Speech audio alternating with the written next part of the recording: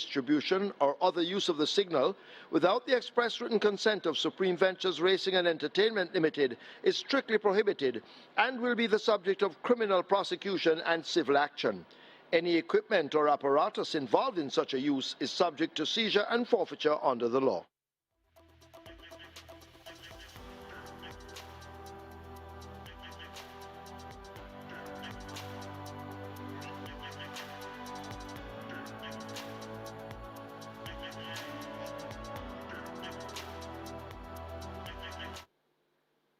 They're off for the first. First start, Midnight Storm just came off a bit at the back of the field as they're racing down the far side. Have a Joy now shows on that lead. It is Have a Joy moving along with a 2-length advantage as they go slipping past the 6. Charming Sound on the rail, Genealogy on the outside. Diamond Rock is slotted just in between runners. Wilson now begins to creep closer and looks a threat already. Don Pablo races further back 5 lengths off that lead. Ella Fortunado and Dancing in the Breeze on the move. Left back second to last, that's Charming Sound fading badly as the field arrive at the half mile, and last of all remains Midnight Storm. Have a Joy scoots through, gets that lead. Wilson pressing on an attack all the time. Ahead separates them as they drive toward the 3. Diamond Rock is 3 lengths in behind them. Don Pablo now stoked up and begins to make mild progress as they leave the 3. Ella Fortunado is 4 or 5 lengths in behind. A driven Charming Sound is on the rail ahead of Genealogy. Then Dancing in the Breeze and Midnight Storm making some progress, but still last of the field as Have a Joy and Wilson turn for home shoulder to shoulder, and now Wilson grabs a narrow lead. Have a Joy not done yet. She continues to fight hard as they run to the furlong pole, but Wilson now takes charge and Roman puts a stick in the left hand, and it is Wilson the favourite out in front by maybe 3 lengths. Have a Joy shaken up but making absolutely no gains, and the favourite has opened up a 2.5 length advantage inside the final 16. Have a Joy sticking to the task but can't get to a tiring Wilson. Wilson in the end will just win by maybe a neck. Have a Joy is second. Don Pablo is third. Ella Fortunado fourth. Dancing in the Breeze is fifth.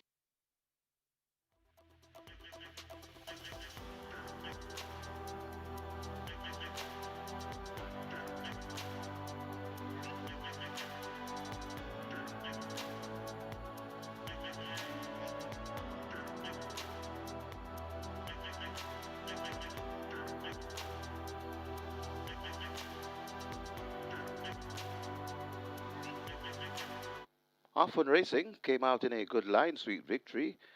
On the far side wants that lead. So does Another Mission. Also there, that's She's Adorable. They make their way coming toward the 6 furlong point on the course, and it's a bunched up field with, oh my gosh, She's Adorable. And She's Adorable goes on from racing down into second. That's Always Right. Then comes Oh My Gosh, slotted back into third. Racing in fourth, that's Sweet Victory. Then comes Another Mission and a Bubbling Brown Sugar tailing at the rear of the field. They go past the 5, head toward the 4, and She's Adorable, bouncing easily on that lead. A length and a tail in front of racing in second. That's Always Right. Right against the rail, that's Sweet Victory making progress. Just on the outside of Sweet Victory, that's Oh My Gosh. These two are going to get a Sweet Victory now, slotted into third, racing back into fifth. That's Bubbling Brown Sugar, and racing at the back of the field and now making progress. That's Another Mission.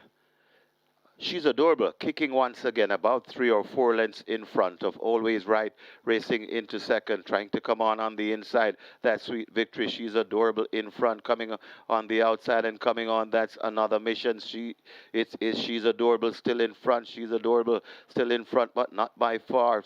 Racing down into second. That's Always Right. Coming on the outside, that's Another Mission. She's Adorable, being caught now by on the outside. Always Right, and Always Right now goes on. Always Right begins to pull away. Always Right sprinting clear. A double for Radish Roman. That's actually Richie Shakes winning that one.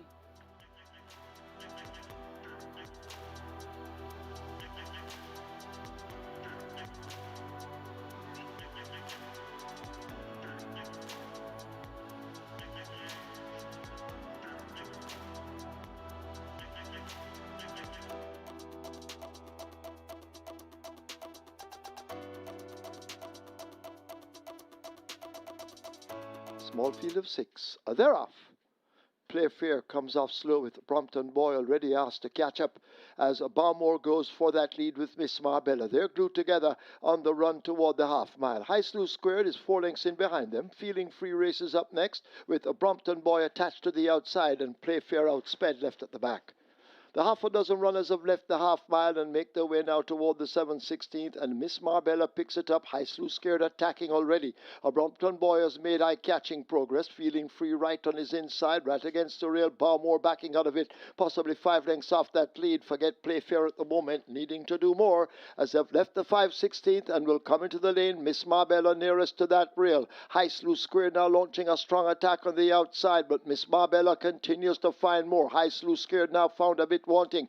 Brompton Boy over on the rail, put to the right-hand stick and asked to close, but it is Miss Marbella and devastating Dane Dawkins beginning to slip out of the grasp of this field. Inside the final 16th, it's all over. Miss Marbella in a runaway in the third event wins by 7 or more.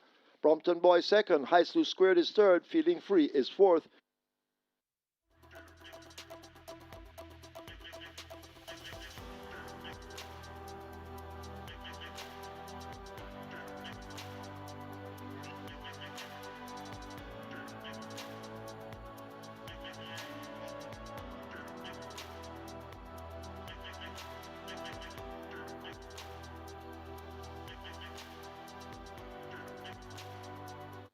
Starter Timmel sends them on their way.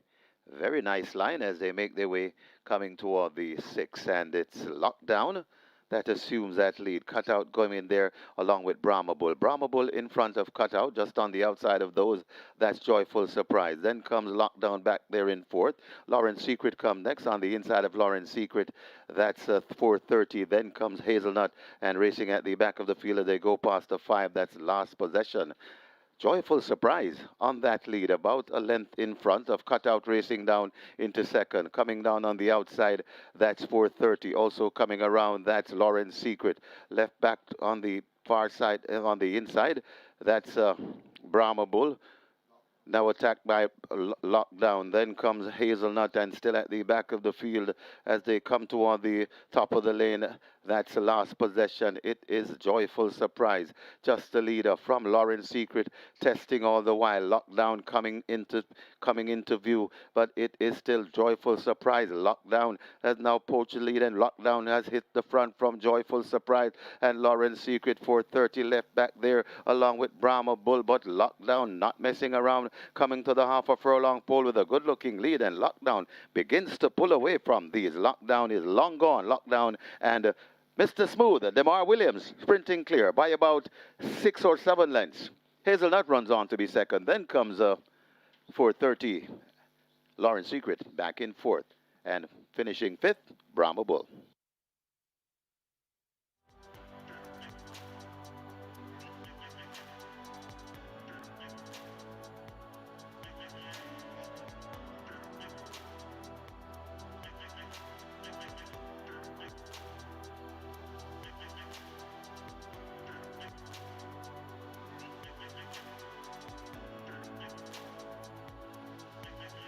Field in line for the 5th, 7 furlongs.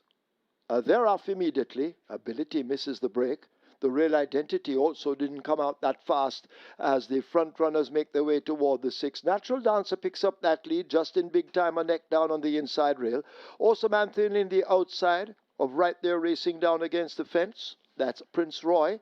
A break of a length to Life is Life. Lucy in the Sky now asked to make some gains. Wayne's Princess is the one racing next ahead of March and Shoot. The Real Identity is next. Manny Slam racing toward the back of the field. They're about to arrive at the half mile and go spinning into that home turn. And out in front, Natural Dancer leads up. Awesome Anthony and Justin Big Time racing next.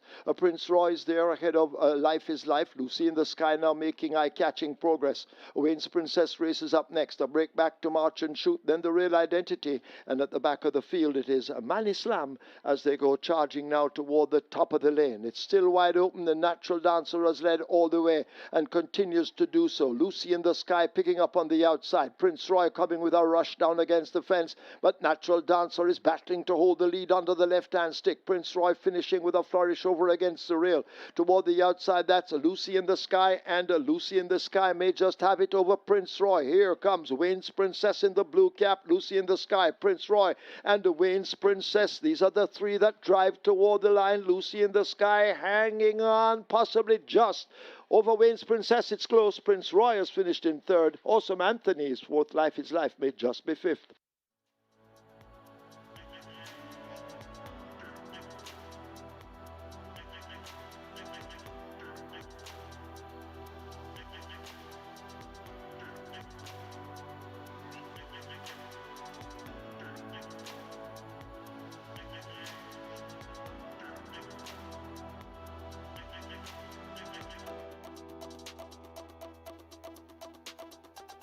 They're off and racing. That's a very good line as Super David hustled up for that lead. Super David in front of Wargone right against the rail. That's Code Red. My friend Mickey is slotted in between horses. Then comes Juventus One joining that pack. Hooray Henry comes next. Abudar right against the rail. Barbecue out wide. Prosperity Send. Then comes DOK just beside that on the Woodburn Hills. And Woodburn Hills backing out and coming down into it. That's Medal of Gold. And Wanian Links now overtaking Woodburn Hills. That one is backing out. Super David is in front by about 2 lengths from my friend Mickey racing back there into second. Juventus One is racing in third. Also coming on, that's on the outside, Prosperity Send. DOK is also in the mix. Wagwan is right against the rail, Abudar, but it is Super David in front, printing away from them, coming with just about a furlong and a half to go, and I think Super David has done enough. Wagwan trying to get to Super David, but Super David is fleet-footed and begins to pull away from these. Wagwan is racing back there in second, and a wall of horses is racing in third. Super David is pulling away. Super David and Robert Hardball Halliday making short work of the opposition. Super David by about 8. Second, Hooray Henry. Then comes Wagwan running on for third. That's Barbecue. Got tied for fifth. Either Juventus One or Medal of Gold.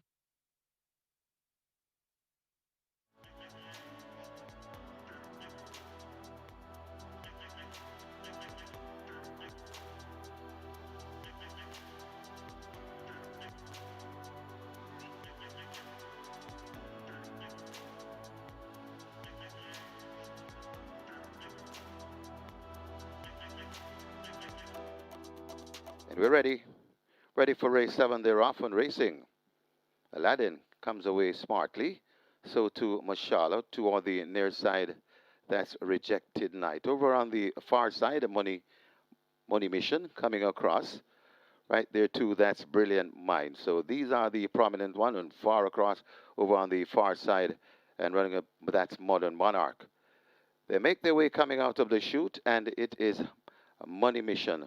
Could just be the overall leader from Mashallah. Brilliant Mind is right there too, and over on the far side and trying to come into it, that's Modern Monarch. They're just about a furlong and a half to travel, and it is still on that lead. Brilliant Mind and Money Mission, these two fighting for it. Here comes Goodness Gracious coming into it, and Goodness Gracious looks to have it the front from coming on the far side.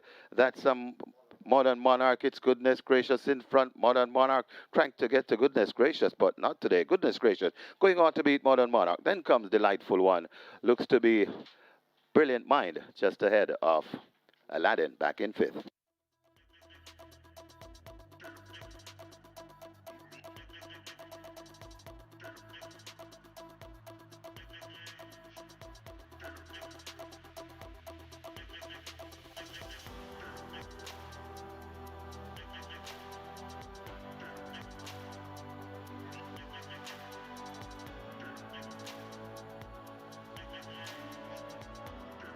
They're off. Legacy Isle comes off quickly. Mighty Gully is also running fast and heading toward the near side. Rainsville racing in behind him. Toward the far side, a pack places there. Money Market in between horses as they come charging away now toward the final quarter. Legacy Isle looks to have taken charge. Mighty Gully is also showing good speed and matching strides with Legacy Isle. Pack plays now beginning to come across. Money Market will have to run late along with Rainsville and another one outsped and outclassed at the back. But Legacy Isle looks to be in charge on the run passing the quarter pole. Radish Roman asking him for everything, and Legacy Isle now begins to turn the power on. It's Legacy Isle in complete command. Pack plays in the distance chasing along with Money Market and Mighty Gully in the red cap under the stand fence. But this Legacy Isle is much too good. He's too strong. He's too powerful. And Legacy Isle is coming away to win the Reggae Trophy with ease by double digits possibly. Pack plays second. Another one running on for third. Close between Rainsville and Money Market for fourth.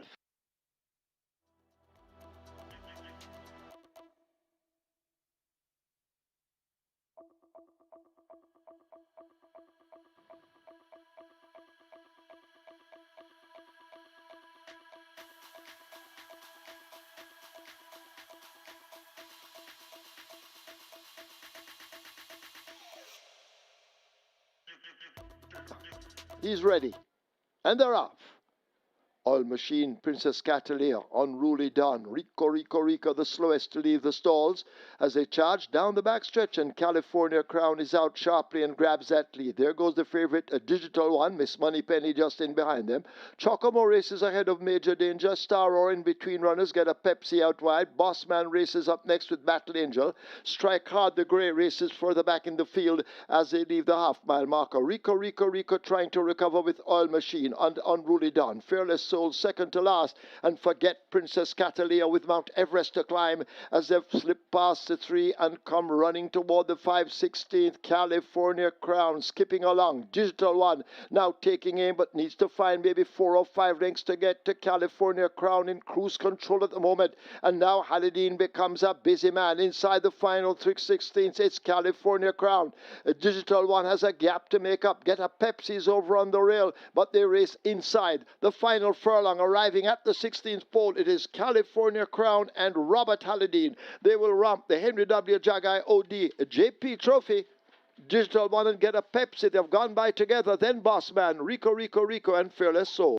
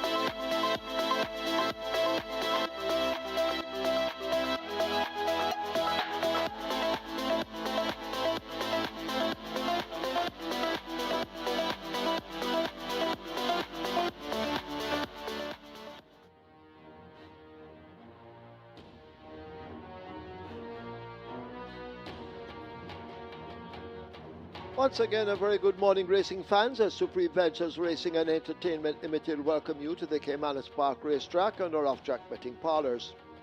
Having a look at the races, in the first event, we offer High Five and Reggae 6. The Reggae 6 has a single winner bonus in excess of $12.5 million. Race 2, Catch 9, single winner bonus there in excess of $2.5 million. Scratch number 5, Midnight Traveler, sick. In the second event, take out 5, Midnight Traveler. Midnight Traveler is sick. Race 3, High Five Wagering. Play spot 8, mandatory payout. Mandatory payout, single winner bonus becoming a carryover in excess of $1.564 million. And the Quick 4, the single winner bonus there in excess of $1.116 million. In the third event, scratch number 9, Safe Journey. Safe Journey is injured. Race 3, take out 9, Safe Journey injured. Race 4, that's where the early 5-star begins, single in a bonus in excess of 731,000. Race 5, High 5 and Twilight 6. Scratch number 1, Radam. Radam is lame. That's in the 5th event. Scratch 1, Radam, Radam, lame. Race 6, High 5 wagering at the start of the late 5-star. Race 7, that's where the strike 4 begins. Single winner bonus in excess of 1.7 million. Race 8, High 5 wagering, and that's where the late triple begins. Race 9 is the 6th running of the Kingston. High 5 wagering offered there. The 10th event also offers High 5 wagering. Stand by for your racing analyst, Mr. Michael Kane, as he will try to assist you with your selections, allowing you to leave here with a bag of cash. Over to Michael when ready.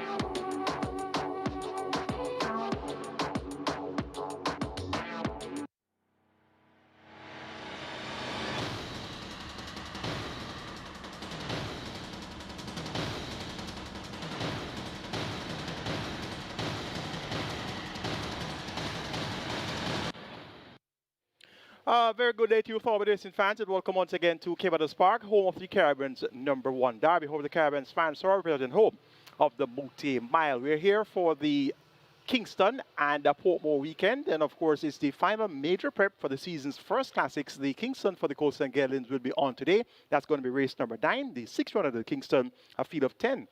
Colts and Gallons will go 7.5 furlongs or 1,500 meters. The purse here is $3 million. Tomorrow will be the turn of the fillies. That's going to be in the Portmore also at 7.5 furlongs for a purse of $3 million. And we have a field of 10 assembled to go postwards in the Portmore as well. So today is going to be the Colts' turn, and the fillies will have their turn tomorrow. The racing surface is in superb condition. We're slightly overcast since this morning, so we could be in treat of some showers later on. But right now, it's fairly good conditions, quite windy as well. So things are on the cooler side here in St. Catherine, Jamaica so far this morning. The first event is 48 minutes ago, so we're a little bit away from the opening contest, and this is where it started on Reggae 6, and the Reggae 6 jackpot is all of $12.5 million plus. That's $12.584 million. Minimum guaranteed payout is $3.5 million. The first event is for the 200,000 claimers, lowest level of claiming. These horses have not earned 180,000 since the 2nd of January 2026, and we have a field of 9 assembled to go posters. They go 700 meters straight or 3.5 furlongs straight. The purse here is 600,000. Early wagering shows the favorite at 1 to 9, and that's number 3, Minute Whack, and you're getting 7 to 1 for the second choice, nothing but trouble. Then it's 9 to 1 for the third choice, and that's Big Man Biden. So it's all the rage for Minute Whack.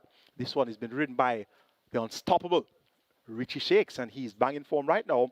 And Miniduak, last time out, chased the likes of Southern Flight at close range in a 5-furlong straight contest. Came to the quarter pole second by neck, was served by a length and a quarter at the furlong pole, and then weakened a bit fourth by 6 lengths. Southern Flight was a winner by a short head over that's a Splendid Vision, and Stormbow was third. So 3 fairly informed horses there were first, second, and third.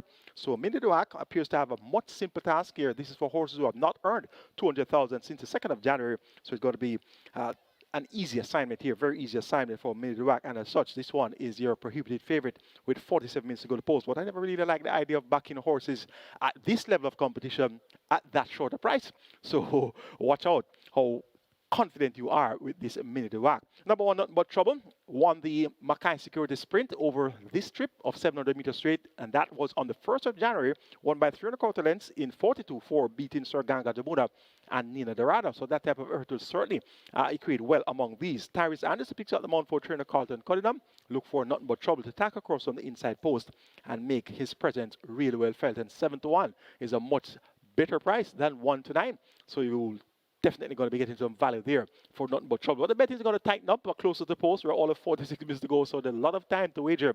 And indeed, I'm expecting the betting to tighten up among these 3 horses. The next horse of interest is going to be number 5, Galway Bay. And the Galway Bay is currently at odds of 32-1. Now, that's a really big price for Galway Bay.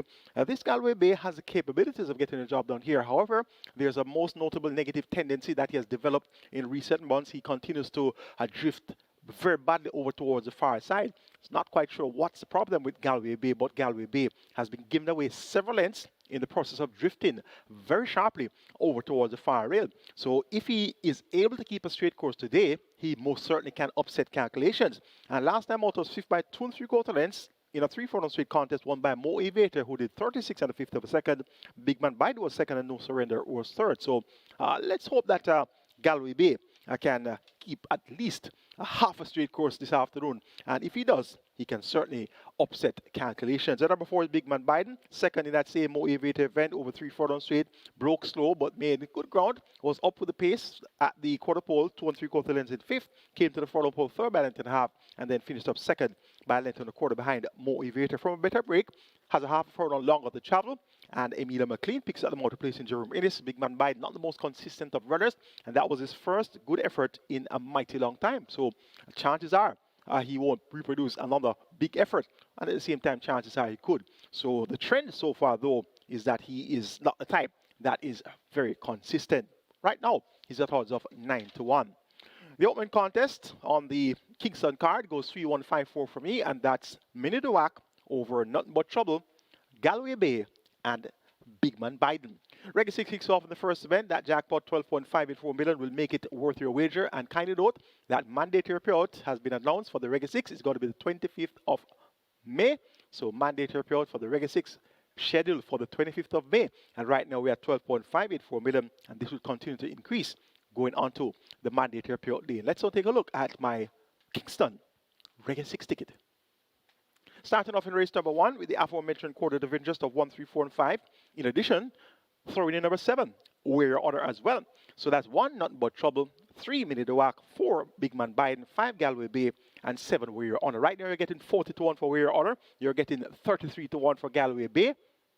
So those are some prices that you most certainly would want to be a part of your Reggae 6 sequence. And if that's the case, you'll definitely be in treat of some big dividends. Race number 2, banking number 2, I'm Just a Girl. Race number 3, candidate at number 9, Safe Journey is a scratch. We're going 3 and 7 as a match race, Nebraska versus Awesome Emma. And race number 4, make it 1, 3, and 4, I Am Who I Am, Pepper Stepper, and Unbelievable Power. Race number 5, candidate at number 1, Radam is a scratch. Make it 6, 9, 10, and 12. The Hot Dancer, Global Pursuit, Kim, and Posing Already. And race number 6, the cash out leg of the Reggae 6, make it 3, 4, 5, 8, and 9. Lucky Papa, Rapida, Speed on Wheels, Prince Daniel, and Fort Haldane. 6,000, a square price will get you my Reggae 6 ticket, and that's my idea of a live Reggae 6 ticket. 1 banker, and that's I'm Just a Girl. We should be in the driving seat to collect on a winning Reggae 6 ticket today. Best of luck wagering or Reggae 6 on the Kingston card. On to race number 2, which kicks off our Catch 9. Minimum guarantee payout for the Catch 9 is 500,000. Right now the jackpot is going. It's at 2.5 million plus. So this is going to be the type of Catch 9 that will definitely be worth your wager. I see a couple of bankers on the card, and it should be easy to convert this Catch 9 to a $5 per play pick 6. So 3 bankers and the other 6 races at $5 per line, it should make it worth your wager. Quite an economical wager is this Catch 9. Race number 2066, event 4 importees, 3 and up nuns of 3, and native bred 3 and 4 years nuns of 4. The purse is 1.19 million. We have a scratch. Number 5, Midnight Traveler is out, so take out number 5, Midnight Traveler. We're down to a field of 5 runners. I'm Just a Girl. What an auspicious debut performance, auspicious in victory on debut. Won by 6 lengths in 1:11.3. with splits of 21-4, 33 flat, 45-2 for the half mile, 58 and a fifth of a second for the 5 furlong split there. And at no stage of the contest was asked a question by the rider, Robert Haldane. And this was such an impressive debut victory that I decided to get this replay of the 6th of April, race number 7, to share with you with I'm Just a Girl. Really visual impressive performance on debut. Let's take a look.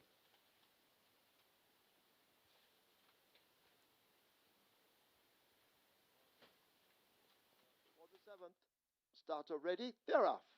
Army Tank misses it, left at the back. I'm Just a Girl shoots straight to that lead as they make their way down the back stretch. I'm Just a Girl opens up a 2-length lead. Army Tank recovering now and going in chase and almost joining the leader as they go flashing past the 5. Unbelievable Force is 5 lengths down, attached to the outside, Uncle Nally. Pura Sangue races second from the back, and last of all, it's a Brody's Unity as the small field make their way, leaving the half mile and arrive at the 7/16th. I'm Just a Girl striding out powerfully, looking good on that lead. 5 or 6 lengths clear. Army Tank trying to get on terms as they leave the 3. A break back to Pura Sangue now beginning to make some ground at this stage, but they come thundering into the lane. I'm Just a Girl out in front. Army Tank is the one chasing from second. In behind those, Uncle Dally swerving a bit. Pura Sangue racing on the outside. Unbelievable Power left back against the rail. But I'm Just a Girl is striding out under a hand ride. Inside the final furlong, she's making it look easy, this I'm Just a Girl. Striding out under the hand ride. The rider having a look behind all the time. She's doing absolutely nothing. The rest toiling in behind. I'm Just a Girl will win it. Army Tank running on after a slow start is second. Pura Sangue is third. Uncle Nally is fourth. Well, it doesn't get much easier than that. And have a look at that. I'm Just a Girl with Robert Haldane, a mere statue in the saddle. Never asked her to run, and she really dismissed the opposition with utmost ease. And that's one of the most impressive debut victories I've seen in a long time. When I say a long time, I mean a long time. I've been watching racing at Caymanas Park since I was a juvenile. So 21-4 for the first quarter. You don't ask her a question. 33 flat for 3 furlongs, 45-2, 58-1. Wow. No, that's a monster. 1:11.3 the final time with absolutely not even a bead of sweat. So this I'm Just a Girl appears to be the real deal. Her second time play 6 now steps up by a furlong from 6 furlongs on debut to 7 furlongs second time out. And important to note, she's a full sister to Gervano. And he's also quite a capable sort. So this I'm Just a Girl has worked well since her debut victory. 1:13.2 for 6 furlongs quite easily as well. So she's one that appears to be headed straight to the top. Number 6 is Mulligan Man. Now, he was third behind the teacher last time out. That was at 7.5 furlongs in 1:34 flat. And the way the pace scenario sets up here, with I'm Just a Girl displaying that type of speed, that should basically nullify any other speed horse in this race. So the likes of Oliver de Oro and any means, they're going to be burnt by the presence of I'm Just a Girl. And I'm expecting that to play in favor of this 6 horse, Mulligan Man, and he should be able to hold up and come from off the splits. He did so when winning, going 5.5 furlongs, releasing the main tag on the 8th of February, 5.5 in 1:08.4, beating Unbelievable Power and Dash All Day, and subsequent to that has been third on 3 consecutive outings, third to American Aviator and Benjamin, third to the teacher and Honor Prince, and third to the teacher and Star Quest. So Mulligan Man is going to be my exacta play here in race number 2. So this 2-6 exacta looks quite cold to me, and I'm taking them in the order of 2, 6, 1, and 3. That's I'm Just a Girl to get the better of Mulligan Man Olivia Oro and Any Means. Sketch 9 kicks off in race 2. Let's go take a look at my Kingston Sketch 9 ticket. Starting off in race number 2 with a banker, and that's number 2. I'm Just a Girl. You saw her a while ago, and wow, was that really impressive. Race number 3, make it 3 and 7, a match race, Nebraska versus Awesome Emma. Scratch number 9, Safe Journey. Race number 4, make it 1, 3 and 4, I Am Who I Am, Pepper Stepper, and Unbelievable Power. Race number 5, scratch number 1, Radam, make it 6, 9 and 10, The Hot Dancer, Global Pursuit, and Kem. Race number 6, make it 3, 5 and 9, Lucky Papa, Speed on Wheels, and Fort Haldane. Race number 7, make the numbers here 6 and 8, Native Flyer, and You're My Sweetie. Race number 8, make it 2 and 3, Golden Lawyer, and Ruby's Light. And race number 9, the 6th running of the Kingston, make number 2 with Jamming, a single. And race number 10, make it 6, 7, 12, and 13, Emperor of the Cats, Indestructible, Prince Aman, and Whiskey. 4,320 will get you that Catch 9 ticket. Feel free to add anything along the way. And a very good suggestion to make an addition here will be in race number 6, number 8, Prince Daniel. So 4,320 will get you that ticket. And 2 bankers, race 2, I'm Just a Girl, and race number 9, with Jamming. They look to be the 2 surest winners on the card. So this Catch 9, most certainly, is going to be worth your wager.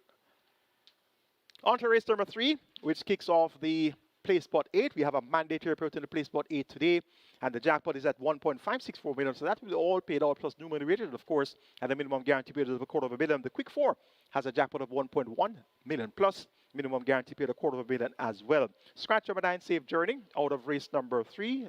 Scratch 9, Safe Journey. We are now down to a field of 14. It's an 80-bell 3-year-old fillies contest, a maiden special weight event. The purse is $1,050,000. My best 4 here includes 1 Delta Gamma, 2 My Friend Mickey, 3 Nebraska, and 7 Awesome Emma. 1, 2, 3, 7 appear to be the right numbers for race number 3. The one that was all the region debut was Nebraska. Went over 3 to 5, was second by just 3 quarter of a length behind Wall to Wall, a Colt that was at 4 furlong straight or 800 meters straight. Stopped the clock in 47.3, did Wall to Wall, and this Nebraska finished up in 47.3 as well. They both flashed past in close proximity of each other. So Nebraska, now a second time Lasix, her second appearance, sees her running among fillies only. Tevin Foster maintains the mount for trainer Robert Pearson and Owner Cultural Limited. And based on the exercise reports of this Nebraska for her debut in 46 and change over the straight, start the clock in a minute flat for 5 furlongs, 101 flat for 5 furlongs straight. So this Nebraska really had it at home, and with that run on her belt and now among fillies only, she's going to take an awful lot of beating. Number 7, Awesome Emma, run up last time on, racing among fillies only, beat by Ostor, led for the first 3.5 furlongs before being confronted by Ostor, and then held second by 3.5 lengths. So Awesome Emma runs for the 3rd occasion. Ray Lewis maintains the mount here for trainer Peter Novasar. Look for Awesome Emma to chase home Nebraska. Delta Gamma appears to be on the upgrade at the right time. Tongue tie and figure eight now fitted by Hall of Fame trainer Richard Azan. Only Scott has been asked to ride. Not a very popular combination, Richard Azan and O'Neil Scott. So this one, though, is expected to do well. Worked well on the 4th of May. 5.5 furlongs is 109 and 3. By 103.2, look for Delta Gamma to be showing some improvement. And number 2 is My Friend Mickey. Most race in the lineup, has raced 12 times. Quite consistent in earning. She's usually 4th, 3rd, and thereabouts for 2nd, 3 starts back. So she continues to run well. Runs an honest race each and every time. That's what you really require from her thoroughbred. And she has paid her way so far. Jaheim Gordon rides for Gary Griffiths and owner Philip Azar.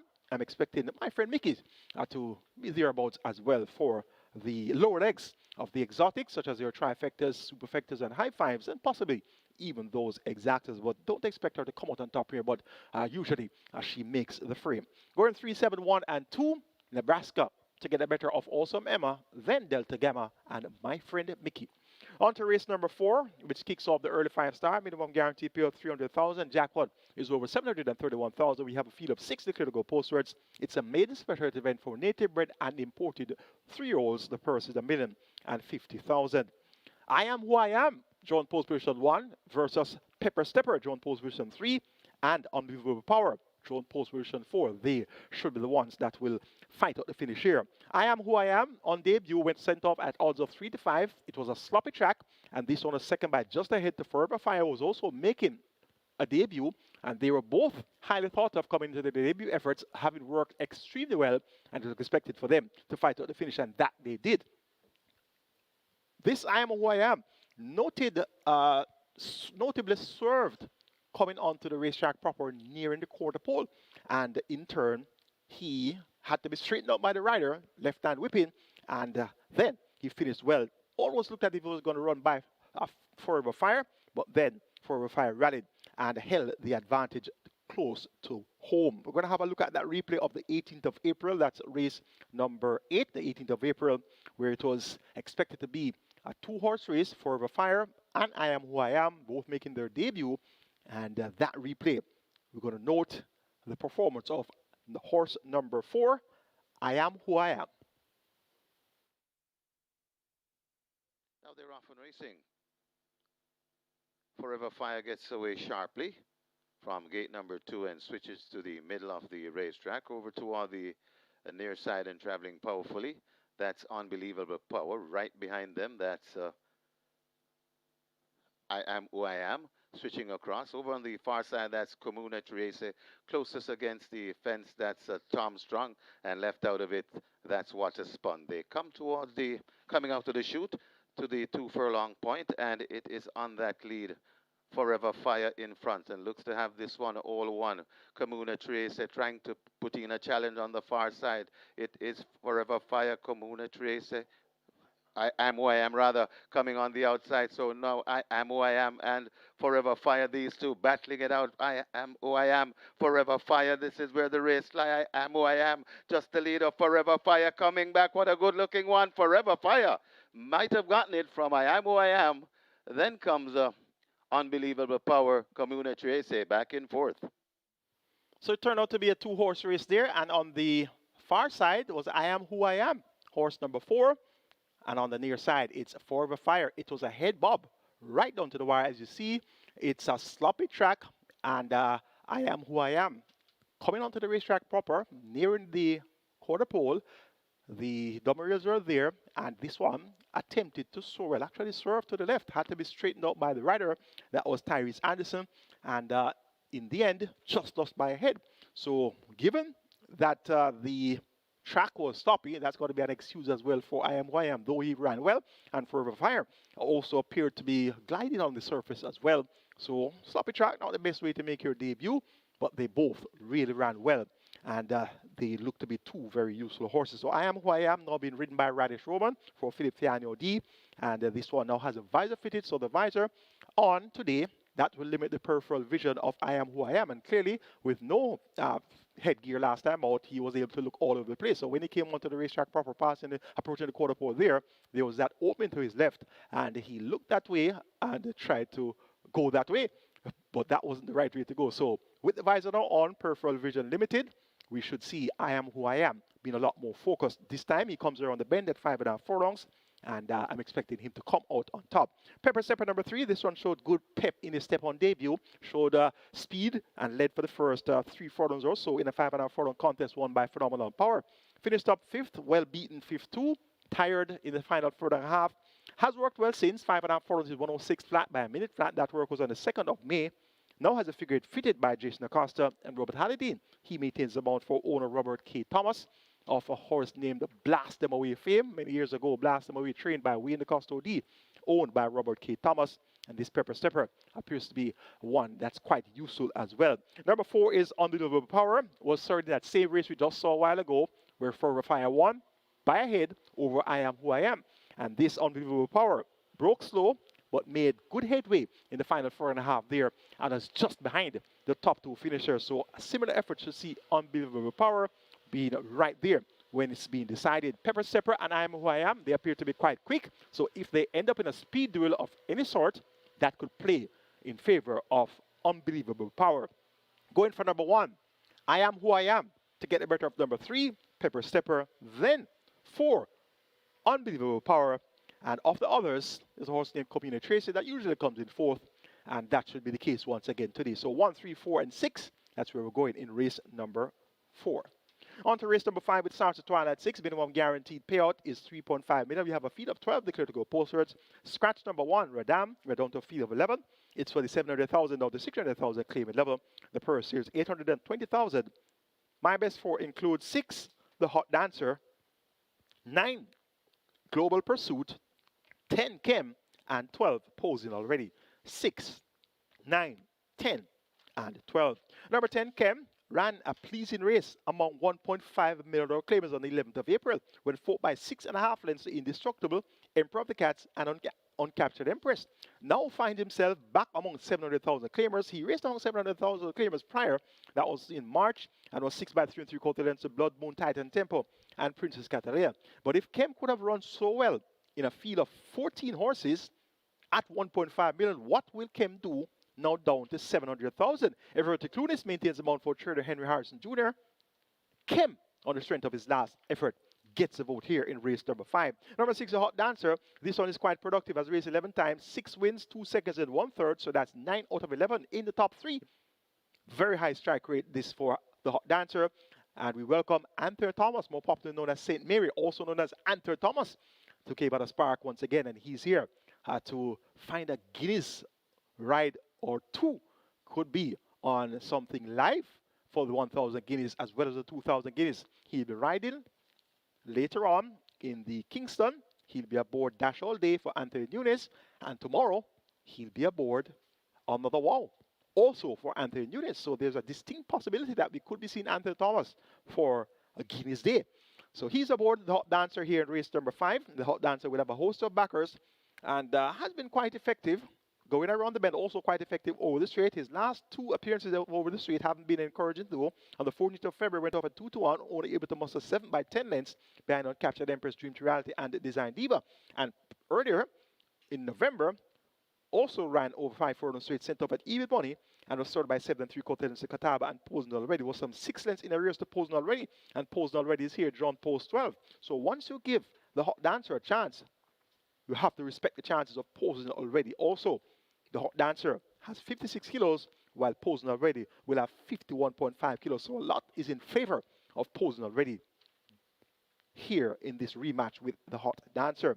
Number 9 is Global Pursuit.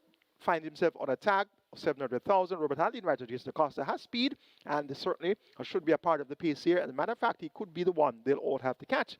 Global Pursuit on a 700,000 tag could prove to be as slippery as an eel.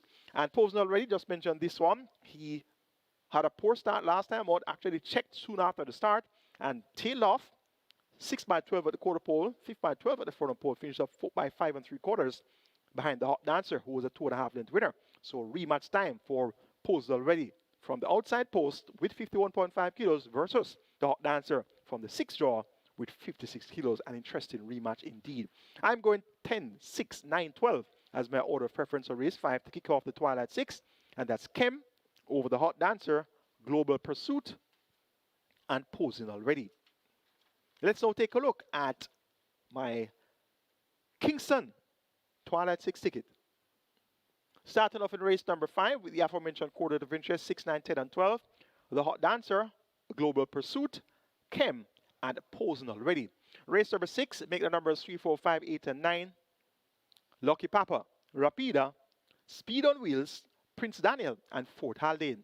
Race number 7, make it 5, 6, and 8. The Storm, Native Flyer, and You're My Sweetie. Race number 8, we're going 2, 3, and 6. Golden Lawyer, Ruby's Light, and Another Mission. Race number 9, the penultimate, the feature, the 6th runner of the Kingston, Banking number 2, We Jamming. And race number 10, the catch leg of the Twilight 6, we're going 6, 7, 12, and 13. Emperor of the Cats, Indestructible, Prince Aman, and Whiskey. 7,200 will get you my Twilight 6 ticket. Best of luck wager on Twilight 6. Minimum guaranteed payout, of course, 3.5 million. On to race number 6, which starts at 8 5-star. Minimum guaranteed payout 300,000. We have a field of 13 declared to go postwards. It's a restricted allowance for native bred 5 years and up, nuns of 2, and importees 5 years and up. Maidens per year is 720,000. 1,000 meters straight or 5 furlongs straight the distance. My best 4 includes 3 Lucky Papa, 5 Speed on Wheels, 8 Prince Daniel, and 9 Fort Haldane. 3, 5, 8, and 9. That's where we'll go in race number 6. Fort Haldane sent off at 85 his last 2 outings at this nuns of 2 level. 6 by 14.5, not able to deliver on the 4th of April. That was behind Oh My Gosh and Bubbling Brown Sugar. And last time out, going 5.5 furlongs. 6 by 6.5 lengths, once again at 85 behind Roman Princess, Lucky Papa, and Never. However, 3 starts are back, going 5 furlongs straight. On the 29th of March, was second by a length and a quarter, led for the first 4 furlongs or so, and then beaten behind Don't Tell Lulu. And in turn was a length and a half clear of Undeclared War. Undeclared War is here drawn post 13, Fort Haldane drawn post 9. And prior to that, on the 15th of March, we saw Fort Haldane leading for a long way, going 7 furlongs at 26-1, before finishing second by 6 cents behind Golden Lawyer. Reverts to the straight. Tevin Foster picks up the mount. Will be the top weight, 56 kilos, allowing weight all round. But Fort Haldane seasoned at nuns of 2 level, and he most certainly can get the job done. Number 5 is Speed on Wheels. This one won on debut in February 2024. Won by 9.5 lengths, going 5 furlongs rated 102.3, beating Kensia and Ruby's Light, but didn't run again until a year later in February 2025. So clearly had major setbacks between that 9.5 length debut victory and coming back to the races a year later, and is still at nuns of 2. So after starting with such a bang, this one has been a source of disappointment, clearly due to injury. Was second by a neck in July. That was at 4 furlongs straight behind Siempre Valiente. And the last 2 appearances has been fourth. Fourth going 5 straight behind Ballistic Missile, Sprague and Little Maggie. Fourth by 3 1/4 lengths in that same Don't Tell Lulu, Fort Haldane, Undeclared War event. So Speed on Wheels most certainly has caught the pace of this level. Jaheim Anderson, more popular known as Pokemon, picks up the mount for trainer Matthew Williams and owner Williams Racing Stables Limited. Most certainly, we have to respect the chances of Speed on Wheels. Number 3 is Lucky Papa, has also caught the pace of this level, has been at nuns of 2 for a significant period of time, and his past performances date back to July 2025, where that was at nuns of 2 as well. Finished second by a length going 5 round October last year behind Ruby's Night, and last appearance on the 11th of April this year was second by 2 1/4 lengths to Roman Princess. So Lucky Papa has also caught the pace of the level, and he's most definitely one that you have to respect. Amina McLean will chip off 3 kilos of the allotted 56 kilo weight, so it's going to be 53 kilos here for Lucky Papa. And my charge number 8, Prince Daniel, showed significant improvement when winning by 12.5 lengths last time out. And I remember the margins announced after the run of that race was 14 3/4 lengths. So he had a wide margin victory. Didn't beat much. Sweet Burn and Time Bomb, those horses run every other month, and they're still maidens. This Prince Daniel is a 6-year-old who's just running for the 13th occasion. So he's a 6-year-old, and usually the 6-year-olds are a bit behind the 5-year-olds. That's usually, but this is not the average type of 6-year-old that has run many more times than a 5-year-old. He has only started 12 times, and I have had him for now 5 appearances. So this is going to be my 6th run with Prince Daniel, and he has really come on a lot in recent weeks. So Prince Daniel, after that victory, and now stepping up in class, and also important to note, he was drawn post 1. It was a small field of 6. He was drawn post 1, but it didn't matter. He was so far in front at the finish. So Prince Daniel has raced 12 times. Looking at the likes of the 5-year-old Lucky Papa, has raced 19 times. So he's 5 and has raced more times than the 6-year-old Prince Daniel. Fort Haldane is 5 years old. He has raced 19 times as well. And we also have quite a few other 5-year-olds here that have run much more times than Prince Daniel. Town Star number 1 has run 30 times. We have Rapida that's run 30 times as well. They're 5-year-olds. We have also the likes of Secret Mission that has run 24 times. That's twice the amount of times that Prince Daniel has run. And that is significant to note. And Undeclared War, another 5-year-old, has started 25 times. So it's not the average case of a 6-year-old running among 5-year-olds and a 6-year-old running a lot more times than the 5-year-old. So he's 6, he's only raced 12 times, and as such, he has that scope to improve. And another thing that I like about Prince Daniel is his dam, Smarty Marty. Smarty Marty is by Smarty Jones. And if you remember the history of the Kentucky Derby, several years ago, a few decades ago, Smarty Jones was going for the Triple Crown and lost in the Belmont Stakes, the 3rd and final leg of the Triple Crown. So he won the Kentucky Derby, he won the Preakness, and was going for the Triple Crown.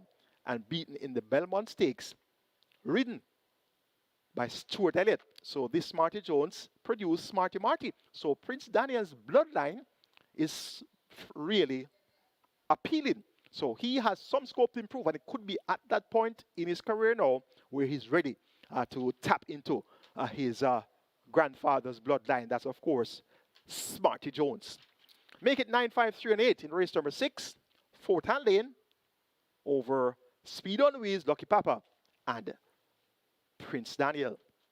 On to race number 7, which kicks off the strike for minimum guarantee payout 500,000. Jackpot is 1.7 million plus. We have a field of 8 declared to go posters, and they go a distance of 1,000 meters straight or 5 furlong straight. It's a restricted allowance 5 for native bred 4 years and up, nuns of 2 fillies and mares. The purse is 750,000. My best 4 includes 2 Sparkling Fire, 5 The Storm, 6 Native Flyer, and 8 You're My Sweetie. 2, 5, 6, and 8 appear to be the right numbers for race number 7. Native Flyer, frequent racer. So far this season, she has raced 9 times, so this is going to be her 10th appearance. Teresa Koo picks up the mount for the 3rd consecutive occasion, riding for trainer Stephen Todd. Was second by 2 lengths last time out to Lauren Secret, going 6 furlongs. Showed good speed that they actually led, pointed on the lead, passing the furlong pole before being overawed by Lauren Secret. Prior to that, going 5 straight, 3rd by 6.5 lengths to Bubbling Warrior and Lauren Secret in 58.4. 45 furlong straight distance, and Native Flyer's time worked out to be a minute flat. So Native Flyer reverts to the straight. Not seeing much speed to go with her. You're My Sweetie John Post 8. Tardy starter continues to find herself with several lengths to find early in her races, so that's not going to help her chances going 5 furlong straight. The Storm is also one that does her best running come from off the splits. We have a Tila that has shown some pace going further distances, and looking towards the inside, maybe Sparkling Fire got to be the next quickest horse here. And there's also Boss Lady Janet, who showed some speed from post position 7 when last out at the races. So this is a race that appears likely to be tailor-made for a Native Flyer. So I'm taking Native Flyer, number 6, to come out on top here. For second, making number 8, You're My Sweetie. Figure it now taken off by Gear Sabati. For third, making number 5, The Storm. And number 2, Sparkling Fire for 4th. 6, 8, 5, and 2. That's where we're going in race number 7. On to race number 8, the start of a late triple. Minimum guarantee payout is 400,000. We have a field of 9 declared to go posters. It's a restricted allowance 4 for native bred 5 years and up, non-winners of 3, and importees 5 years and up, non-winners of 2. The purse here is 750,000. 6.5 furlongs the distance. My best 3, my best 4, 2, Golden Lawyer, 3, Ruby's Night, 6, Another Mission, and 9, Chesney. 2, 3, 6, and 9. That's my order of preference as well. Golden Lawyer, second attempt at nuns of 3 was a brave attempt. After breaking slow, ran on to be third by the quarter behind Adira and Another Mission. That was at 7 furlongs. So half a furlong shorter now. If you can get away from the start gate in better order, we should see Golden Lawyer being back in contention where it matters most. Jackie Madison, more popularly known as Pokemon, picks up the mount for trainer Philip Lee and owner of Sean Graham. Number 3 is Ruby's Night, a tardy starter, noted to have broke slow on 5 of the last 6 outings. Anthony Thomas, also known as St. Mary, also known as Awesome Anthony, he'll be aboard for trainer Greg Fennell. And if Anthony Thomas can get Ruby's Night to break a lot better coming out of the starting gate, most certainly Ruby's Night can get the job done. It was 4 by 7 as last time out, despite that slow start, and that came among 500,000 claimers. Prince Marshall won over Moneybox and Salad. And prior to that, at nuns of 3, broke slow again and was able to lead at the half mile first by a head, came to the quarter pole first by 3/4 of a length. And then the effort took its toll, weakened to finish 6 by 6 lengths behind Adira, Another Mission, and Golden Lawyer. So that day of the 18th of April, after breaking slow, led Another Mission and Golden Lawyer, and they're both back here now. Golden Lawyer drawn post 2, Another Mission drawn post 6. So if Ruby's Night can come away from the starting gate in good order and rate well for Anthony Thomas, she most certainly can get the job done. Another Mission with thereabouts as well. This one has Ray and Luce aboard, and number 9 is Chesney, who finally got it right on the 22nd attempt, beating Sure de Jour, and Bomb Night didn't run very wide in the final 4.5 of that contest. So Chesney, Demar Williams really did a marvelous job there, getting this one to come around the bend and not drift off a true line a 4.5 from home. So Chesney, this imported mare, should acquit herself well. First time up in class. 2, 3, 6, 9 for me. Golden Lawyer over Ruby's Light, Another Mission, and Chesney. On to race number 9, our feature race today. We have 13 minutes on the board. Reggae 6 Pool approaches 5 million. Early Triple approaches 500,000. Race number 9 is a 6th running of the Kingston. It's a graded stakes, dainty breath three-year-old contest for colts and geldings. The purse is 3 million. Field of 10 assembled to go, 7.5 furlongs or 1,500 meters. And this is the final major prep for the season's first classic for the colts and geldings. Of course, the Jamaica 2,000 guineas. And we should be having the Monday morning after, which is going to be a mixture of colts, geldings, and fillies. And also importees could be in the mixers there for the Monday morning, maybe. One thing's for sure, though, this is the final major prep for the season's first classics. And whosoever wins this event most likely could win the Guinness.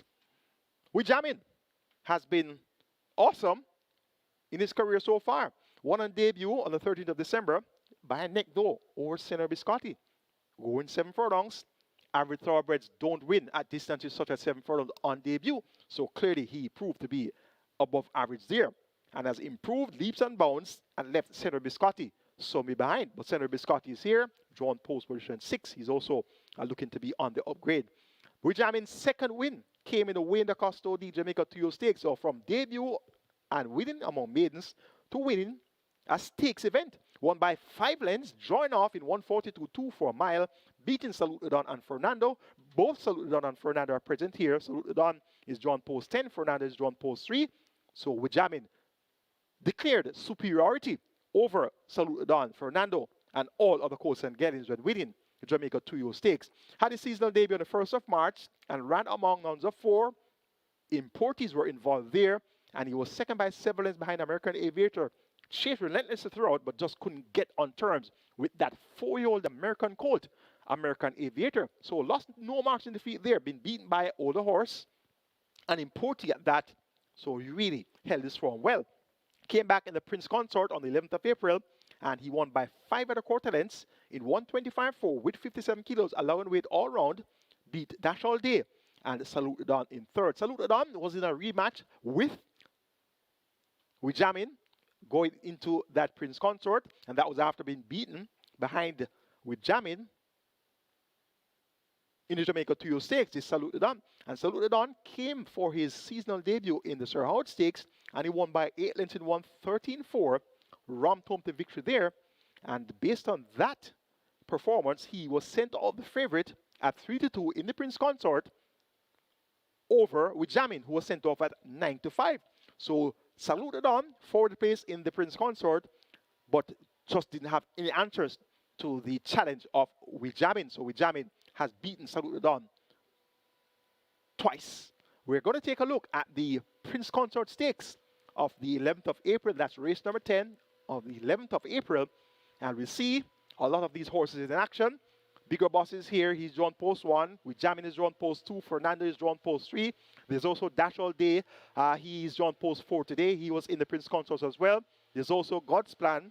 There's also Senor Biscotti. There's also London Spirit. There's also Stardom and Salutadon. So the only horse that's present in today's lineup for the Kingston that didn't participate in the Prince Consort is the Maestro. So 9 of the 10 runners today were in the Prince Consort. So we have a look at this replay, and we're going to make a note of Salutadon's forward place attempt, challenged by Jamin, and we're going to make a note of Fernando, who is also very close to the pace, which may have mitigated against his chances, as he appears to be the one that really wants to come on from well off the pace. So it's an interesting Prince Consort.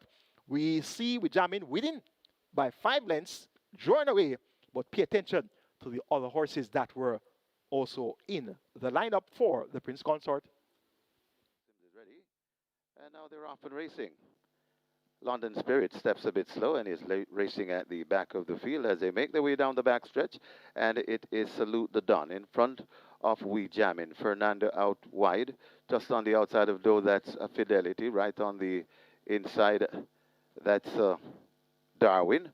Also in the mix, that is So Lucky Am I. Just behind So Lucky Am I, that's Fidelity. Then comes Dash All Day. Right on the, then comes Darwin.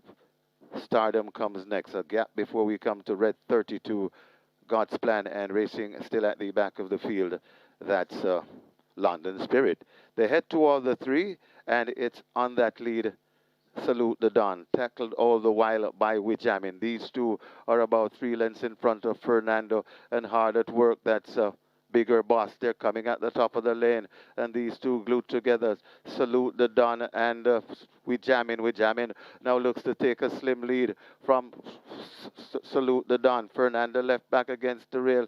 Bigger Boss and Dash All Day comes running on late, but this Wijamin not messing around in the Prince Consort Stakes. Wijamin begins to stretch away from these, and Wijamin is pulling and pulling clear. Still they're fighting on for second. That's Salute the Don. Wijamin, Omar Walker, and Peter John Prasad landing the Prince Consort. Got tight for second.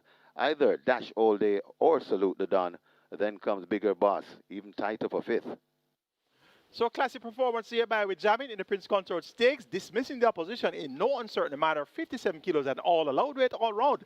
And that victory puts him several lengths ahead of the others here in the Kingston later on today. Half a furlong longer the travel, that won't be a problem. He was an easy winner, going a mile in the Win the Costo D Jamaica 2 Stakes last season. And of course, he's the champion 2 of last season. Wijamin looks ready to rumble here in the Prince Consort. We saw Fernando being for the place. Fernando came from way off the pace when winning the Rimsky Trophy at 6 furlongs, so he appears to be not liking to be close to the pace. So if Fernando is held off the splits today, we should see him being a threat in deep stretch. He worked well recently on the 2nd of May when 5 furlongs round in 1 minute flat, beat stablemate Dash All Day out of sight. That morning, Dash All Day did 1:02 and 3/5 of a second. So Fernando looks geared for a major effort here. Radish Roman rides for trainer Anthony Nunes, the owner preferred to racing. Once held off the splits, if there's going to be an upset, Fernando could be the one to come up trumps here. And Salute the Don, this one not to be discounted, and a very important change of rider here. Notably, Ian Dolby Spence, a journeyman jockey, a veteran in the pigskin here at Caymanas Park, has been appointed to ride by GR.II for owner Oak Ridge Farms. This Salute the Don has been put on the lead almost every time. If he's able to rate off the lead and be produced maybe approaching a half mile, going toward the 3 furlong point of the contest, and thereafter use that pace that he was normally shown in the first 2 to 3 furlongs or 4 furlongs of the races, if he can show that pace from the midway point of the contest going to the finish, he can definitely make things different here. And of course, you know Ian Spence, he's a big race rider. How about that ride aboard Ride All Day in the Ian Levy Cup? That's now 6 from 6 for Ian Spence aboard Ride All Day. In a track record time at that too, 1:40.14. So Ian Spence is a veteran. He knows how to ride big races. And I remember many years ago, he won a big race aboard a horse named Lady T at 60 to 1. Never forget that one. I had a couple tickets on it. Lady T won the Guinness. Was it one of those classic races? Yes, did she win the Guinness? Yes, it was the Guinness, and then she came back on one of the Oaks. But Lady T with Ian Spence. So you know that he is no stranger to winning big races at Caymanas Park. So let's see what the approach is going to be today with this Salute the Don. Dane Dawkins is off Salute the Don, is on Stardom, the other GR.II runner. And he was aboard to victory on debut. This one won by 8 lengths in 1:16 flat. And he was well bet in the Prince Consort, sent off at 5 to 1 and was only able to muster 6 by 11 lengths. So look for him to run an improved race here, as he has a fairly high, stable confidence in his ability. It's a fairly good-looking Kingston, despite the fact that we expect Wijamin to win off the TV, as he has done in recent times. He could very well be having a challenge on enhanced steady, depending on the tactics employed by the riders. Radish Roman, are you going to put Fernando on the pace and then fade, or are you going to hold Fernando off the pace and then come with a late burst? Salute the Don, Ian Spence, are you going to put Salute the Don on the lead again, or are you going to try to hold him for the first 2 to 3 furlongs, then make a move and pounce and try to make it interesting? So things may not be all that of a cakewalk for Wijamin. Interesting. Kingston later on, the 6th runner of the Kingston.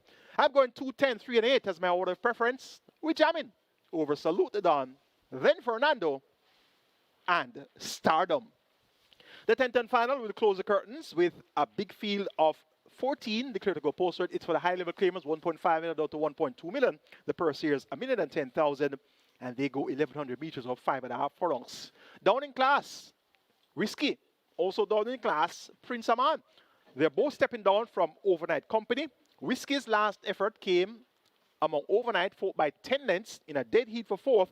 That was behind Don Quasi, Linguist, and Sensational Soul. So back among claimers now. Radish Roman rides for Peter Dunbassard. Whiskey is going to be the horse to beat. Was a short head in front over Sonny 10 Chippy on the 14th of March at the 1.5 level. And there has been really a model of consistency. And this one is a credit to honest racers and Adrian Prince. They claimed this one for some 700,000 August last year and has turned Whiskey into a $1.5 million top performer and also competitive at Overnight. So Whiskey gets the vote here in the 10th final. Prince Aman also toggles between Overnight and high-level claimers. His last run at high-level claimers was a win, going 5 furlongs straight on the 21st of February, beating Emperor of the Cats. And he has won at Overnight as well, won at Nuns of Overnight Lifetime, 22nd of November 2025. So he's going to be very close by as well. Has been just a nose apart from Whiskey, and that was in a race of the 20th of December where Warsaw won and Prince Aman was second with 57 kilos. Whiskey was third with 54.5 kilos. So Prince Aman allowed Whiskey weight that day. Today, Whiskey is allowing Prince Aman a half a kilo. So Prince Aman, out of that race of the 20th of December, is basically now worse off at the scale versus Prince Aman. Whiskey is worse off at the scale versus Prince Aman to the tune of maybe 3 kilos. So this is an interesting matchup between Prince Aman and Whiskey. Robert Halliday is aboard Prince Aman for Jason Acosta. Radish Roman is aboard Whiskey for Peter Dunbassard. And I know that these two jockeys, they're not going to give each other an inch. So it's a significant matchup here. Of the others, Emperor of the Cats, he's a brave sort, has raced 42 times, 19 wins, 6 seconds, and 5/3. So that's 30 out of 42 in the top 3.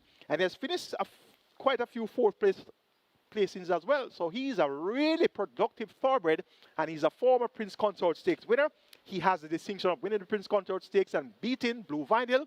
And that year, Blue Vinyl won the St. Ledger, won the 2,000 guineas. And of course, Blue Vinyl also won the Kingston. So Emperor of the Cats, as you will, pinnock riding for Edward Walker. And this one most certainly is as fit as hands can make him, and he'll give his usual honest effort. Number 6, Emperor of the Cats to be banked in contention throughout. Indestructible beat Emperor of the Cats last time out, going 5 furlongs straight, won at 10-1. And Indestructible got the better of Emperor of the Cats. Emperor of the Cats was sent off at 9-5. So Emperor of the Cats is in a rematch here with Indestructible. They're both now coming around the bend. Tyrese Addison picks up the mount aboard Indestructible. He'll chip off 3 kilos of the allotted 57 kilo weight. So it's going to be 54 kilos here for Indestructible. And he's going for a hat-trick of wins. Can't be faulted on the score of fitness. So Indestructible want to keep on the right side as well. I'm going 13, 12, 7, and 6 in the 10th and final. Whiskey over Prince Aman, then Indestructible, and Emperor of the Cats. That's the handicapping seminar for you today, highlighting the chances of the horses that I think should be able to fight out the finish. You saw my tickets. You saw my Reggae 6 ticket. You saw my Catch-Tide ticket. It's so windy here. The place is blowing down. You saw my Twilight 6 ticket. You can do the extractions of the other exotics out of those tickets. We have a mandatory place spot 8 today. Over $1.5 million is in the jackpot converted to a carryover. And of course, you know, there's the quick 4. We also have the early 5-star. We also have the late 5-star. We also have the strike 4. So those tickets encompasses all of the exotics that you can think of. So feel free to do additions as well. Careful about those subtractions. Those subtractions, the horses that you take off are normally the horses that win for some strange reason or the other. Whatever you do, right here at Caymanas Park today, all the OTBs island-wide, and also on the SV Games app, wagering through MBet, and also on the overseas betting apps such as ExpressBet, NarrowBets, the Woodbine mobile betting platform, and also on FanDuel. Have a great day wagering Caymanas Park Racing.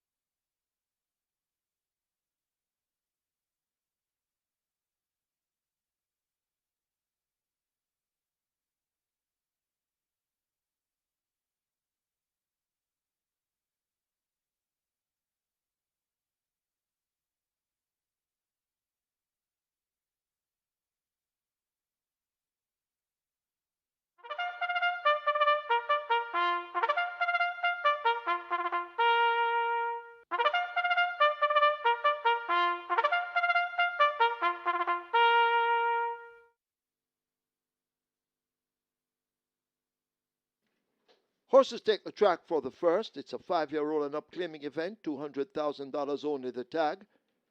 And they've not earned $180,000 since January 2nd, 2026. The distance 700 meters or 3.5 furlongs straight. Number 1, Nothing But Trouble, make the weight 52 kilos or 115.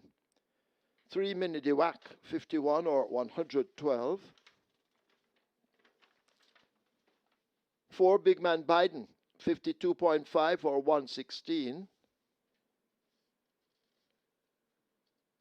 7 Wear Your Honor, 54 or 119. 8 Beautiful Moon, 50 or 110. 9 Time Bomb, 54 or 119. Wagering on a double event, Exacta, Quidella Trifecta, Superfecta, High 5 Rolling Triple, High 5 on its way to 250,000. Reggae 6 begins here, single winner bonus in excess of $12.5 million.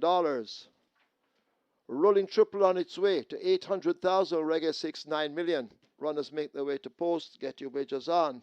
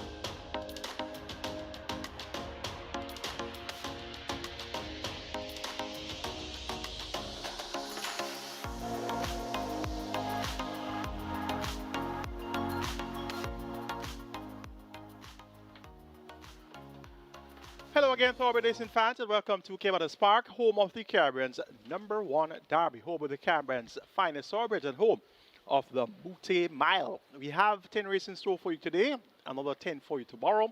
It's the Kingston and Portmore weekend today. Our feature, the 6th running of the Kingston, a purse of $3 million up for grabs, and it's for native bred 3-year-olds, colts and geldings. They go 7.5 furlongs or 1,500 meters. That's going to be the 9th and penultimate. Horses on the way to the gate for race number 1. Reggae 6 pool is approaching 9 million. Remember the jackpot is over 12.5 million. And the minimum guarantee period is 3.5 million. The early triple is at 700,000. It's a very windy day here at Caymanas Park. And I tell you, this wind is certainly going to be affecting the horses. And right now, it appears to be a very stiff headwind. So whosoever is going to come up the lane, they're going to be facing this wind. Could be assisting them over on the back stretch. Race number 1, though, is over the straight. It's at 700 meters straight of 3.5 furlong straight, and this is for the 200,000 claimers who have not earned 180,000 since the 2nd of January. Top selection goes to number 3, a Minute to Whack. Richie, Unstoppable Shakes. Right row trader Fitzgerald, Treddy Richards. So they are teaming up here, and this Minute to Whack opened at 1 to 9, eased a little bit now to 2 to 5, and appears likely to get the job done. Chased Southern Flight at close range on last, and now takes on not earned 200,000 claim. Not much trouble. Winner of the Mackay Security Sprint at this distance of 700 meters straight on New Year's Day, won by 3 1/4 lengths, beating Sir Ganga Jabuna and Nina Dorado. That type of effort can very well get the job done here. Also, Tyrese Anderson, right row trainer Carlton Cunningham. Number 5 is Galway Bay. Has now come down to 15 to 1. This one has good pace, but has been drifting too badly off a true line and going over towards the far rail. If able to keep a straight course today, upset could be on here for Galway Bay, now at 14-1. And number 4, Big Man Biden gets 6-1. Run up last time out to Motivator, going 3 furlongs straight in 36-1. Appears likely to be able to earn his keep here if he can put together another encouraging run. He hardly does put together 2 encouraging runs back to back, so a lot to ask here from Big Man Biden, Emina clean right through trainer Omar Williams and owner Michael Stennett. Make it 3-1, 5-4 in the opening contest on Kingston Day. Minnie Duwack over Nothing But Trouble, Galway Bay, and Big Man Biden. Reggae 6 pool now jumps to 9.5 million, so that's approaching 10 million. Early trip is at 850,000. Limited raging time remains, though. Get those bets on now, and best of fortune.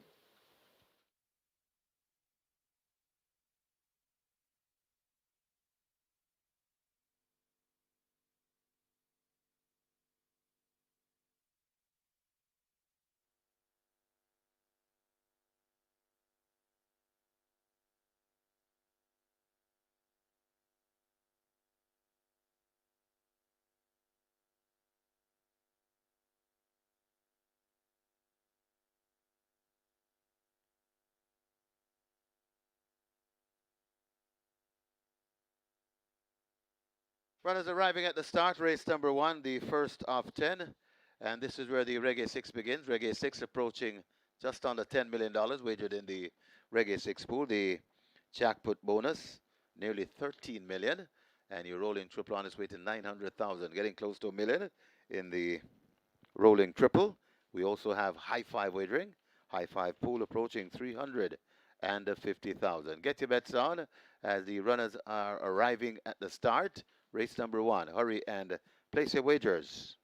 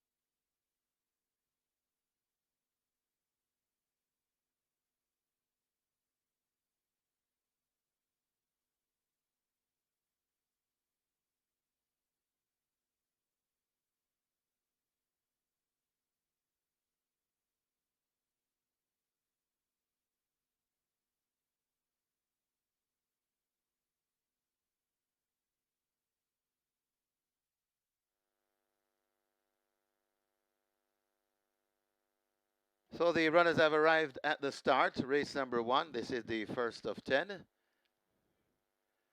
Reggae 6 approaching 11.5 million. And your jackpot bonus in excess 12.5 million. Nearly $1 million in the rolling triple, the early triple. Nearly $1 million. And the high five pool approaching 400,000. And over at Simulcast, later on at Charlestown, we have a jackpot bonus. Nearly 1.4 million. So that's the jackpot bonus on the CT6 at Charlestown. And that's barely a fraction of the action over at Simulcast. Closing up the front of the gate for the start of race number 1. Gotta hurry to the windows and place your bet. The runners are about to be loaded. Get your wagers on and best of luck.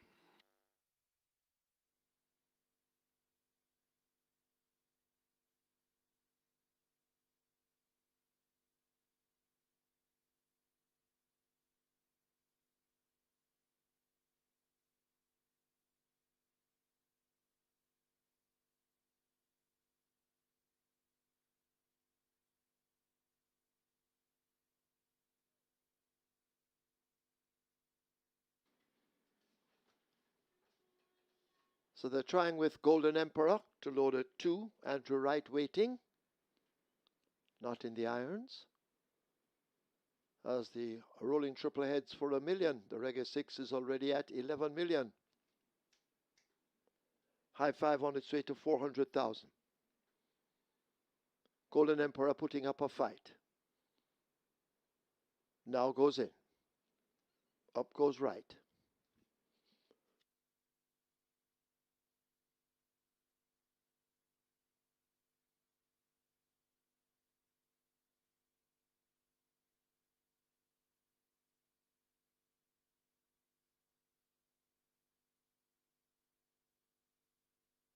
Minnie de Wack is next at 3.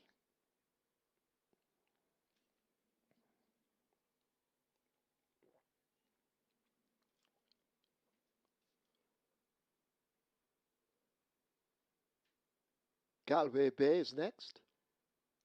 In at 5.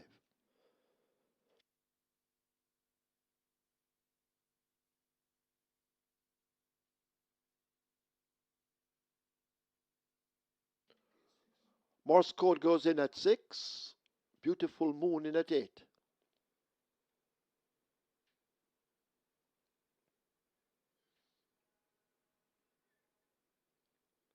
Nothing but trouble lining up for 1. Time Bomb coming into 9.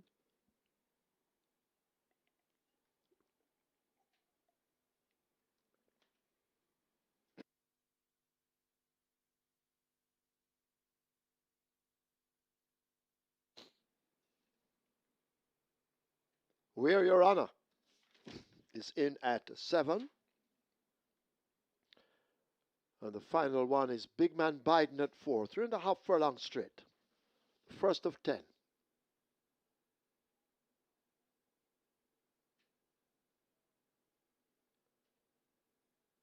They're off for the first. Big Man Biden gets a good start. Galway Bay is also running pretty quickly in the early exchanges. As they sort themselves out, Beautiful Moon, We Are Your Honor, they're right up with the front end. On the far side, Nothing But Trouble is there, and running quickly in the early exchanges as they leave the quarter pole behind.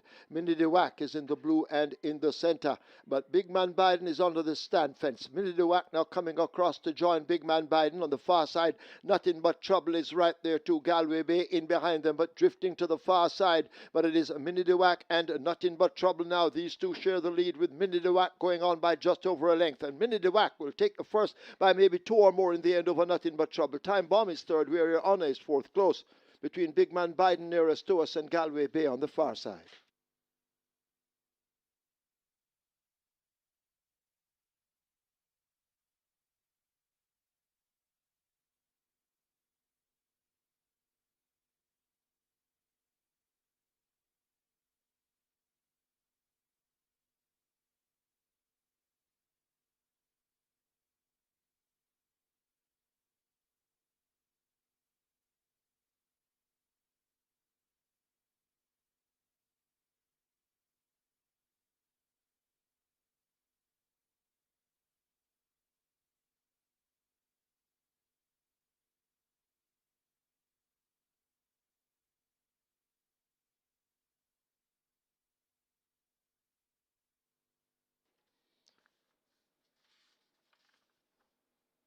We have claims. We have claims in the first. Number 3, Minnie Wack, 13 submitted, 2 void. Donovan Plummer for himself. Donovan Plummer claims Minnie Wack for himself. 5 submitted for number 9, Time Bomb. Paul Charlton for BAL. Paul Charlton claims 9, Time Bomb for BAL.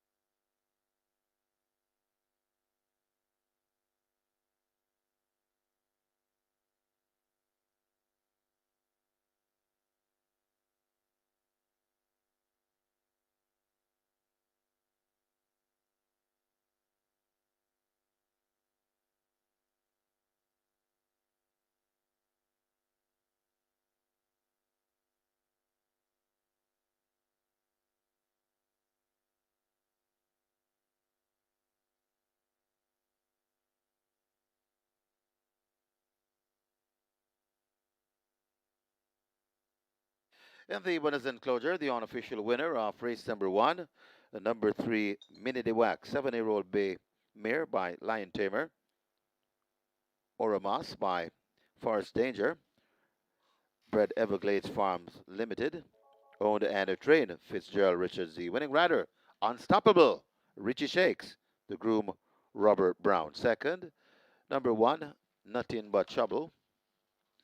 Third, number 9, Time Bomb. Fourth, number 7, Wear Your Honor. And fifth, number 4, Big Man Biden. Final time for 700 meters or 3.5 furlongs, 43 and 1.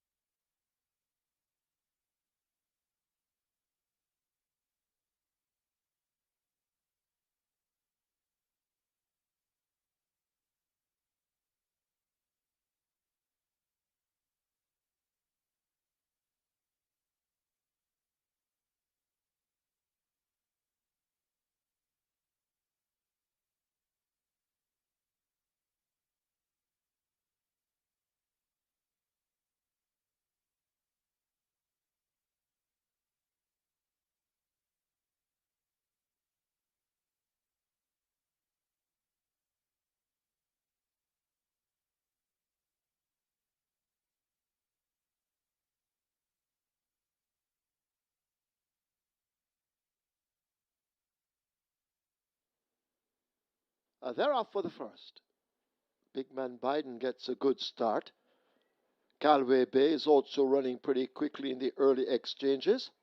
As they sort themselves out, Beautiful Moon, Wear Your Honor, they're right up with the front end. On the far side, Nothing But Trouble is there, and running quickly in the early exchanges as they leave the quarter pole behind. Minnie Wack is in the blue and in the center, but Big Man Biden is under the stand fence. Minnie Wack now coming across to join Big Man Biden. On the far side, Nothing But Trouble is right there too. Galway Bay in behind them, but drifting to the far side. But it is Minnie Wack and Nothing But Trouble now. These two share the lead with Minnie Wack going on by just over a length, and Minnie Wack will take the first by maybe 2 or more in the end over Nothing But Trouble. Time Bomb is third, Wear Your Honor is fourth, close between Big Man Biden nearest to us and Galway Bay on the far side.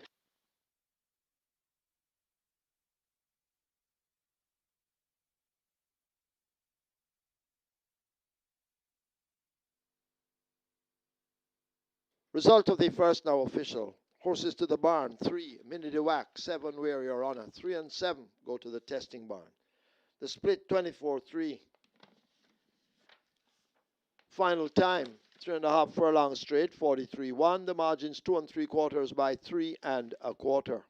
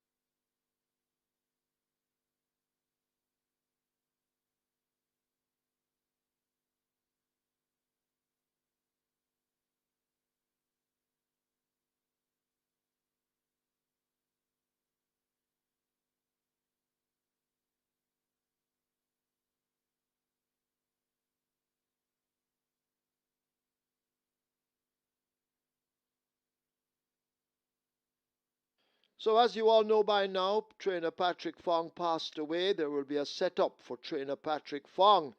It will be held in the trainer's car park at 7 p.m. tonight. So a setup for the late Patrick Fong to be held in the trainer's car park at 7 p.m. tonight.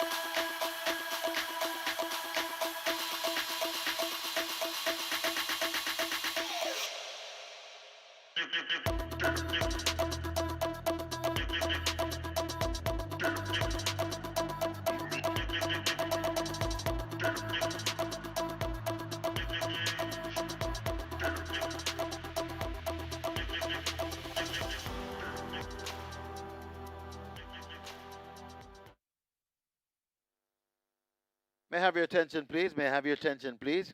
Caymanas Park's mandatory payout for the month of May, starting today. It's the Play Spot 8, a mandatory payout on the Play Spot 8. So we'll have a jackpot bonus carry over nearly 1.6 million. Tomorrow, it's the Quick 4, a mandatory payout on the Quick 4. On the 16th, it's a mandatory payout on the Catch 9. Mandatory payout May the 16th on the Catch 9. On the 23rd, it's the Strike 4. Mandatory payout on the Strike 4, the 23rd of May. And on Labor Day, the 25th of May, it's the Reggae 6, a mandatory payout on the Reggae 6 on the 25th of May. And on the 30th of May, it's the Pick 5, the early 5-star. Mandatory payout on the early 5-star on the 30th of May. So those are the dates we have for you for Caymanas Park. Mandatory payouts at Caymanas Park. Just repeating, today it's the Play Spot 8. Tomorrow it's the Quick 4. On the 16th it's the Catch 9. On the 23rd it's the Strike 4. On the 25th it's the Reggae 6. And on the 30th it's the early 5-star. Best of luck.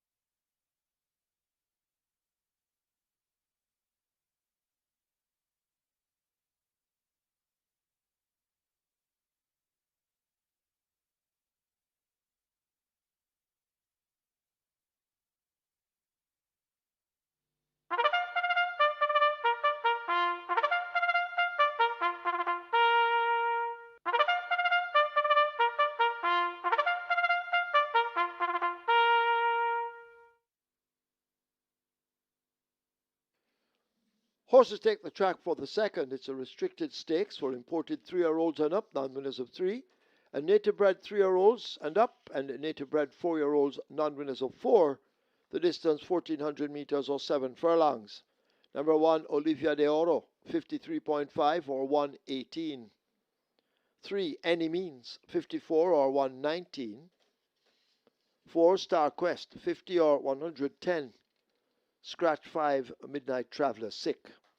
Wagering on double event, exacta, trifecta, rolling triple. The catch 9 begins here.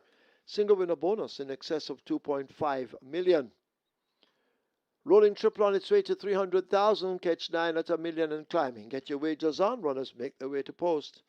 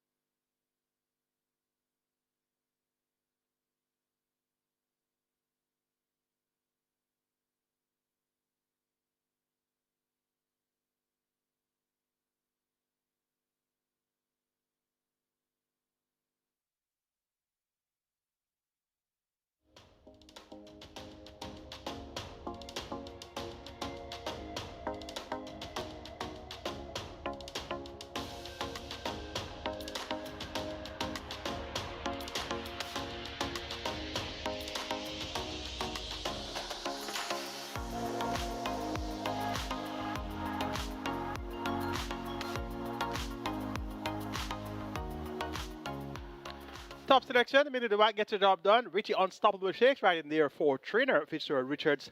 And that one reported the first of the claim and gets the job done as expected among not earned 200,000 claimers. The Exacta horse, not much trouble, came in second. So we're off to a good start there with the Exacta and Quinella in race number 1.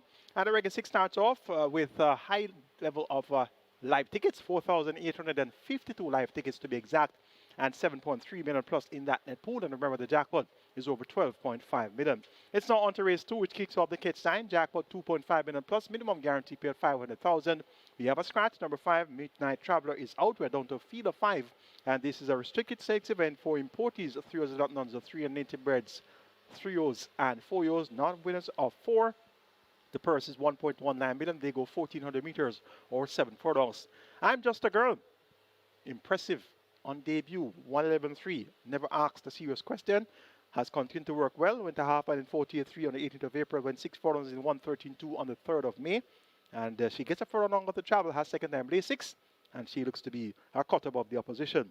Number 6 is Mulligan Man. I'm expecting him to get the nice drafting trip behind the other speedsters. Olivia de Oro, she's going to be caught up in trying to keep pace with I'm Just a Girl. Any Means also is expected to be caught up in trying to keep pace with I'm Just a Girl. And as such, I'm expecting Mulligan Man to be the one to get that off the pace trip and to chase home I'm Just a Girl inside the final 4.5. Going 2-6-1-3. I'm Just a Girl over Mulligan Man, Olivia de Oro, and Any Means. Catch 9 pool is at $1 million and climbing. Triple is at $250,000. Best of luck.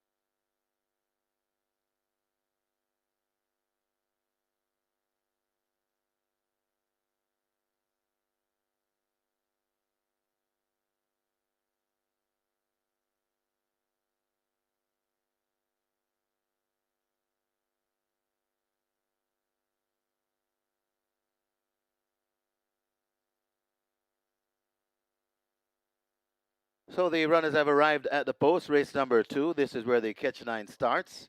A catch 9 pool in excess of million. Wow, in excess 1.5 million. So we're heading to 1.6 million.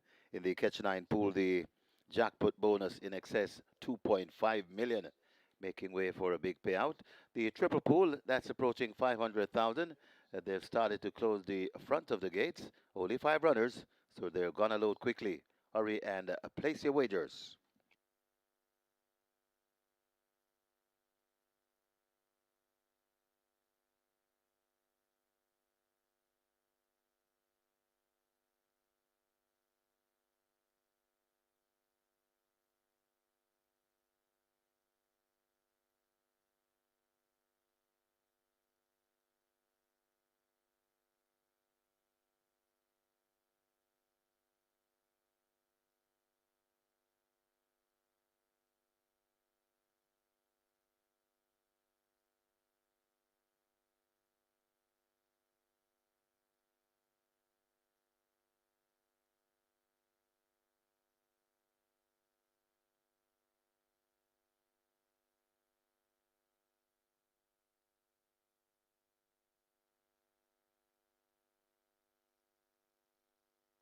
They have closed up the front of the gate for the loading process.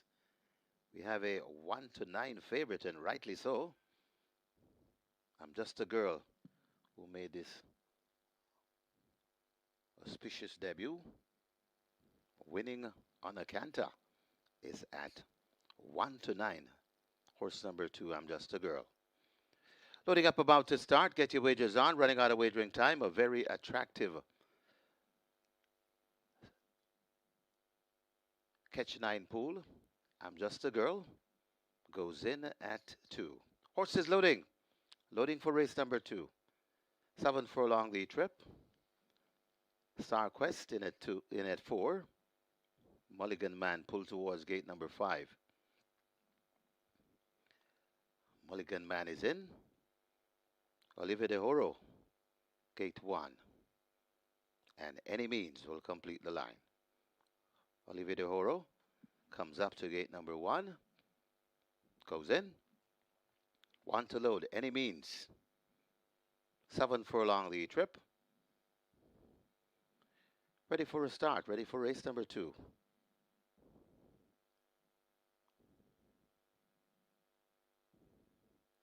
Off and racing. That's a good line. Star Quest in the middle. Any Means wants a piece of the action.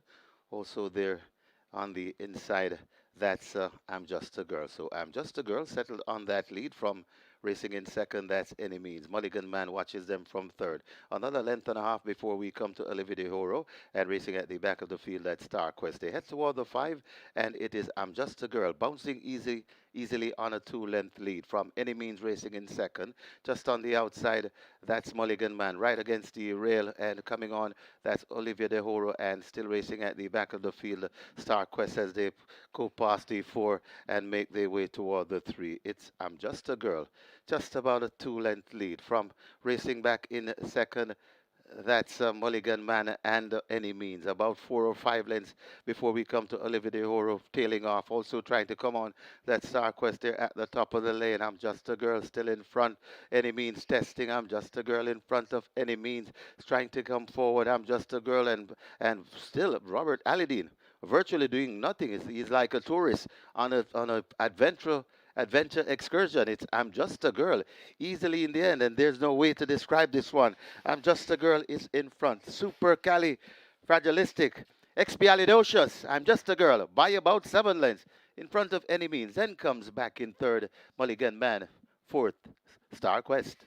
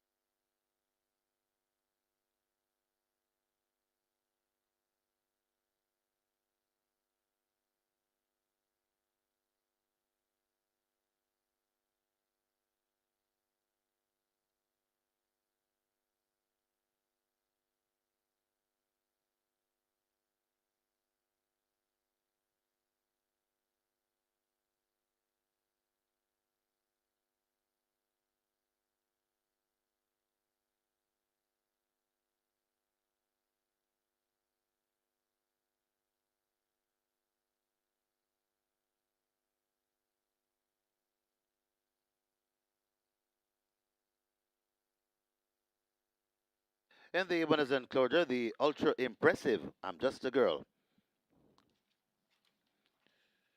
Unofficial winner of race number two, I'm Just a Girl. 3-year-old Bay filly by Gervin. Summer in Midway by Summer Front. Bred Burton Jones. Own Elizabeth DaCosta. Daniel Parnell and Edward Shakir. Conditioned by the champion trainer Jason DaCosta. The winning rider, Robert Hardball Halidine. The groom, Kirkland Samuel, second. Number 3, Any Means. Third, number 6, Mulligan Man. And fourth, number 4, Star Quest. Final time for 7 furlongs, 124 and 2.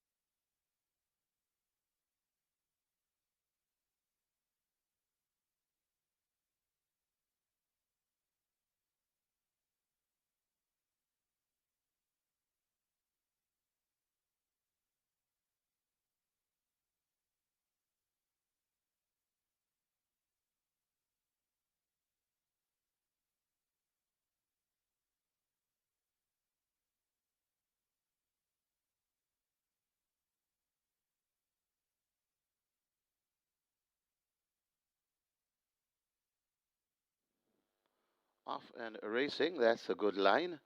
Star Quest in the middle, Any Means wants a piece of the action.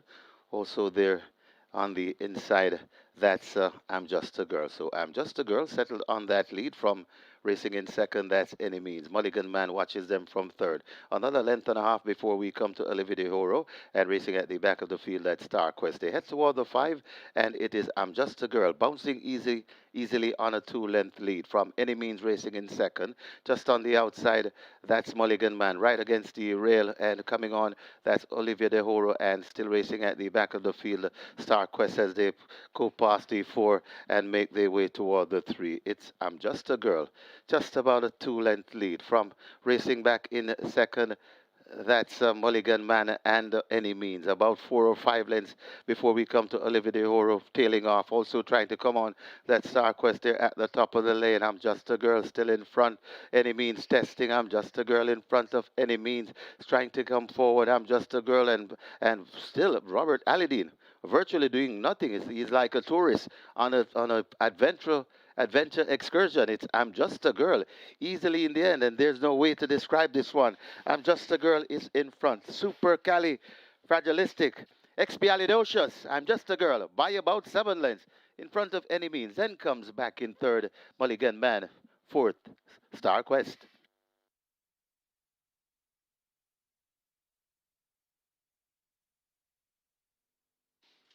Your attention, please. Jockey Tevin Foster asked to go now to this George room. Tevin Foster wanted in this George room. Result of the second, now official. Horses to the barn. 2, I'm Just a Girl. 6, Mulligan Man. 2 and 6 go to be tested. Splits 23-3, 46-4, 111-4.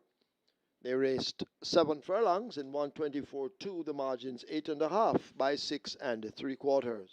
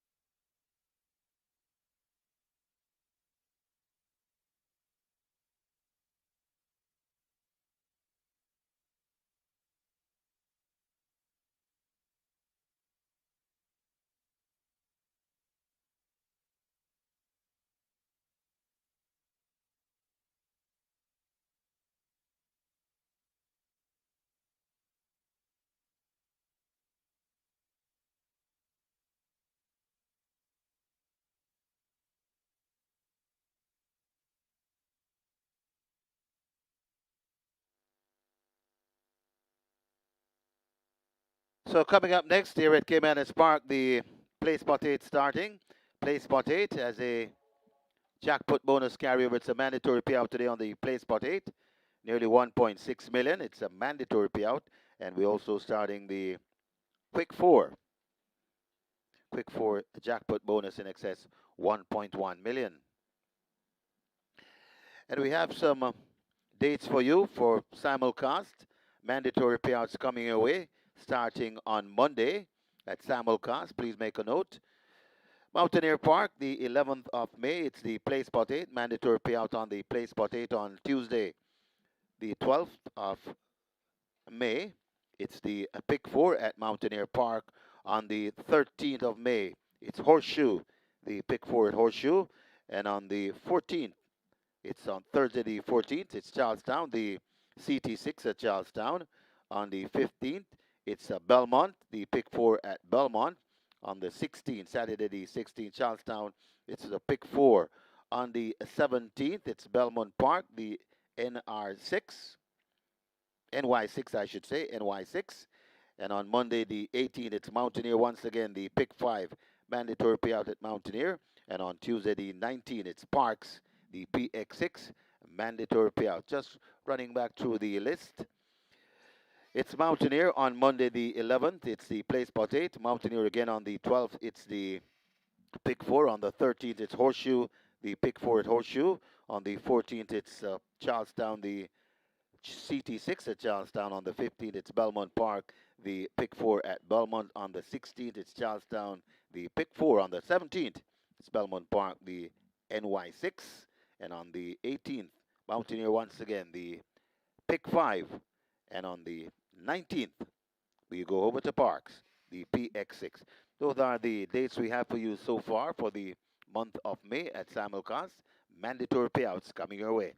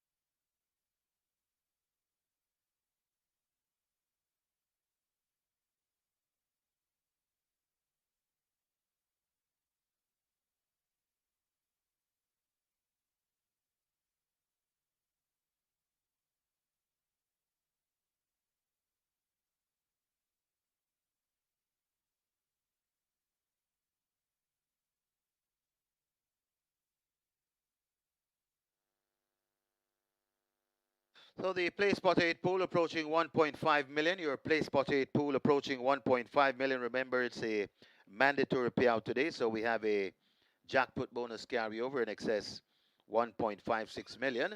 And we have a pool approaching 1.5 million. Also starting here is the Quick 4. Quick 4 approaching 400,000. Get your bets on.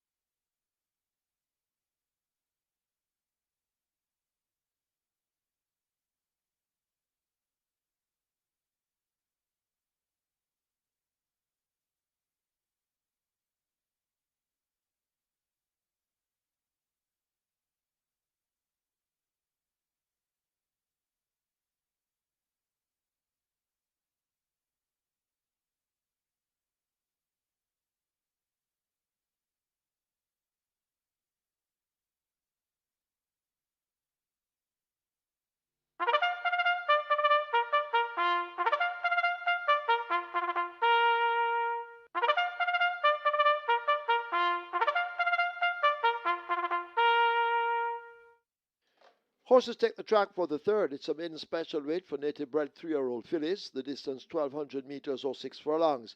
Number 2, My Friend Mickey, 51 kilos or 112 pounds. 5, One Dega Dega Links, 52 or 115. 7, Awesome Emma, 54.5 or 120. Scratch 9, Safe Journey Injured. 11, Wonderful Vision, 52 or 115. 12, Powwow, 52.5 or 116. 14, Melba's Choice, 52 or 115. Wagering on double event. Exacta Quinella, Trifecta, Superfecta, High 5 Rolling Triple. Play spot 8 mandatory payout. Coming up right now. Single winner bonus. Now becoming a carryover in excess of 1.564 million. Quick 4 also begins here with a single winner bonus in excess of 1.1 million.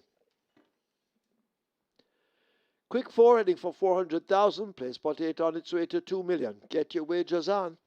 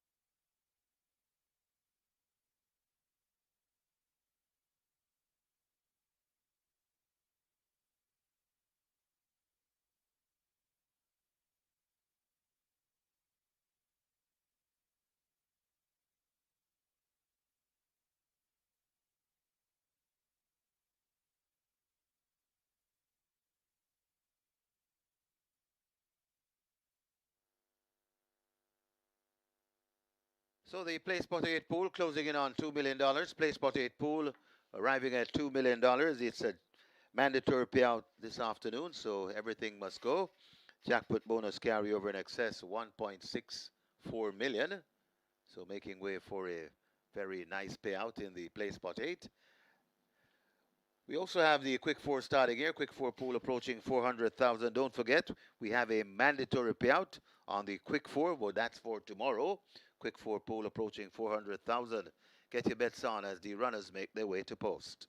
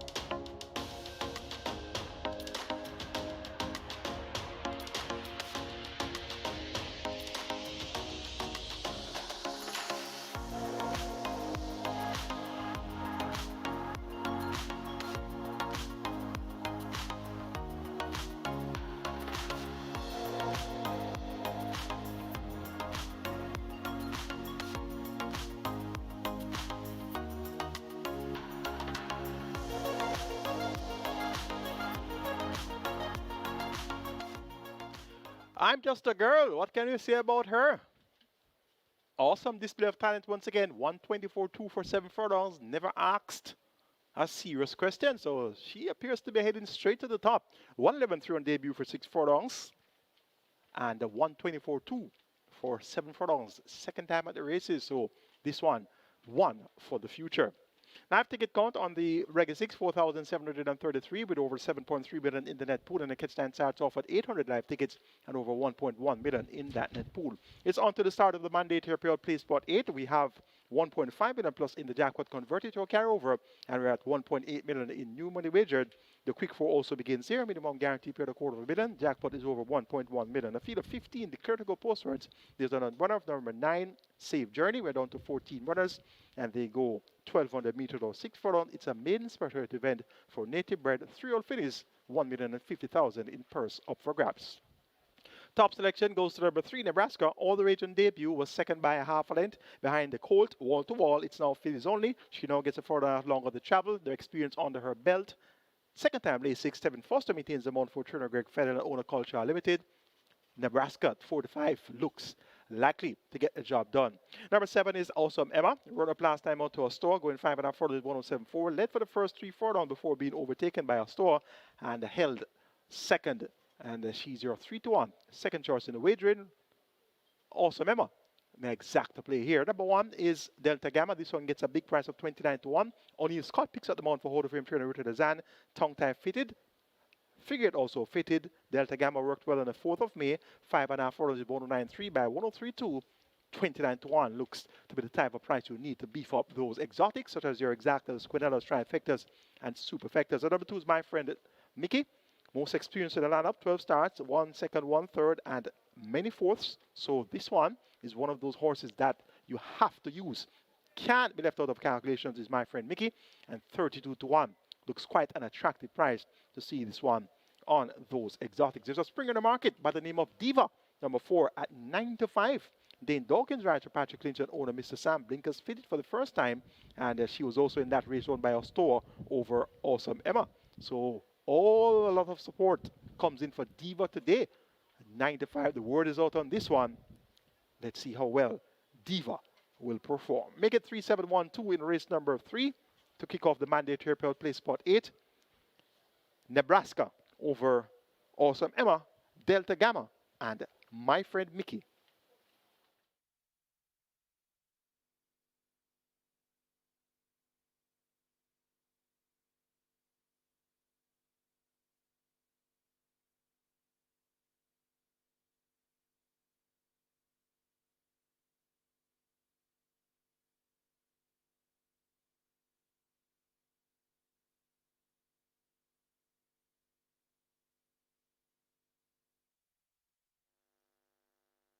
So the runners have arrived at the post. Race number 3 runners have arrived at the post.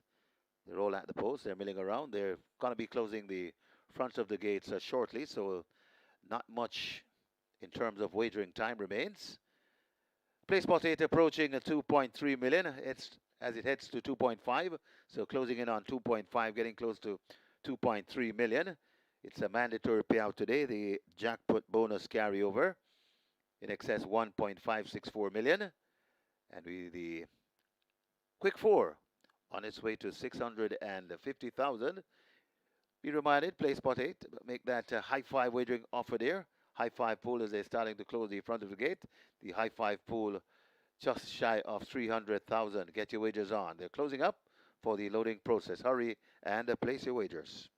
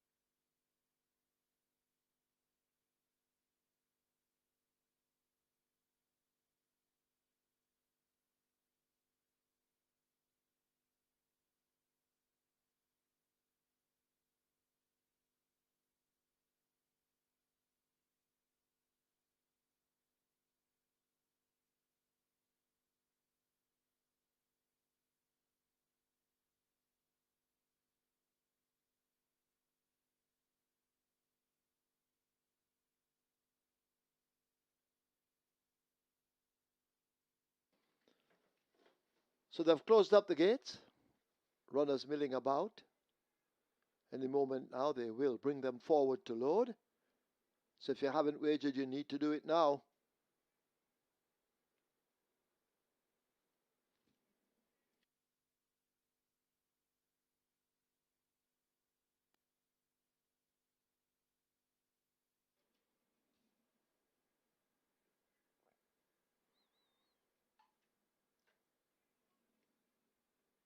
Quick 4 on its way to 700,000. Place Potato arrives at 2.2 million.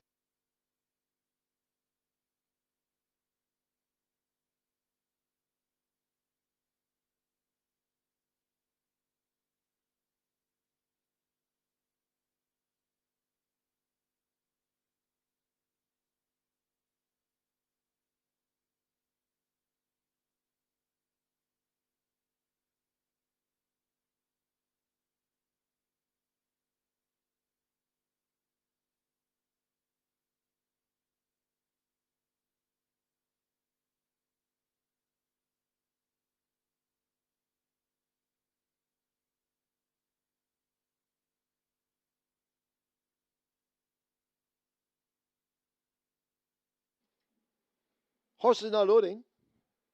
First one in Delta Gamma. My Friend Mickey walks to 2. C. Lillian, first time runner. Shane Richardson riding. When ready, they will load at 6. So C. Lillian, a bit cautious. Now goes in. Awesome Kitty will be pulled to 8.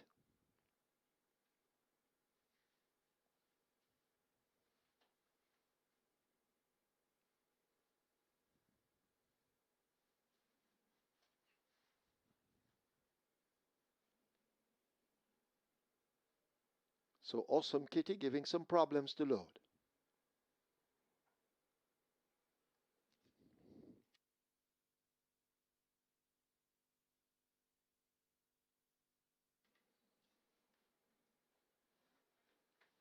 Awesome Kitty, rider coming off.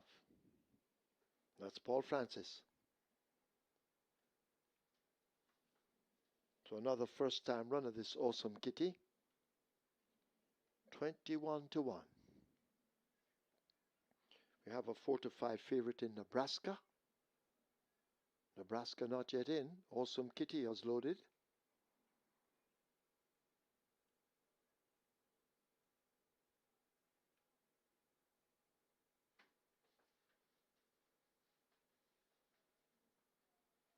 Ten to load. To a large field of runners.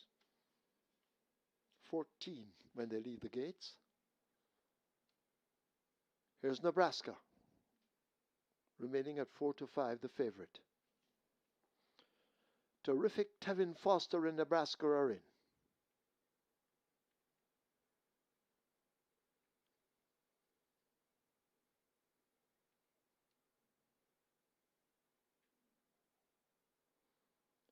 Run for Fun being led to 13.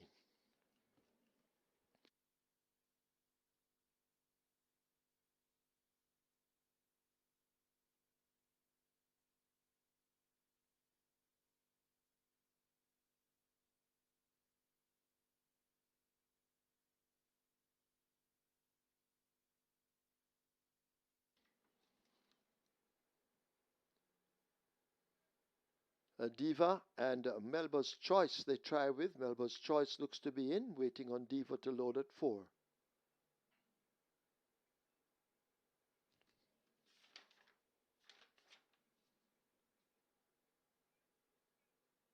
For My Love is riderless. Awesome Emma coming into 7. Ryan Lewis riding. They try with a riderless For My Love. Oak Ridge Farms trained Anthony Nunes, ridden by Awesome Anthony Thomas. Powwow will go into 12. Powwow part of the way in. Now all the way in. Wonderful Vision Tyrese Anderson will load at 11.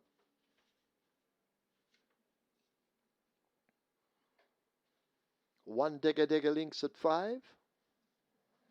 And My Lady Gold walking to 15. One Dega Dega Links is in. My Lady Gold loads. A field in line, 6 furlongs. Starter ready. They're off. All 14 leave the gates. Powwow. Run for fun. Wonderful Vision. Those are the slowest to leave. Nebraska gets a good start and goes for that lead. Awesome Emma attached to the outside as they flash past the 5. 2 lengths back to Diva, a break back to 4, My Love. Awesome Kitty on the outside. Delta Gamma forming the line of 3 and scraping paint as they're about to arrive at the half mile. A break back to My Friend Mickey. My Lady Gold races up next. Toward the inside going down. One Dega Dega Links asked to make ground. Melba's Choice is trying to pick up on the outside of Horses. Run for Fun racing out wide of Sea Lillian. A gap back to Powwow. And a Wonderful Vision trails the field. They've left the 5/16. They're coming into the lane. They're into it now. Awesome Emma on the outside. Nebraska just a leader from Awesome Emma. Diva picking up down against the rail. In behind those, that looks to be Awesome Kitty also coming on, but they drive toward the line, and it is Nebraska leading Awesome Emma just by about a length separating them. Over on the rail, Diva now trying to get into top gear, but Nebraska is holding on to that lead inside the final 16th. Nebraska, Diva coming best of the rest. Nebraska driven flat to the boards, and Nebraska will take it over Diva. Then Awesome Emma. My Friend Mickey close between One Dega Dega Links and Awesome Kitty.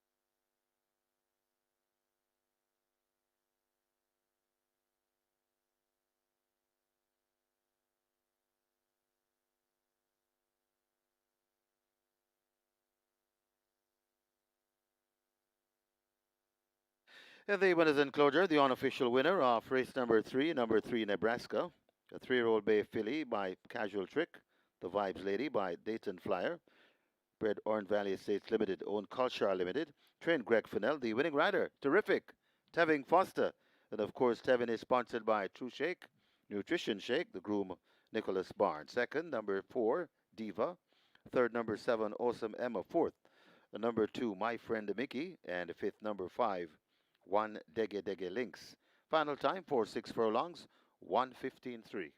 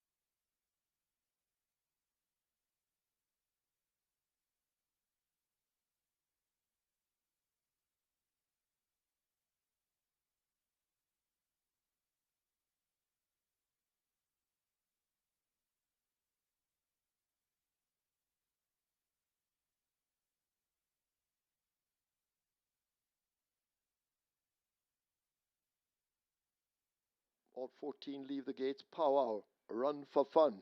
Wonderful vision. Those are the slowest to leave. Nebraska gets a good start and goes for that lead. Awesome Emma attached to the outside as they flash past the 5. 2 lengths back to Diva, a break back to 4, My Love. Awesome Kitty on the outside. Delta Gamma forming the line of 3 and scraping paint as they're about to arrive at the half mile. A break back to My Friend Mickey. My Lady Gold races up next. Toward the inside going down, one Dega Dega Links asked to make ground.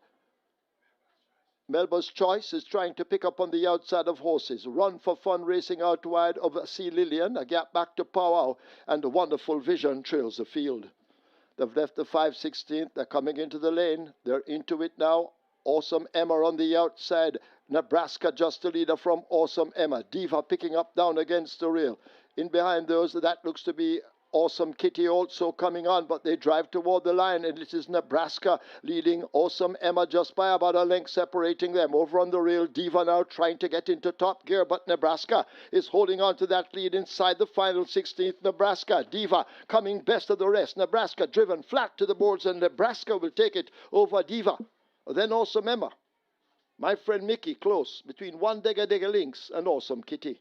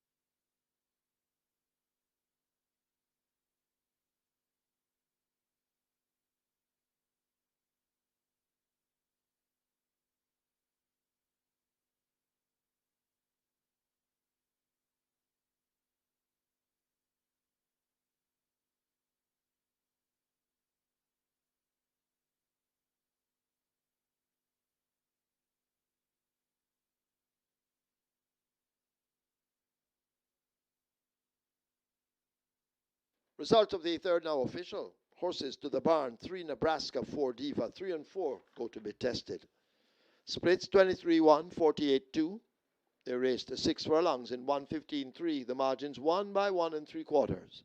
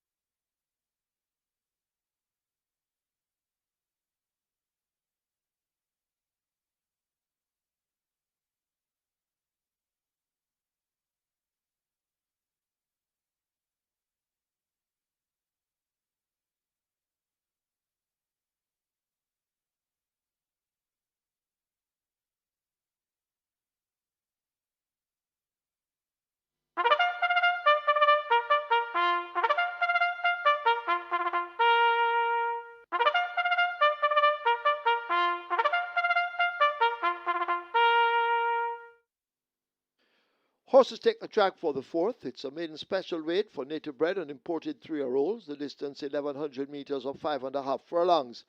Number 2, Super Spun. Make the weight 50.5 or 111 pounds. 5, Brody's Unity, 53.5 or 118.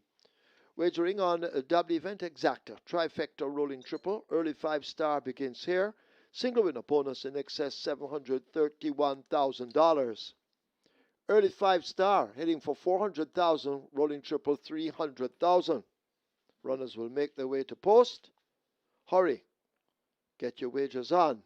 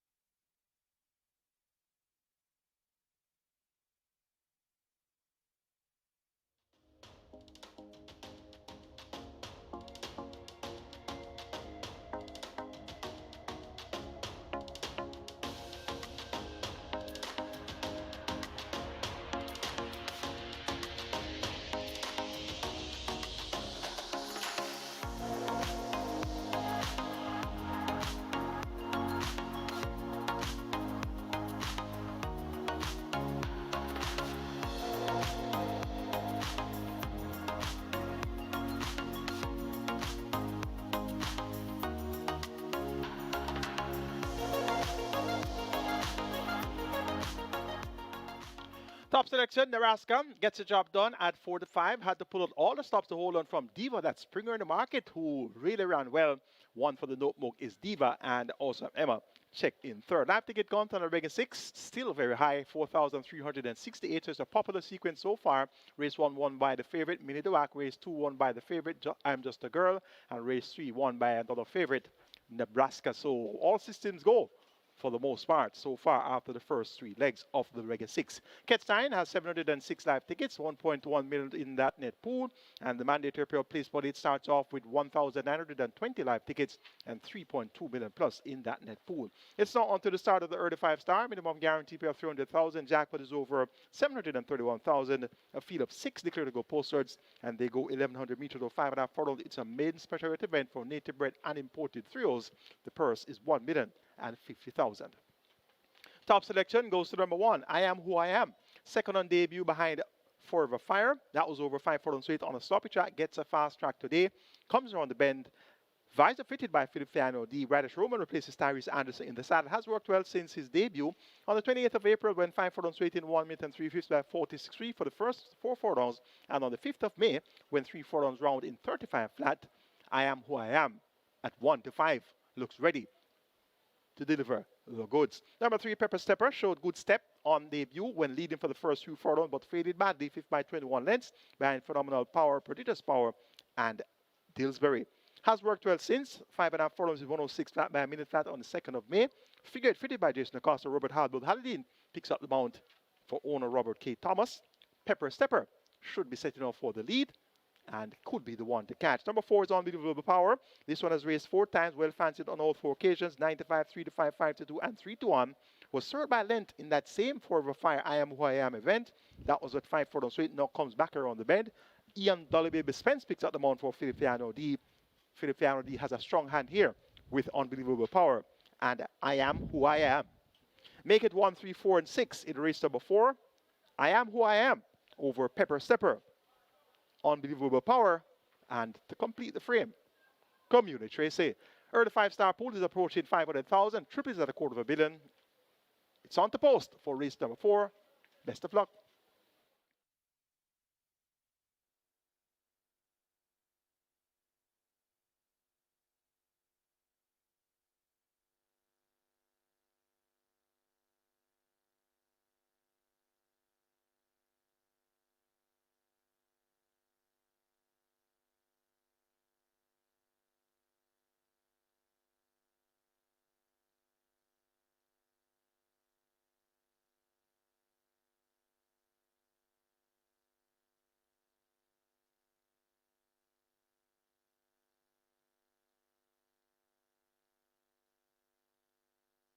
They've closed up the front of the gate and the loading up about to start. Super Spun, the first one to load. Horses loading for the 4th. Unbelievable Power is next, gate number 4. So horses loading for the 4th. The early 5-star approaching 600,000, rolling trip on its way to 400,000. So Unbelievable Power, hesitating a bit. Part of the way in, now goes in. Brody's Unity, gate 5. Comune Trieste, gate number 6. Pepper Stepper, gate 3. And the 3 to 5 favorite, Pepper Stepper at 6 to 5. 3 to 5 on I Am Who I Am, gate number 1.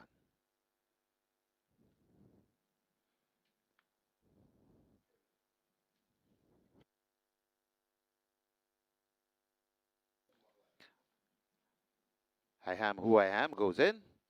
Starter Michael Sims is ready. And we're ready for a start. 5.5 furlong the trip. Often racing, that's a good line. Left at the back of the field, that's a Super Spun as Pepper Stepper goes past the 5 in front. Pepper Stepper in front of I Am Who I Am. Racing back there in 3rd, that's Unbelievable Power. Then comes racing in 4th, that's Brody's Unity. Then comes a Comune Trieste and racing at the back of the field, Super Spun. A strung out field as they head toward the 3, and it is Pepper Stepper in front, passing the 3 about 2 lengths in front of I Am Who I Am, racing back there in 2nd about 4 or 5 or 6 lengths before we come to Unbelievable Power, and you can forget about the rest. Pepper Stepper in front and in charge, racing back down, right against the rail and trying to come on. That's I Am Who I Am, but it's Pepper Stepper in front and looks to be in total control. I Am Who I Am switched out and asked for more. It's Pepper Stepper coming to the furlong pole with a good-looking lead. I Am Who I Am racing back there in 2nd and can only be 2nd best. But Pepper Stepper and Robert Hardball Hallidine, that's 2 on the day, coasting in. Running on for 2nd, that's Unbelievable Power. I Am Who I Am settled back for 3rd. Back in 4th, that's Comune Trieste.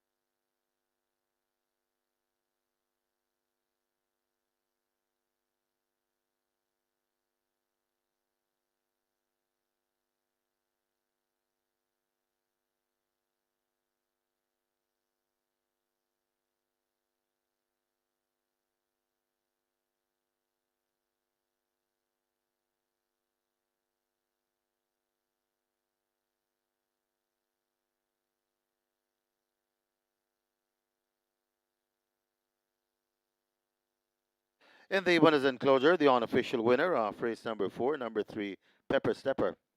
3-year-old Bay Colt by Tunwo, ribbon by Distorted Humor, bred Boama Corp, own Robert Thomas. Second win on the card for the champion trainer, Jason DaCosta, and is also the second for the winning rider, Robert Hardball Halidine. The groom, Vaughn Taylor, second. Number 4, Unbelievable Power. Third, number 1, I Am Who I Am. And fourth, number 6, Comune Trece. Final time for 5.5 furlongs, 106 and 4.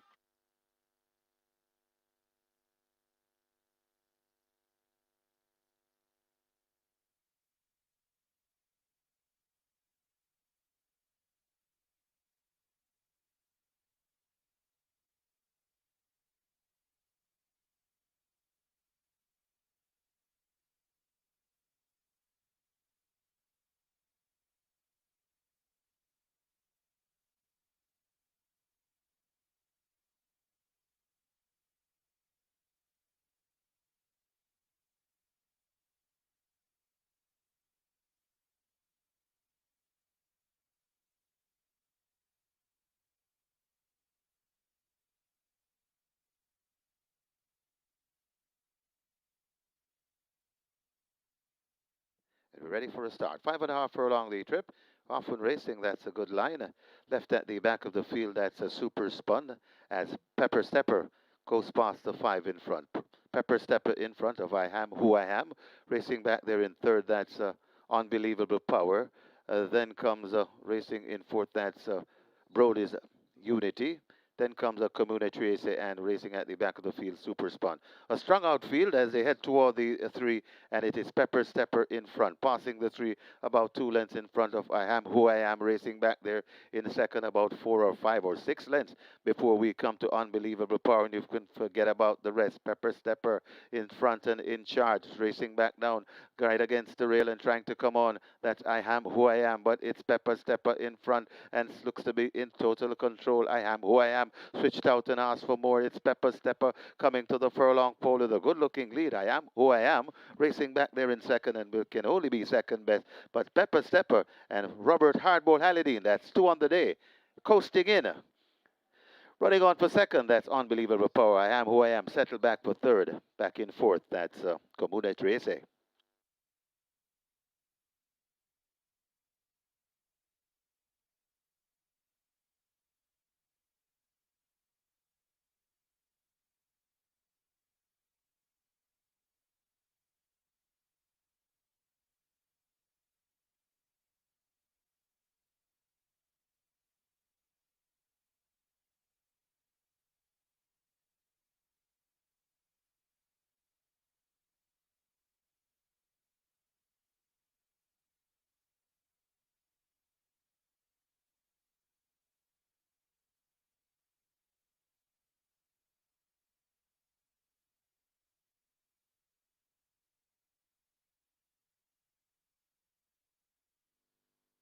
Result of the fourth official. Horses to the barn. 1, I Am Who I Am. 3, Pepper Stepper. 1 and 3 go to be tested. Splits 23-1, 46-4. 5.5 furlongs raced in 106.4. The margin 6 by 1 and a quarter.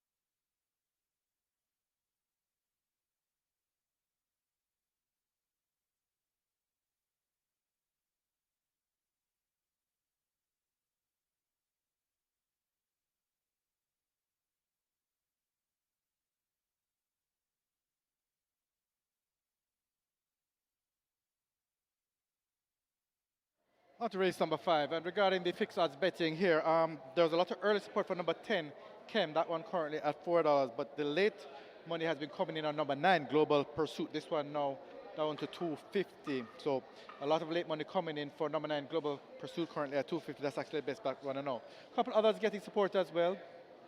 6, the Hot Dancer, that one currently at 370, a little bit of sprinkle for number 12, posing already currently at $5. But as far as this race is concerned, the late money, Global Pursuit, currently at 250. What I didn't get to mention earlier, Those in the later races that are getting some support. In race 6, Chinita Estrella opened at $11, very well back down to $3. And for race 8, another mission, good support for that one, $3.50 into $2.40. So good luck here for race number 5. We have Global Pursuit currently, best back runner at $2.50. Good luck.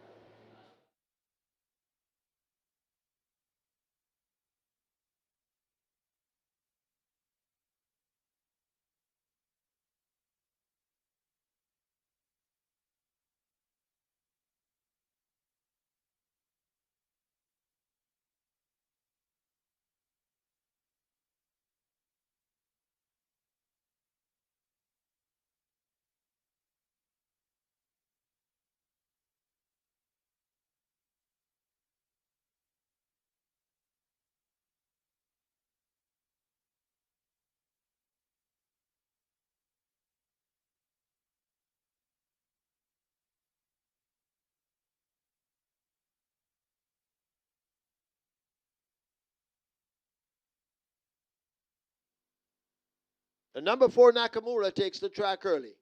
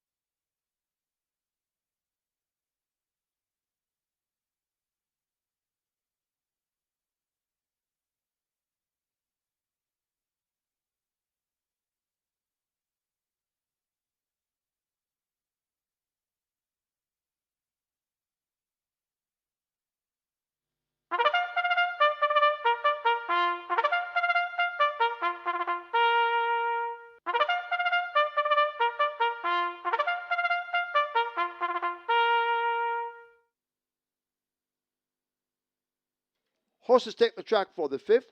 It's for 3-year-olds and up on optional claiming event, 700,000 to 600,000 the tag. Also native bred 5-year-olds and imported 6-year-olds and up, non-winners of 4, and imported 5-year-olds, non-winners of 3. The distance 1,000 meters of 5 furlongs straight. Scratch 1, Radam, lame. 2, Talona, 51 or 112. 3, Sky Rizzi, 53 or 117. 4, Nakamura, already on the way to the start. Nakamura goes with 52 kilos or 115 pounds. 8 Cosmic Force, 52.5 or 116. 10 Chem, 50.5 or 111.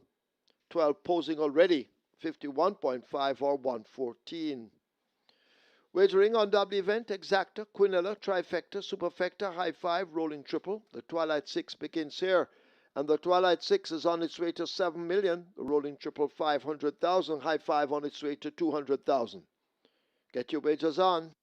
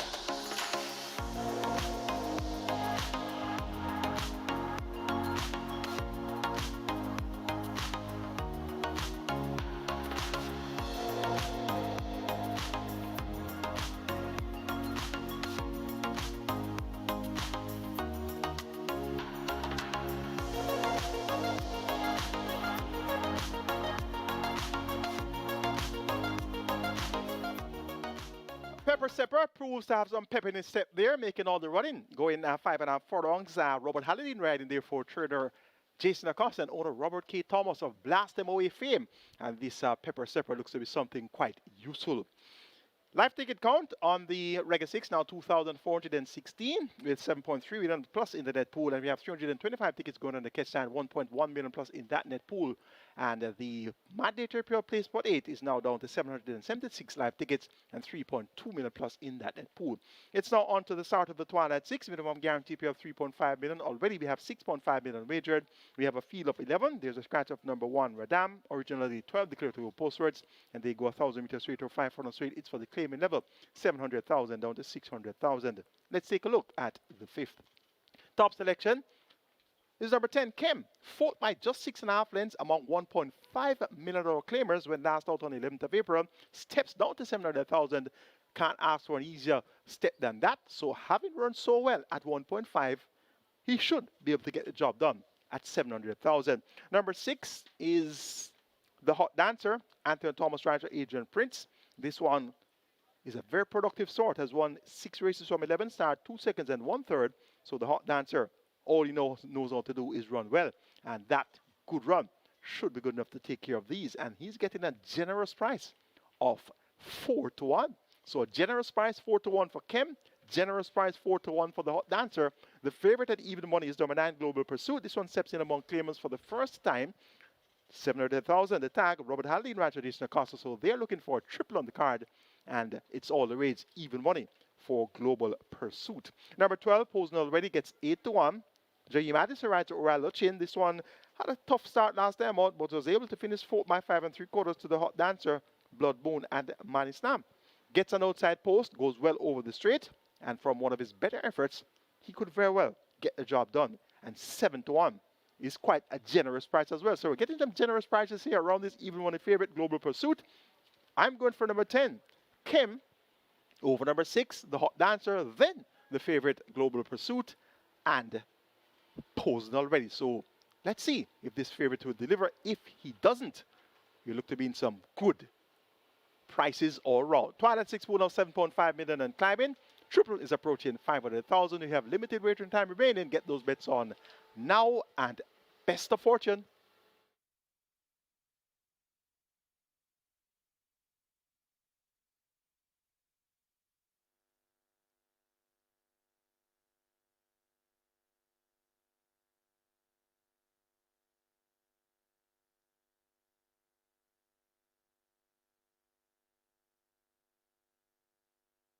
Runners arriving at the post for race number 5. They're arriving at the post, and the Twilight 6 begins here. Twilight 6 pool approaching $8 million. The rolling triple on its way to 500,000. And we also have High Five wagering. The High Five pool approaching 250,000. The runners arriving at the start, so they'll be closing the front of the gates momentarily. So get to the windows and place your wagers.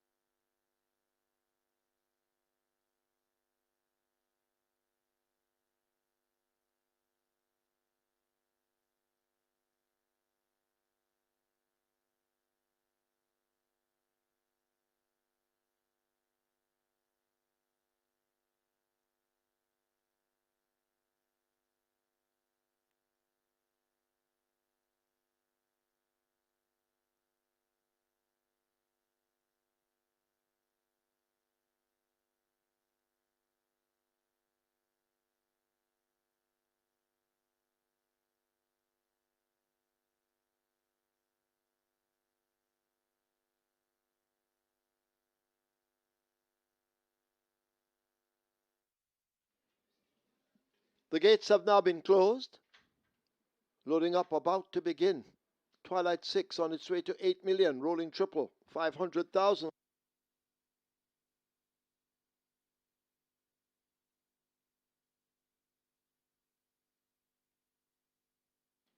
And the high five still on its way to 300,000.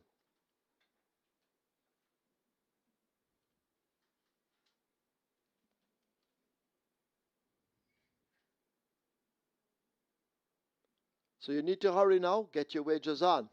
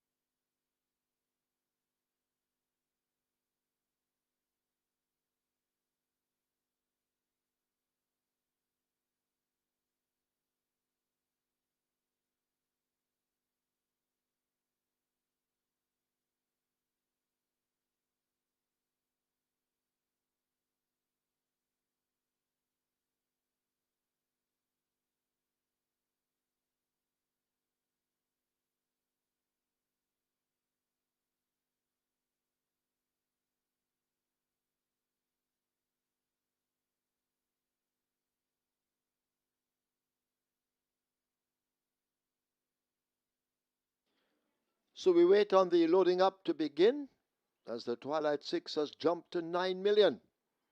The rolling triple continues to head to 600,000 as loading up is about to start. The first one they will try with is Tolona. Richie shakes. He's looking for a double on the card. Tolona well supported at 9-2. So Tolona coming into gate 2. Sky Rizzy will load at 3. Romaine Gordon in the irons. Tolona in. So too Sky Rizzy. Nakamura heading for 4.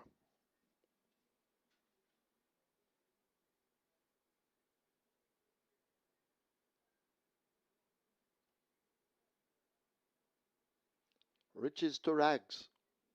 Shane Richardson. They're coming into 5.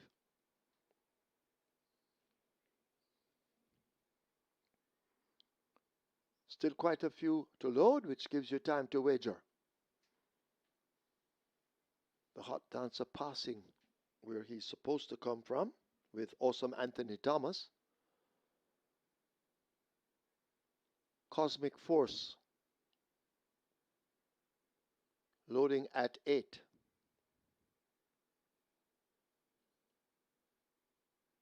The favorite Global Pursuit coming into 9. Robert Halladine and Jason DaCosta. They all have 1.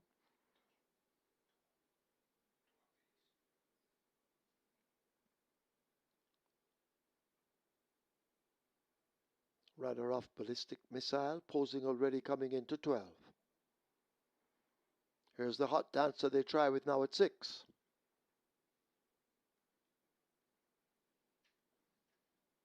The hot dancer in. Play fair at 7.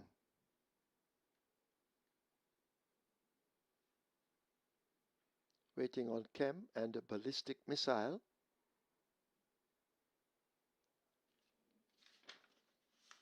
Ballistic Missile went to ground without Walker.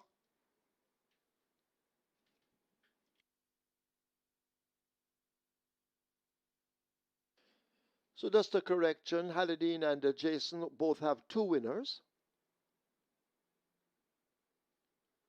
And they're hoping that the favorite Global Pursuit will give them that.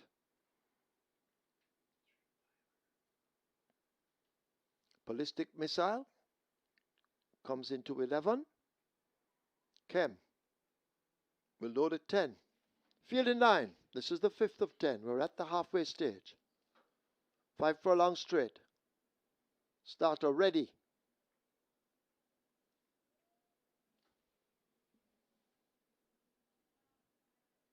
Still holding them. Now we have a rider on the ground behind the gate. That is Ballistic Missile. And he looks to be hung up in the gate. So we will have a slight delay as they get Ballistic Missile out. So the vet will have a check.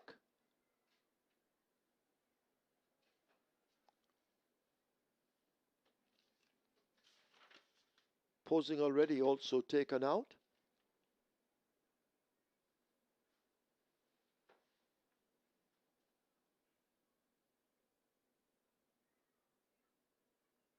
Chem taken out.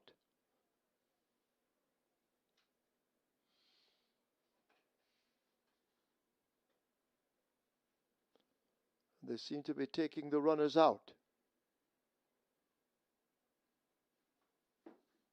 So we will have a delay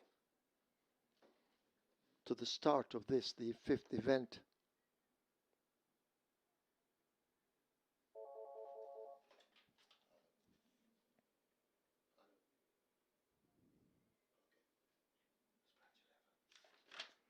"11 Ballistic Missile. It's now a scratch at the gate on the advice of the vet. Take out 11 Ballistic Missile.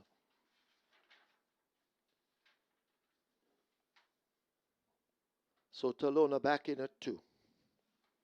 Richie shakes. And Talona have reloaded.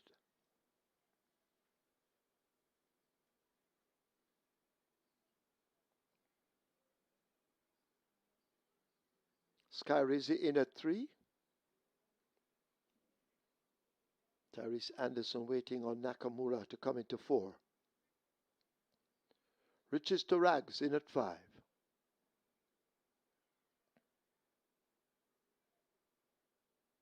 Posing already in at 12.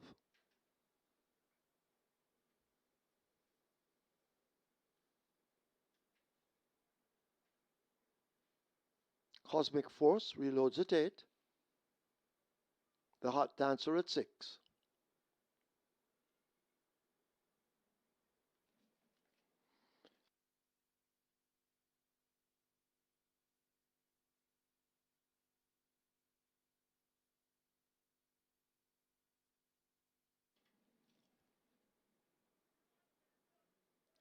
Robert Halladine climbs aboard Global Pursuit, who remains the 8-5 favorite. Nakamura walking to 4.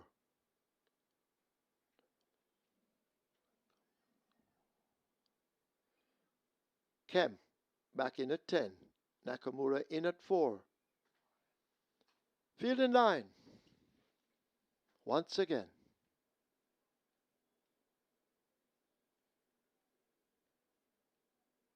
They're off. Favorite Global Pursuit gets a good start, angling already toward the center of the racetrack. Kem and posing already race nearest to us. Cosmic Force is also beginning to tack across to this near side, as Global Pursuit may just have that overall lead.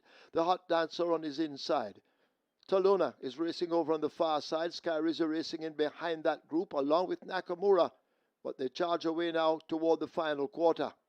Posing already right against the stand fence with Cosmic Force. Global Pursuit, the favorite in the center, looking to have the overall advantage as they leave the quarter pole in behind them. The Hot Dancer now getting pumped and asked to close that gap, but it's still Global Pursuit and Robert Halladine who hold that lead. The Hot Dancer, the closest pursuer. Nakamura now gets going on the far side, so too Cosmic Force and Kem nearest to us. Global Pursuit just the leader. Cosmic Force pressing home an attack. The Hot Dancer is right there too with Nakamura on the far side. It's a line of horses and they've gone by together. It could be Nakamura over the Hot Dancer, then Global Pursuit, close between Cosmic Force and Kem.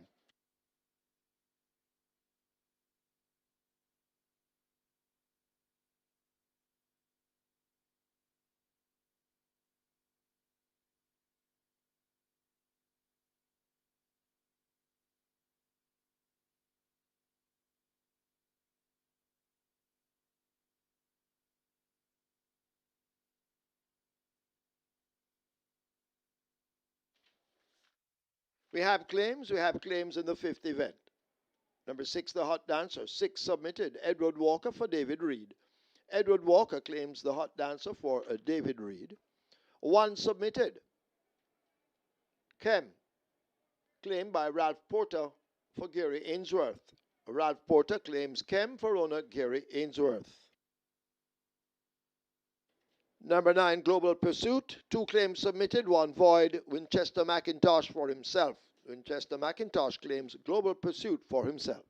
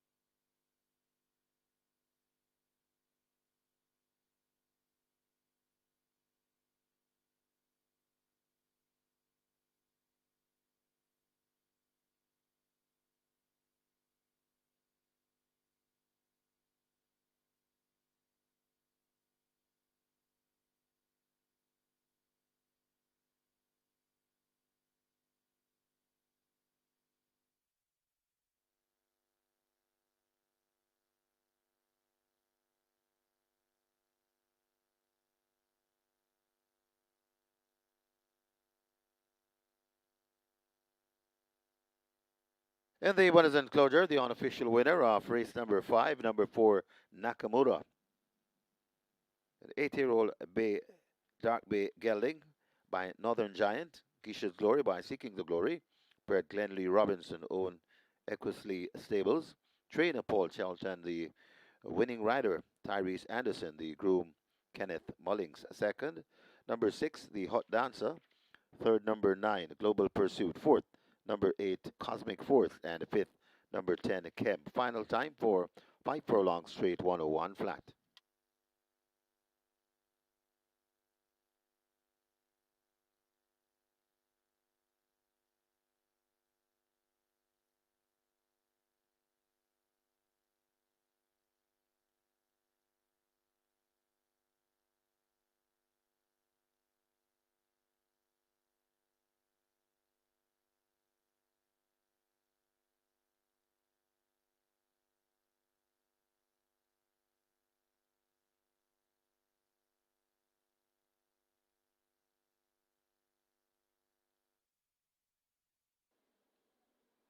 They're off.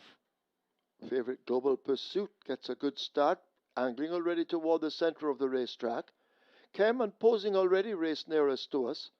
Cosmic Force is also beginning to tack across to this near side, as Global Pursuit may just have that overall lead. The Hot Dancer on his inside. Talona is racing over on the far side. Skyries are racing in behind that group along with Nakamura, but they charge away now toward the final quarter. Posing already right against the stand fence with Cosmic Force. Global Pursuit, the favorite in the center, looking to have the overall advantage as they leave the quarter pole in behind them. The Hot Dancer now getting pumped and asked to close that gap, but it's still Global Pursuit and Robert Halladine who hold that lead. The Hot Dancer, the closest pursuer. Nakamura now gets going on the far side, so too Cosmic Force and Kem nearest to us. Global Pursuit just the leader. Cosmic Force pressing home an attack. The Hot Dancer is right there too with Nakamura on the far side. It's a line of horses and they've gone by together. It could be Nakamura over the Hot Dancer, then Global Pursuit, close between Cosmic Force and Kem.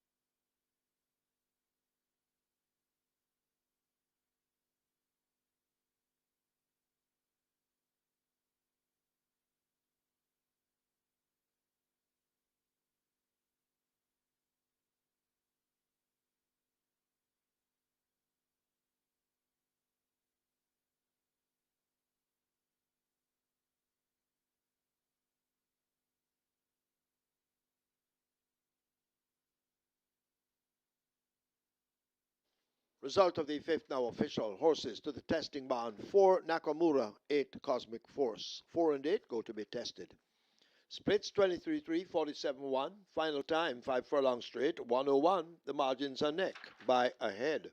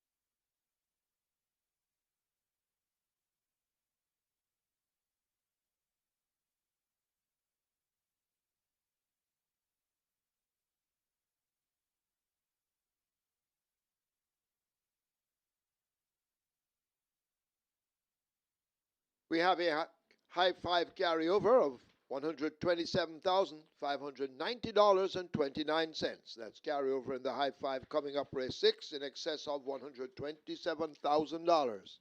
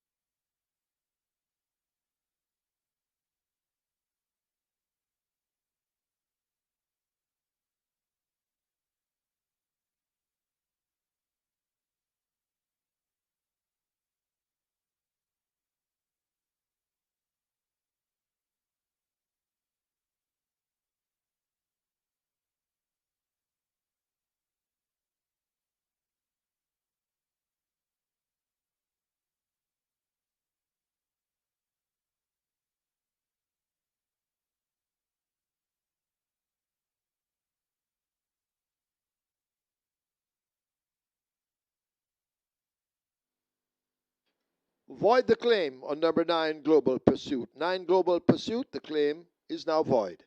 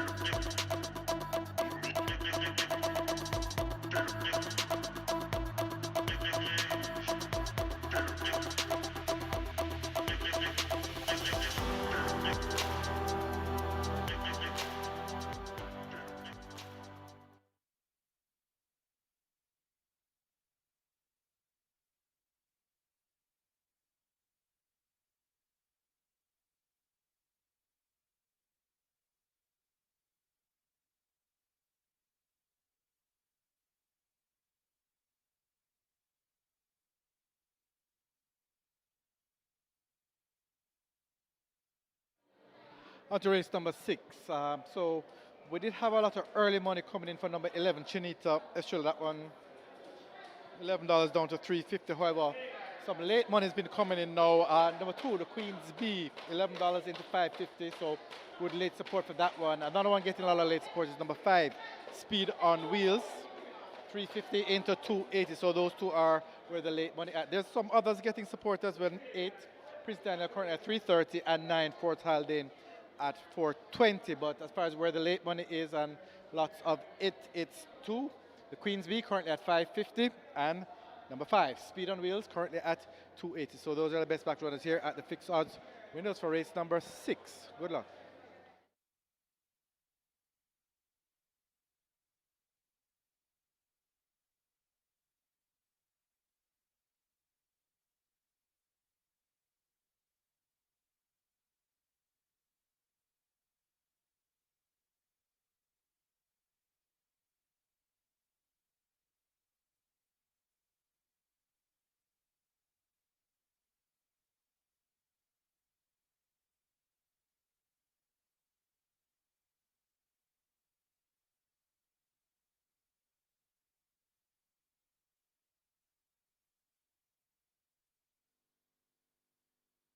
Your attention, please. Your attention in this, the sixth event. Scratch number 10, Secret Mission, injured.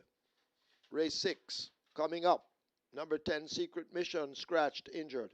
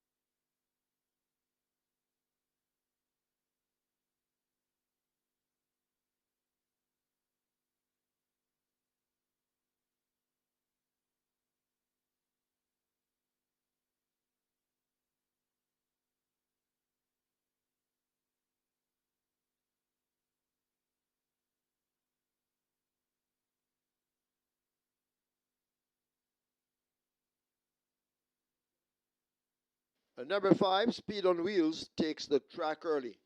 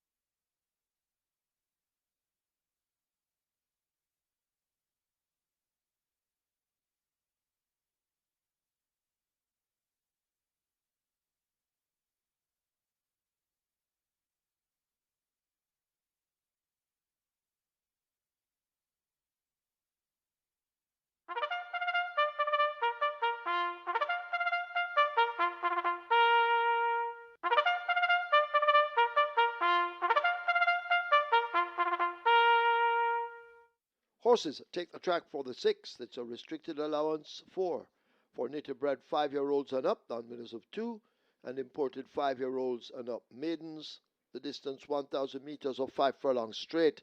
1 Town Star, make the weight 52 kilos or 115 pounds. 2 Da Queen's B, 53.5 or 118. 3 Lucky Papa, 53 or 117. 4 Rapida, 50 or 110. 5 Speed on Wheels, also 50 or 110. 8, Prince Daniel, 50.5 or 111. Scratch 10, Secret Mission injured. 11, Chinita Estrella, 52.5 or 116. 12, Shadow of a Doubt, 52 or 115. Wagering offered on W Event Exacta, Quinella Trifecta Superfecta, High 5 Rolling Triple. Remember, the High 5 has a carryover in excess of $127,000.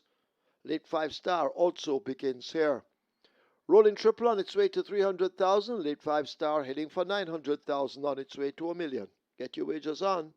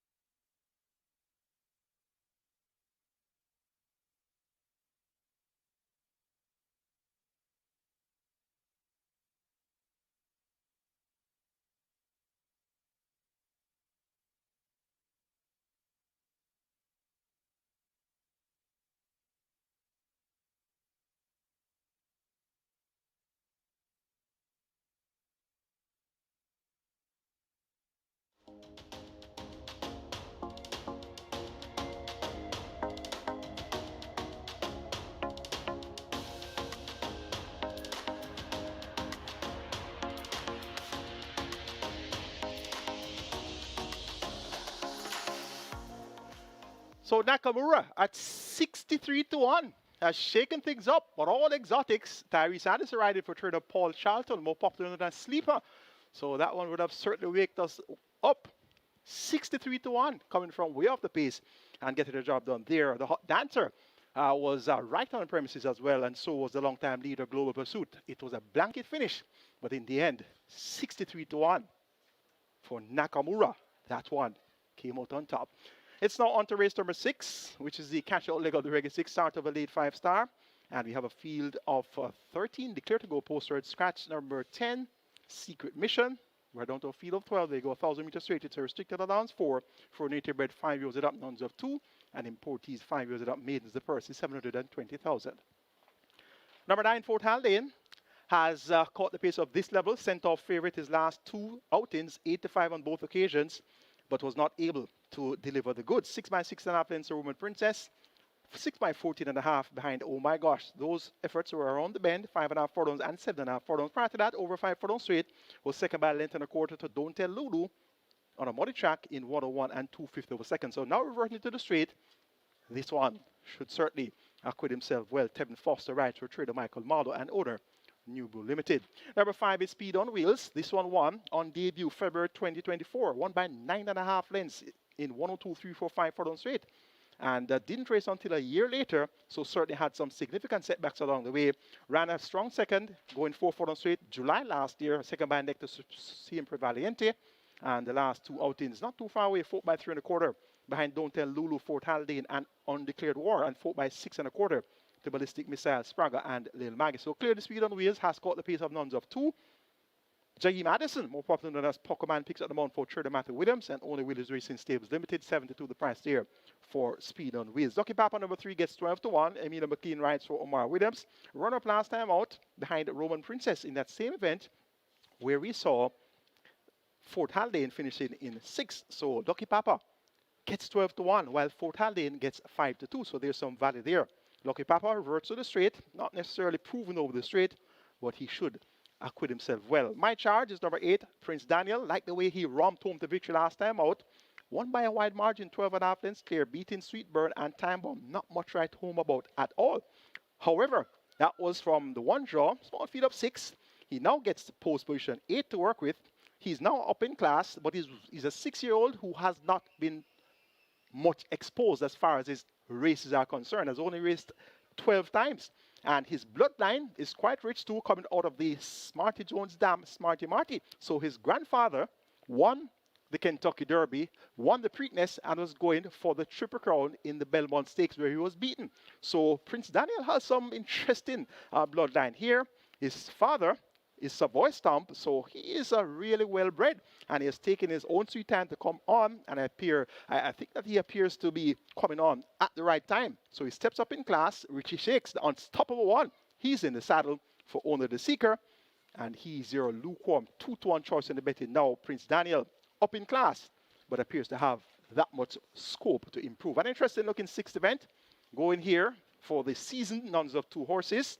Fort Haldane over Speed on Wheels, then Lucky Papa, and the up in class Prince Daniel.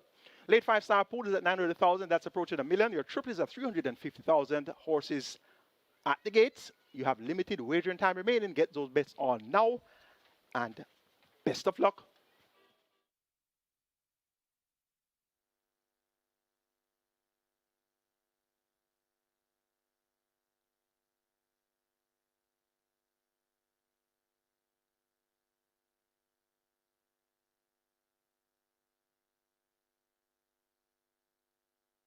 Don't forget, we have a high five carryover in excess of 127,000. The high five pool approaching 300,000. The late 5-star approaching $1 million.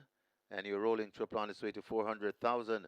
Runners arriving at the start. Get your wagers on.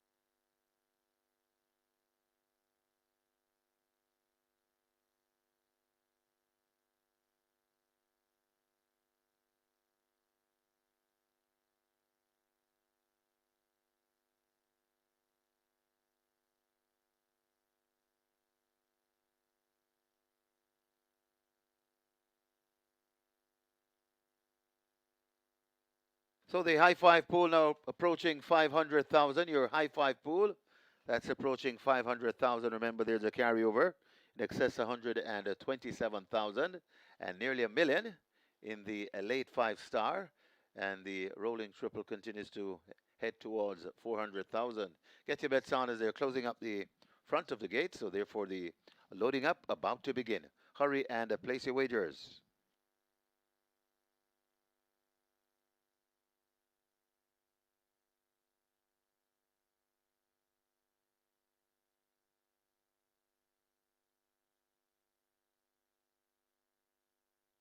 And now cash coming in on the late 5-star. We're now, wow, approaching 1.7 million. You're rolling triple on its way to 700,000 and nearly 500,000 in the high five pool as the front of the gates are closed. So the loading up will commence shortly. Massive late 5-star pool, nearly 1.7 million.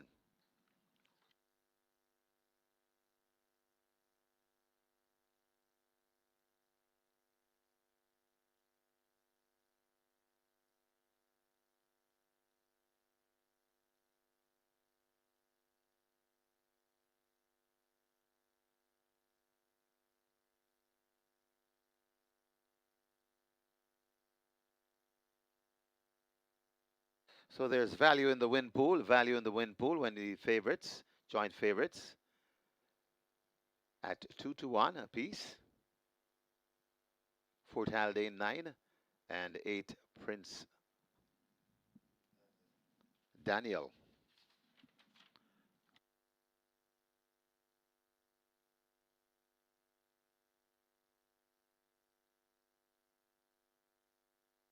Horses loading, loading for the 6th. Town Star, the first one to load, joined by the Queen's Bee. Lucky Papa moves to gate 3. A late 5-star approaching 1.8 million. So we're getting close to 2 million. Rapida, gate 4.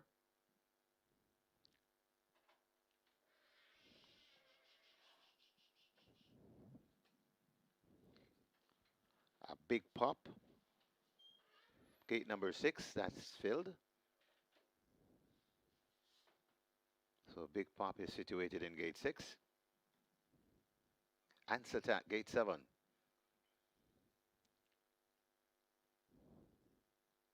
Fort Haldane, gate 9.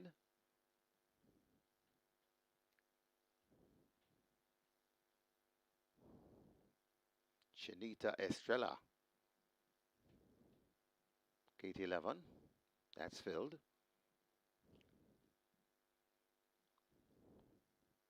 Shadow of a Doubt, gate number 12.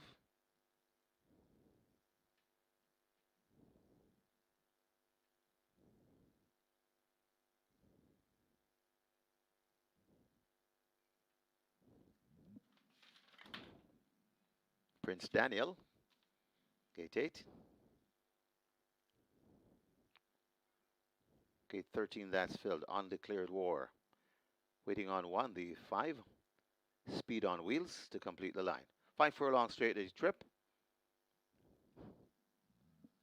Speed on Wheels.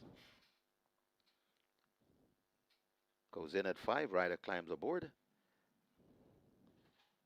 And now we're ready. Ready for race number 6.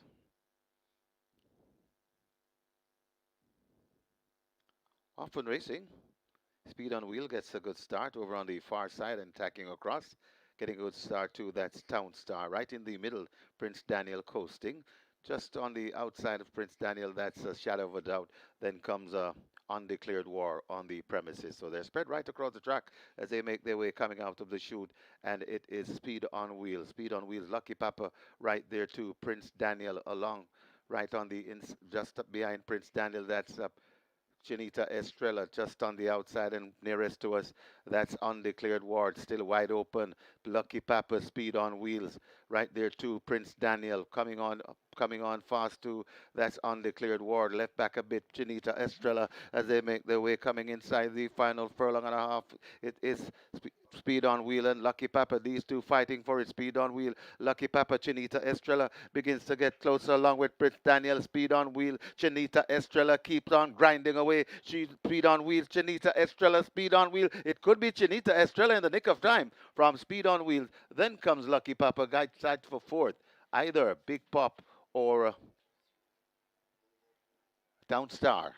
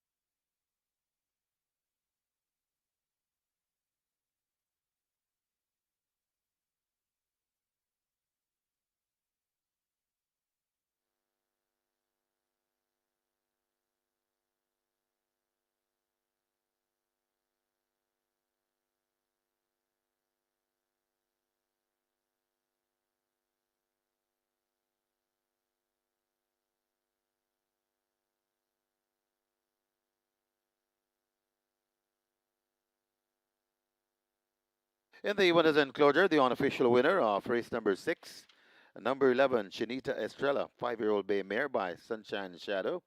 Chinita Goodas by Seeking the Glory. Bred Orange Valley Estates Limited.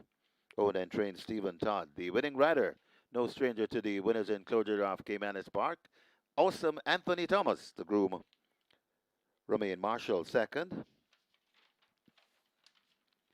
Number 5, Speed on Wheels. Third, number 3, Lucky Papa. Fourth, number 8, Prince Daniel. And fifth, number 6, Big Pop. Final time for 5 furlong straight, 103 and 2.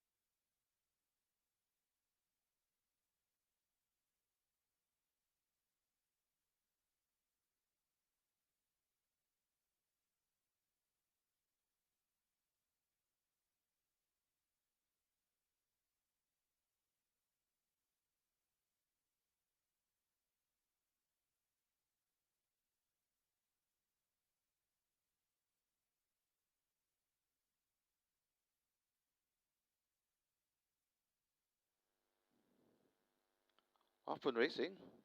Speed on Wheel gets a good start over on the far side and tacking across. Getting a good start too, that's Town Star. Right in the middle, Prince Daniel coasting. Just on the outside of Prince Daniel, that's a shadow of a doubt. Then comes a undeclared war on the premises. So they're spread right across the track as they make their way coming out of the chute.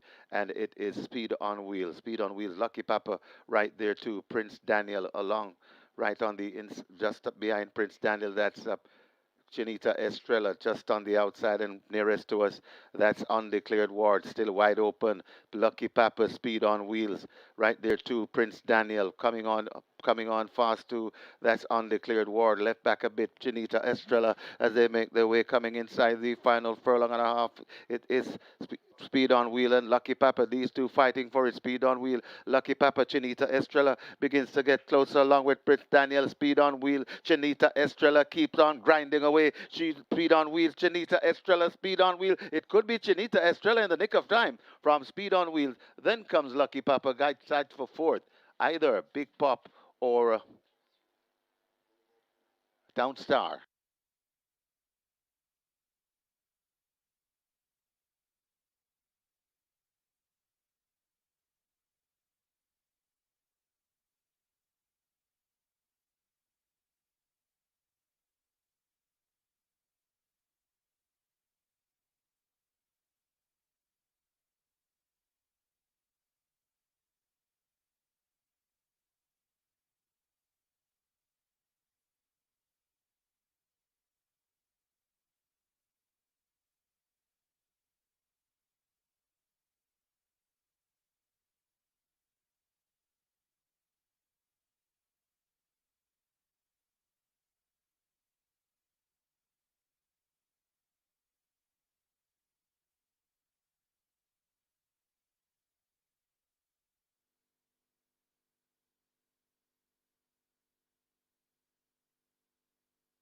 Result of the six now official. Horses to the barn. 6, Big Pop.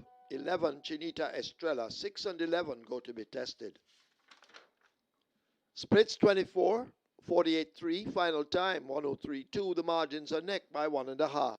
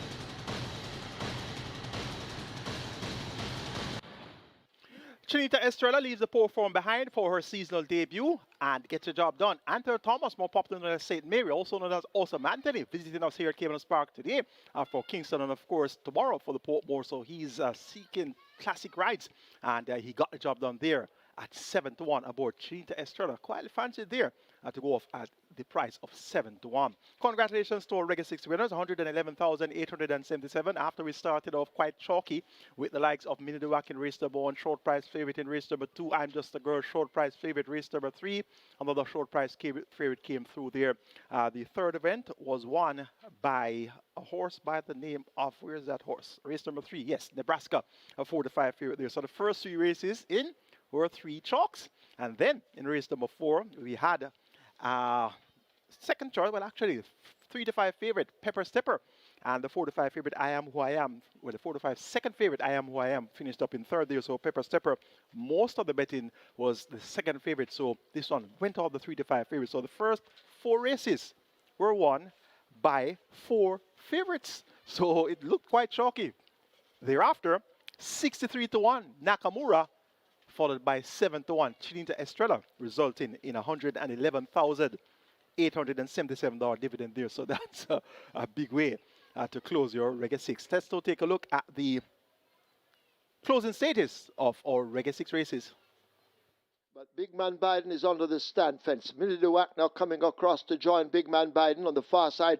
Nothing But Trouble is right there too. Galway Bay in behind them, but drifting to the far side. But it is Minnie Duwack and Nothing But Trouble now. These two share the lead with Minnie Duwack going on by just over a length. And Minnie Duwack will take the first by maybe 2 or more in the end over Nothing But Trouble. Time Bomb is third, where Your Honor is fourth. Close between Big Man Biden nearest to us and Galway Bay on the far side. At the top of the lane, I'm Just a Girl still in front, any means testing. I'm Just a Girl in front of any means trying to come forward. I'm Just a Girl, and still Robert Alidine virtually doing nothing. He's like a tourist on a adventure excursion. It's I'm Just a Girl easily in the end, and there's no way to describe this one. I'm Just a Girl is in front. Super Cali fragilistic expialidocious. I'm Just a Girl by about 7 lengths in front of any means. Then comes back in third, Mulligan Man, fourth, Star Quest. But they drive toward the line, and it is Nebraska leading Awesome Emma just by about a length separating them. Over on the rail, Diva now trying to get into top gear, but Nebraska is holding on to that lead inside the final 16th. Nebraska, Diva coming best of the rest. Nebraska driven flat to the boards, and Nebraska will take it over Diva. Then Awesome Emma. My friend Mickey close between One Dega Dega Links and Awesome Kitty. But it's Pepper Stepper in front and looks to be in total control. I Am Who I Am switched out and asked for more. It's Pepper Stepper coming to the furlong pole with a good-looking lead. I Am Who I Am racing back there in second and can only be second best. But Pepper Stepper and Robert Hardball Hallidine, that's 2 on the day, coasting in. Running on for second, that's Unbelievable Power. I Am Who I Am settled back for third. Back in fourth, that's Comune Trace. But it's still Global Pursuit and Robert Hallidine who hold that lead. The Hot Dancer, the closest pursuer. Nakamura now gets going on the far side. So too Cosmic Force and Kem nearest to us. Global Pursuit just the leader. Cosmic Force pressing home an attack. The Hot Dancer is right there too with Nakamura on the far side. It's a line of horses and they've gone by together. It could be Nakamura over the Hot Dancer, then Global Pursuit, close between Cosmic Force and Kem. It is Speed on Wheel and Lucky Papa. These two fighting for it. Speed on Wheel. Lucky Papa. Chinita Estrella begins to get closer along with Prince Daniel. Speed on Wheel. Chinita Estrella keeps on grinding away. Speed on Wheel. Chinita Estrella. Speed on Wheel. It could be Chinita Estrella in the nick of time from Speed on Wheel. Then comes Lucky Papa. Guide side for fourth. Either Big Pop or Down Star.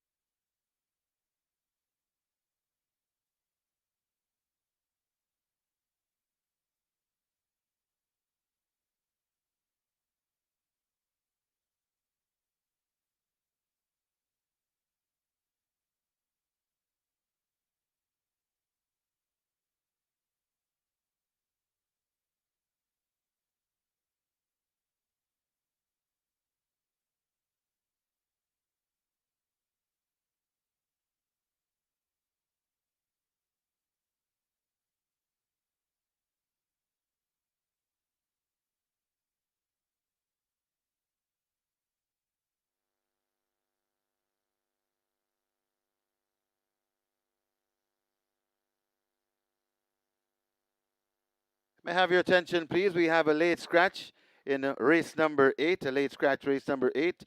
Number 1, Also Smart. That one is injured, so a late scratch. Number 1 in race number 8, Also Smart. That one is injured.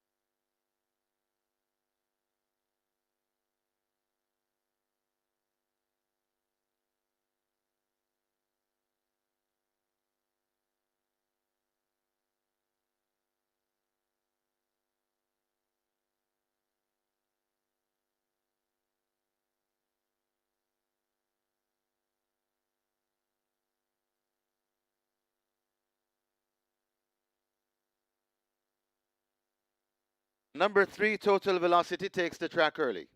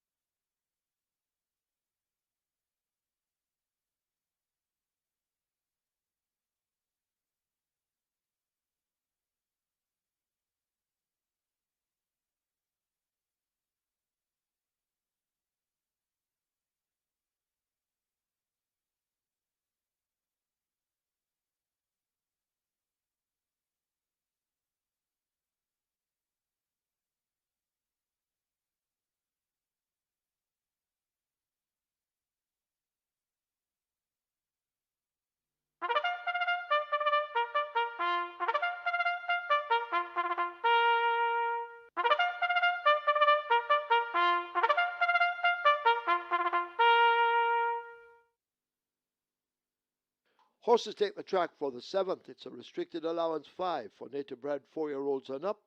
Non-winners of 2. Fillies and mares only. Number 2, Sparkling Fire, the weight 54 kilos or 119 pounds. 4, Simply Enchanting, 54.5 or 120. 5, The Storm, 52.5 or 116. 6, Native Flyer, 53 or 117. Wagering on double event exacta. Quinella trifecta, superfecta, rolling triple. Strike 4 begins here. Single with a bonus in excess of 1.7 million. Rolling triple heading for 400,000. Strike 4, 900,000. Get your wagers on.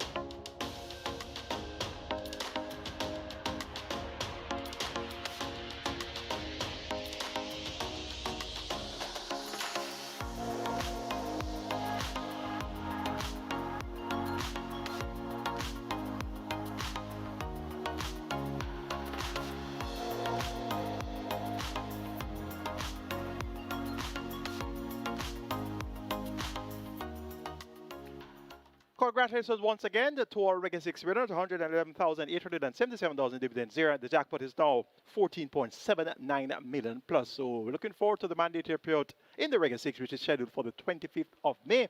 So not too long from now.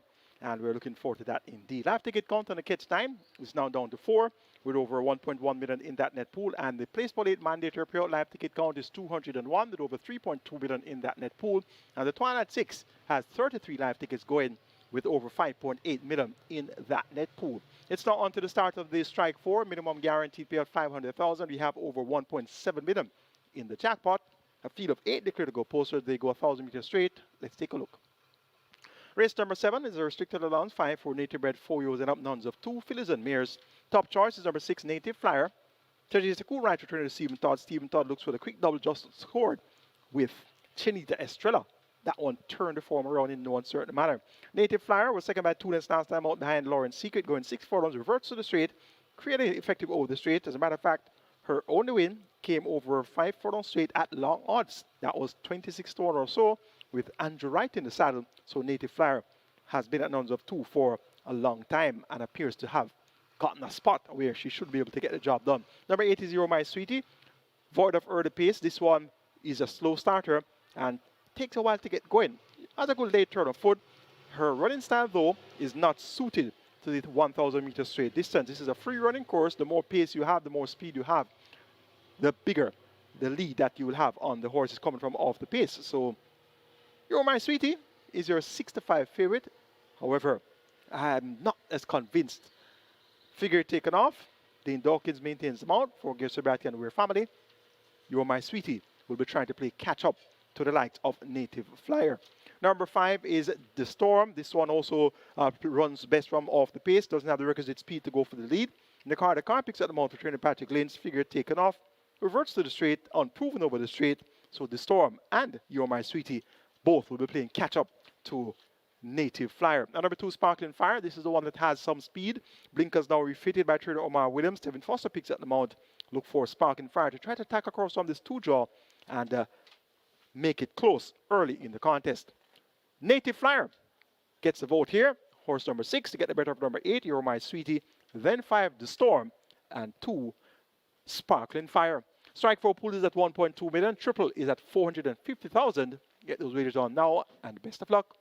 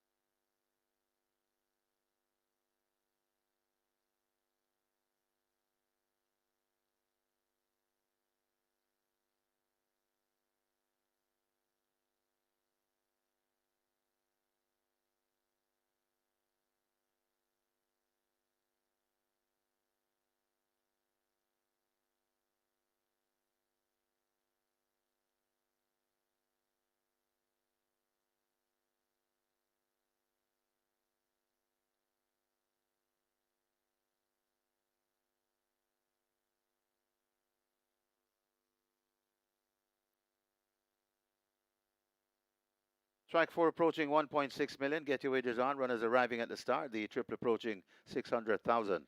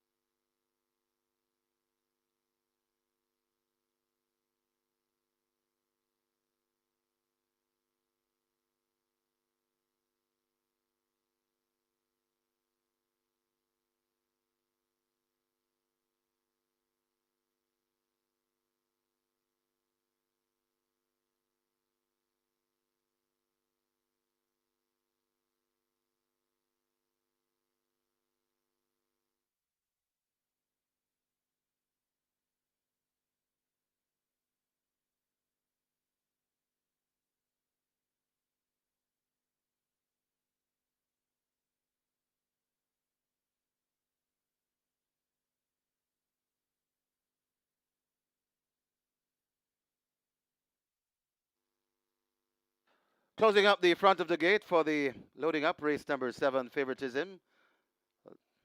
Alternating between the 6 Native Flyer and the 8 You're My Sweetie. Those two vying for favoritism.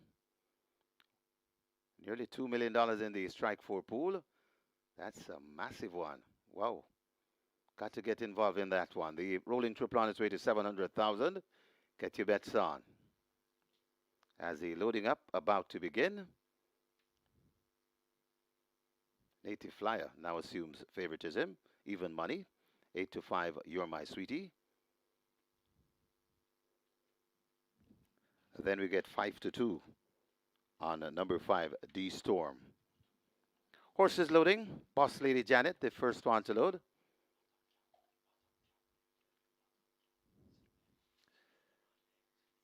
Sparkling Fire joins at 2. Simply Enchanting, gate number 4.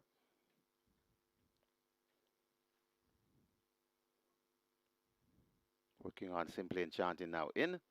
Native Flyer in at 6. That's the even money favorite. Marginally so.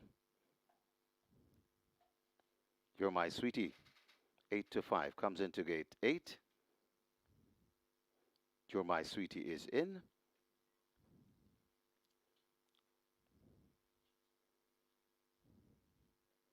Waiting on D Storm. Total Velocity Attila. And we have a line. D Storm comes into gate number 5. D Storm goes in. Total Attila to gate 7. Backing away. They'll try again. Attila at 12 to 1 in the betting. Now drifting to 13 to 1. Total Velocity waiting. Kicked out of the market at 44 to 1. Total Velocity.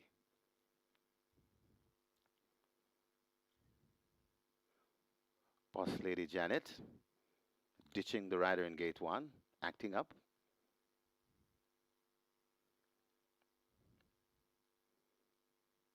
Still working on Attila, gate 7. They've taken out Boss Lady Janet from gate 1.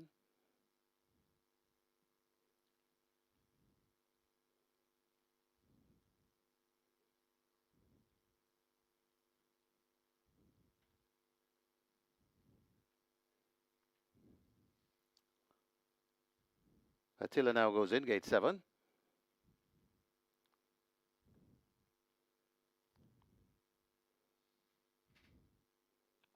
Boss Lady Janet comes back to gate 1. Goes in.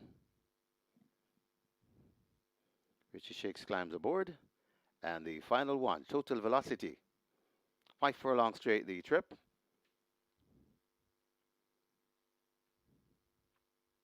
Waiting on Total Velocity, gate 3. Total Velocity goes in, and now we're ready. Ready for race number 7. 5 furlong straight the trip. Best of luck with all your wagers.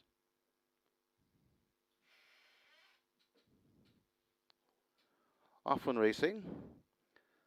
Good start for Native Flyer to the near side. Also to the near side, You're My Sweetie getting into it early.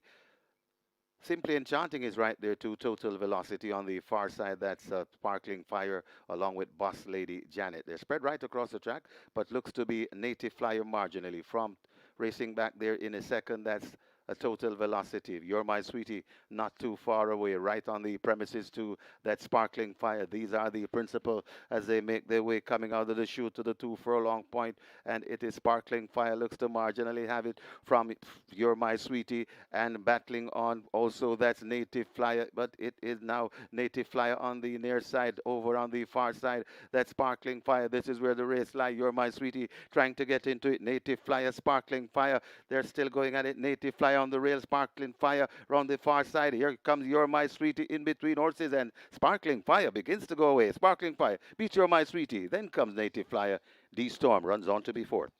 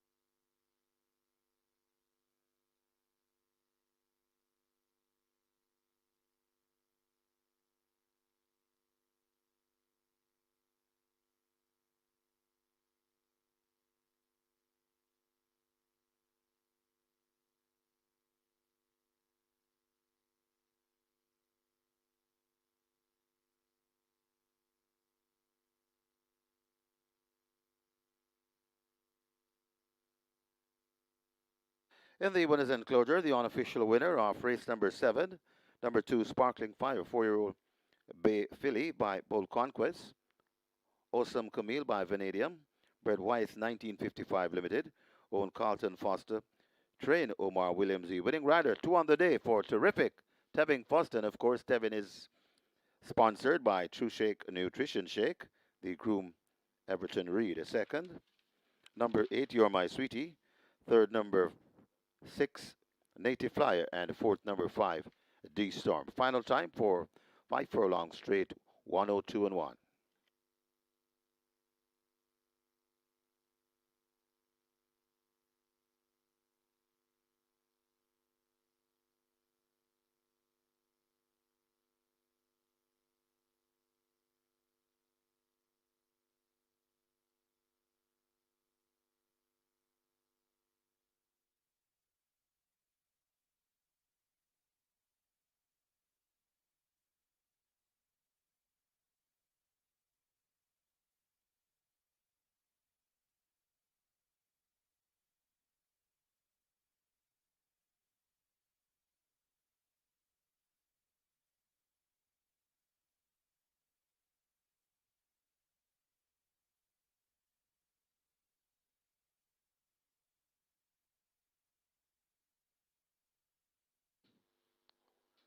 Often racing.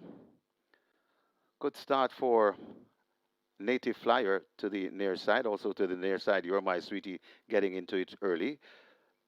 Simply Enchanting is right there too. Total Velocity on the far side. That's Sparkling Fire along with Boss Lady Janet. They're spread right across the track, but looks to be Native Flyer marginally. From racing back there in a second, that's a Total Velocity. You're My Sweetie, not too far away, right on the premises to that Sparkling Fire. These are the principal as they make their way coming out of the chute to the 2 furlong point, and it is Sparkling Fire. Looks to marginally have it from You're My Sweetie, and battling on also that's Native Flyer, but it is now Native Flyer on the near side. Over on the far side, that Sparkling Fire. This is where the race lies. You're My Sweetie trying to get into it. Native Flyer, Sparkling Fire, they're still going at it. Native Flyer on the rail, Sparkling Fire around the far side. Here comes You're My Sweetie in between horses, and Sparkling Fire begins to go away. Sparkling Fire beats You're My Sweetie. Then comes Native Flyer. D Storm runs on to be fourth.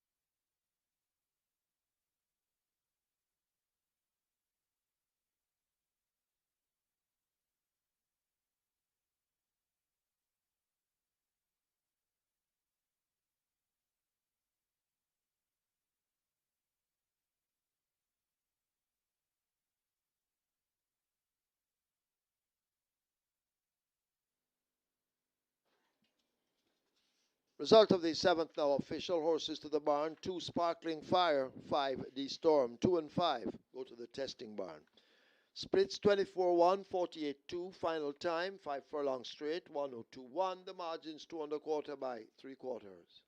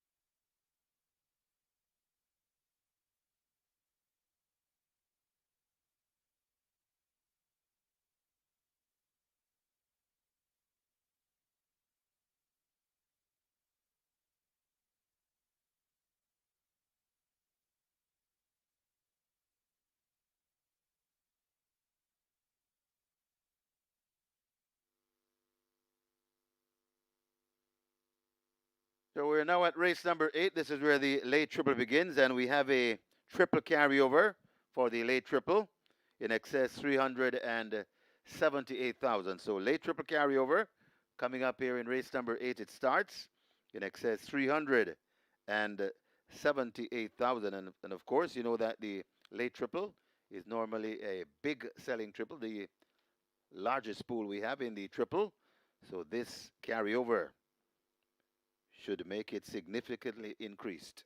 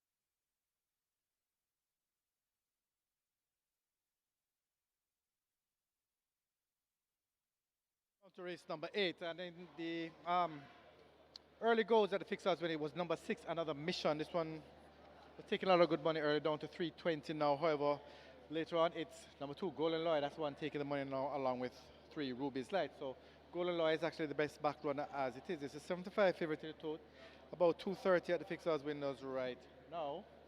But it's another mission, still taking a little money, but it's really Golden Lloyd. That's the best back runner here. Ruby's Light a little bit on that as well, and a little still coming for on the mission, but best back runner here, number 2, is also the 75 favorite in the tote, Golden Lawyer. So not much different from the tote compared to the fixed odds winners here. So good luck for race number 8.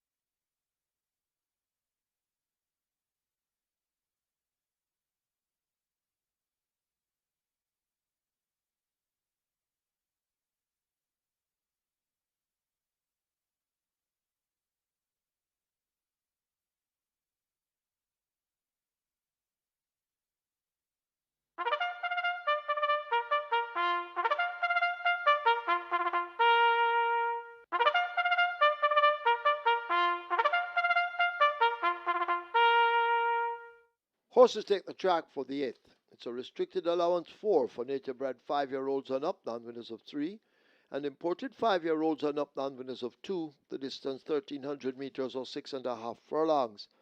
Number 1, also Smart Scratched Injured. 2, Golden Lawyer, 52 or 115. 3, Ruby's Light, 52.5 or 116. 5, Himaya, 54 or 119. 6, Another Mission, 54.5 or 120. 7, Global Machine, 51 or 112. 8, Empress in the Breeze, 52 or 115. Wagering on the double event, Exacta Quinella, Trifecta, Superfecta, High 5. This is where the late triple begins. And the late triple is at 1.3 million and climbing. Get your wagers on.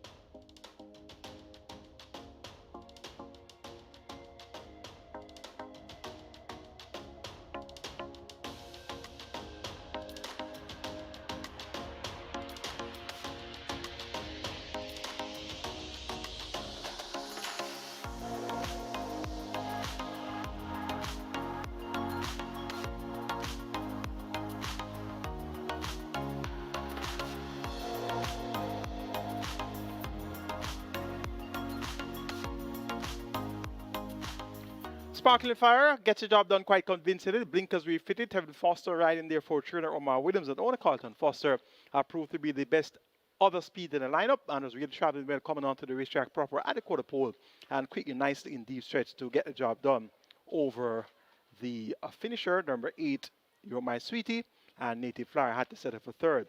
It's now on to the 8th event, the one before the big one. And of course, the big one is going to be the 6th running of the Kingston. That's going to be race number 9. Race 8, though, is a restricted allowance for native bred 5 years and up, nuns of 3, and imported 5 years and up, nuns of 2. The purse is 750,000, 1,300 meters of 6.5 furlongs is the distance. Top choice goes to number 2, Golden Lawyer. Ran a fair third, a length and a quarter in arrears behind Adira and Another Mission. That was after breaking slow. From a better break today, look for Golden Lawyer to be right there when it's being decided, and he's your 9-5 favorite with J. Madison riding for trader Philip Lee and owner Sean Graham. Number 3 is Ruby's Light. This one gets 2-1. Anthony Thomas look to a double, and Ruby's Light has been quite tardy at the start, continues to break slow, but continues to run fairly well. So if Ruby's Light can come out of the gate in good order for Anthony Thomas, he should have this one poised for a big effort. 2-1. Second choice in the wagering. Number 6 is Another Mission. This one gets 3-1. Third by 4.5 lengths last time out to All Is Right, and She's Adorable. That was among 700 to make that 500,000 claimers at 7.5 furlongs. And prior to that, ran among nuns of 3. Second by half a length there behind the Dyra. A similar effort we'll see Another Mission being in the thick of things as well. Number 9, Chesney. This one gets odds of 6-1 up in class of that win. At long last, on the 22nd attempt, was when Chesney released the maiden tag. Demar Williams did a big difference there. We was a big difference in the saddle, and clearly Chesney responded to his urgings. And once Chesney can keep a straight course once again up the lane, Chesney could very well make it close for the win. 2-3-6-9. That's where I'm going in race number 8. Golden Lawyer over Ruby's Night, Another Mission, and Chesney. Final triple is at 2.1 million and climbing. You have limited wagering time remaining. Best of luck.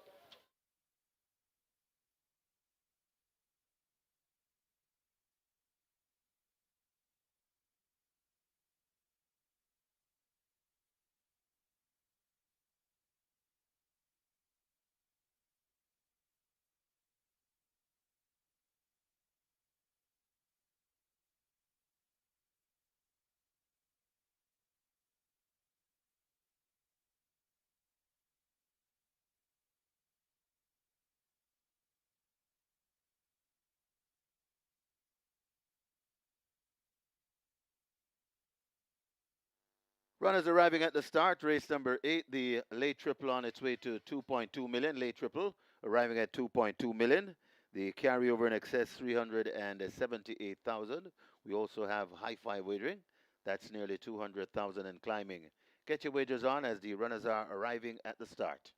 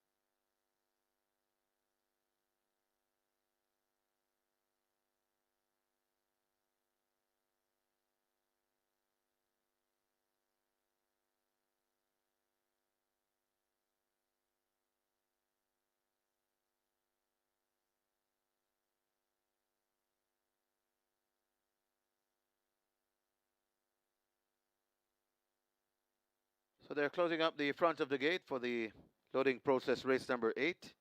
And the high five pool approaching 250,000.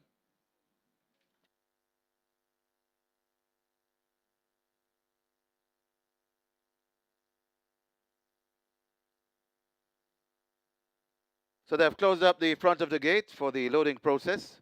Race number 8. High five approaching 250,000. And the late triple, a massive one, triple pool, approaching 2.2 million. Carryover in excess 378,000. Loading up about to start. They've opened gate number 7. That's for Global Machine.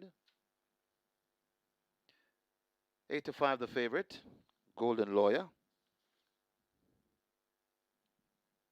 Then we get 5-2 on Ruby's Light. Golden Lawyer is loaded. Horses loading. Loading for the 8th. Oh my gosh, in at 4. Another mission, gate number 6.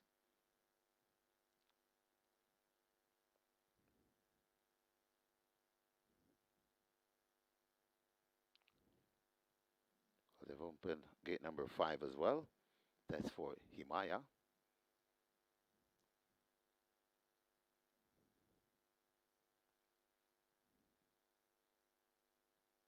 Working on Global Machine. Backing away from gate 7.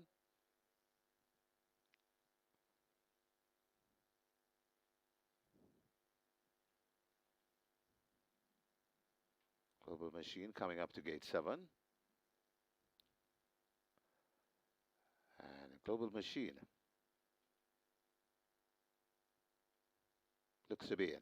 Global Machine in.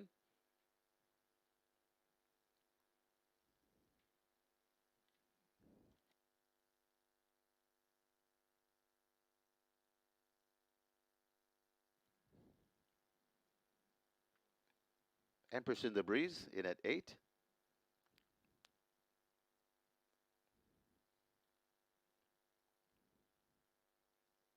Chesney coming to gate 9, goes in.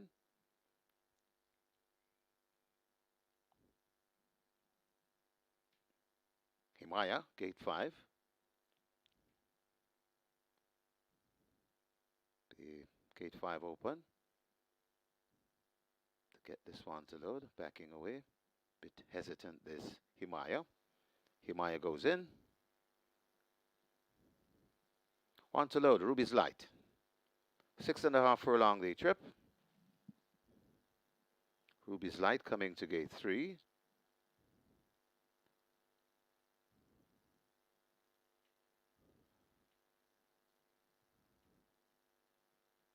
And now Ruby's Light is in. 6.5 furlongs. Start of the windmill is ready. And we're ready for a start. Often Racing. Oh my gosh, misses it along with Golden Lawyer. Getting a good start though, that's Global Machine as they go past the 6. It's Global Machine in front from Chesney on the outside, right on the in-between horses, that's Empress in the Breeze, right against the rail, that's Himaya. Then comes Golden Lawyer recovering after that break. Then comes Ruby's Light and oh my gosh, racing at the back of the field. They head toward the 4 and it is a Global Machine on about a 3 or 4 length margin in front of racing down on the outside. That's Another Mission right against the rail. The Golden Lawyer picking up and coming forward. Chesney comes next. Then comes Empress in the Breeze coming out wide. Ruby's Light right against the rail. Maya and still racing at the back of the field. That's oh my gosh there. So still in front, Global Machine, not by far. Global Machine just the lead off. Coming on the outside, that's Another Mission right against the rail. That's Golden Lawyer, and now Another Mission strike the front, but still they're fighting on. That's Global Machine coming out up on the rail. That's a Golden Lawyer. It's still in front and making the run in Globe. It's Another Mission coming on the outside. Here comes Ruby's Light winding up to pick them off. 4 across the track with a half a furlong to travel. Ruby's Light looks to have the lead. It's Ruby's Light in front. Golden Lawyer coming up the rail, but too late. Ruby's Light begins to go away. 2 on the day for Awesome Anthony Thomas. Ruby's Light beats Golden Lawyer. Then comes Another Mission, maybe Imaya back in fourth.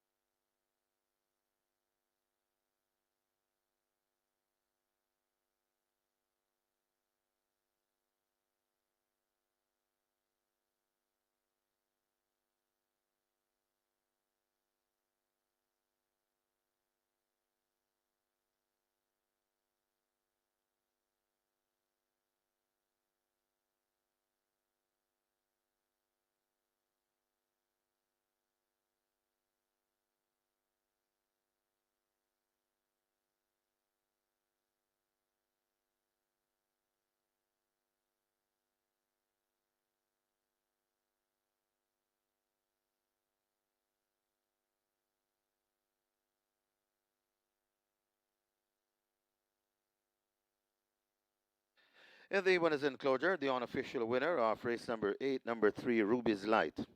5-year-old Bay Mare by Casual Trick. Outrageous by Fearless Vision. Bred Fitzroy Gillespie. Own Raymond Townsend. It's 2 on the day for trainer Greg Fennell. Congratulations, trainer. And it's also 2 on the day for the winning rider, Awesome Anthony Thomas, the groom Nicholas Green. Second, number 2, Golden Lawyer. Third, number 6, Another Mission. Fourth, number 5, Himaya. And fifth, number 7, Global Machine. Final time for 6.5 furlongs, 124 flat.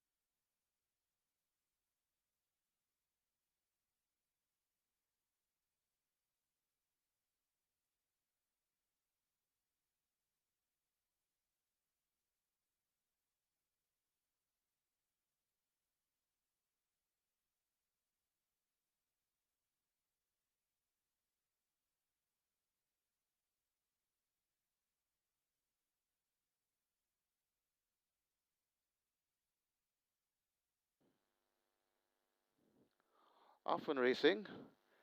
Oh my gosh, misses it along with Golden Lawyer.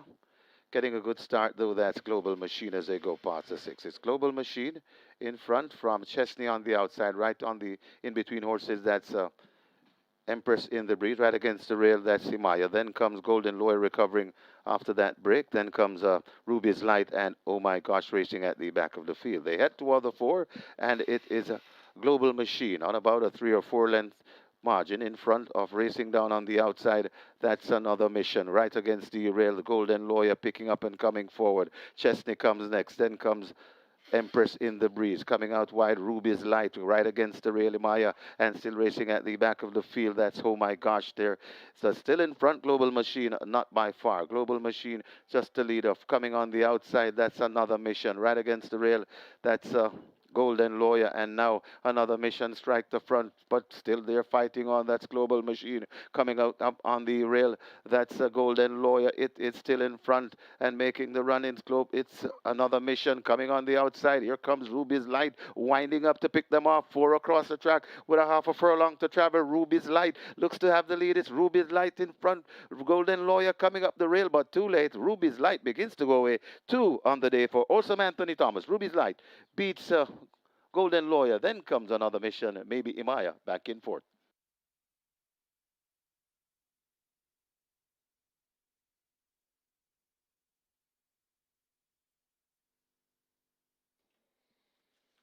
We have a carryover in the early 5-star, moving to the late 5-star.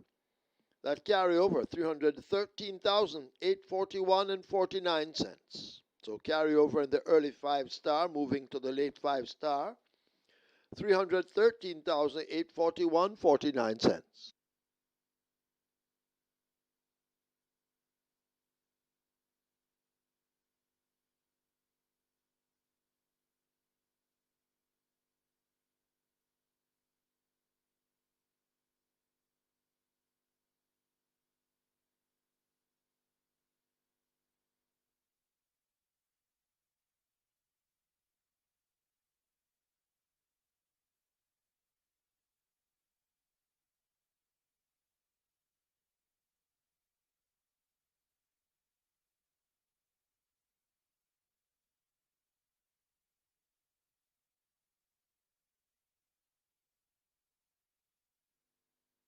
Result of the 8th official. Horses to the barn. 2 Golden Lawyer, 3 Ruby's Light. 2 and 3 go to be tested.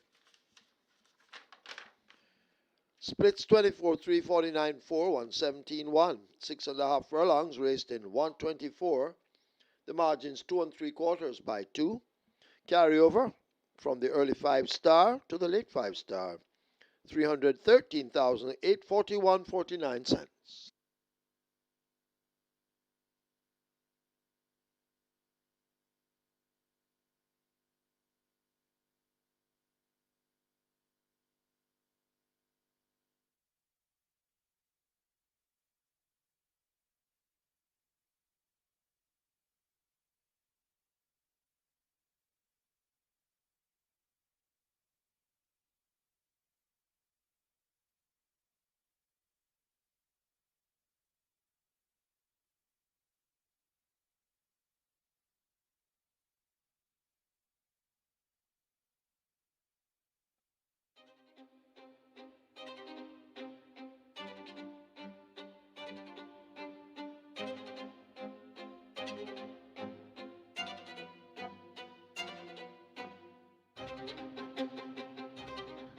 So we're here now to look at the 6th running of the Kingston. It will be run on Saturday at Caymanas Park, and this is usually a good indicator to the classic, starting with the Guinness in June.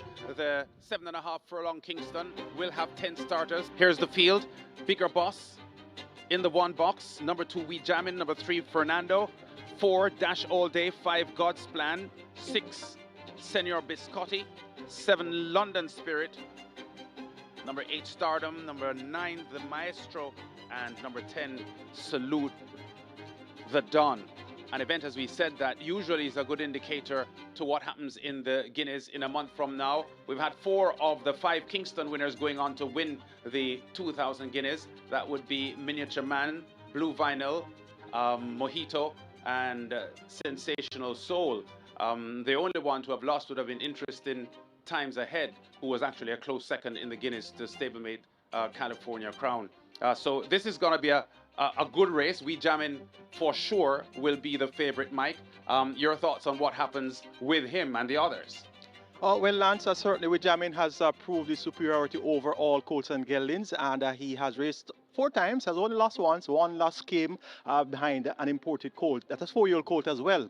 American Aviator lost no marks in defeat. Second, game second too in 126 and 3/5 of a second for 7 furlongs. But then he came back and won impressively in the Prince Consort Stakes, and he won by 5 1/4 lengths with 57 kilos, beating Dash All Day and Salute Dawn. And it was an interesting rematch between himself and Salute Dawn. Salute Dawn was quite impressive in victory in the Sir Howard Stakes over 6 furlongs in 113 and 4/5 of a second. So Salute Dawn was actually sent off the favorite in the Prince Consort Stakes, a 3-2 marginal favorite over We Jammin', who was sent off. Surprising for me, but go ahead. Yes, We Jammin' was sent off at odds of 9-5, and We Jammin' challenged Salute Dawn from early in the stretch and ran on to win quite comfortably in the end. And Dash All Day ran on to beat Salute Dawn for the runner-up spot. So We Jammin', it's his race to lose. 6-time champion jockey Omar Walker maintains the mount for trainer Peter Dumbasard and owner Paul Lumsden. 57 kilos of weight once again. And he has worked well. 7 furlongs in 129-2 alongside stablemate Oliver De Oro. And that work came on the 3rd of May. So We Jammin' looks to be a shoo-in for the 6th running of the Kingston. I'm expecting Salute Dawn to be able to deliver a stronger challenge here. A notable change of rider. Ian Spence now replaces Dane Dawkins in the saddle riding for GR.II. And Dane Dawkins has been aboard this Salute Dawn all 5 career starts, and Salute Dawn just somehow can't get better off We Jammin'. So I'm looking forward to this one. With 54 kilos, same weight coming out of the Prince Consort, I'm looking forward to this Salute Dawn to make a race of it. And Dane Dawkins, he has hopped off Salute Dawn. He's now on to Stardom, and both horses are trained by GR.II. So that's an important change of rider. Looking forward to Stardom, who has worked well also to be in the thick of things throughout. And my other horse of interest is going to be number 3, Fernando. He won the Rimsky Trophy coming from way off the pace, and in turn he was closer to the pace during the Prince Consort, so he may have been used up too early during the Prince Consort. And he has worked extremely well on the 2nd of May when 5 round in 1 minute flat, beating Dash All Day, who did 102 and 3/5 of a second. So that's a big margin of defeat at exercise for Dash All Day versus Fernando. Champion jockey Ryder Showman picks up the mount aboard Fernando for leading trainer Anthony Nunes, and prefer to racing. I think that Fernando is going to be a threat to all and sundry in deep stretch once he's held off the splits, similar to that approach in the Rimsky, where he flew in deep stretch to get the job done there over an imported colt any means. So this one looks assuring, as I said, Lance, for Wijamin, but a lot of talented horses are here, and on the day, let's see how close they can get to Wijamin. So your top 4 then?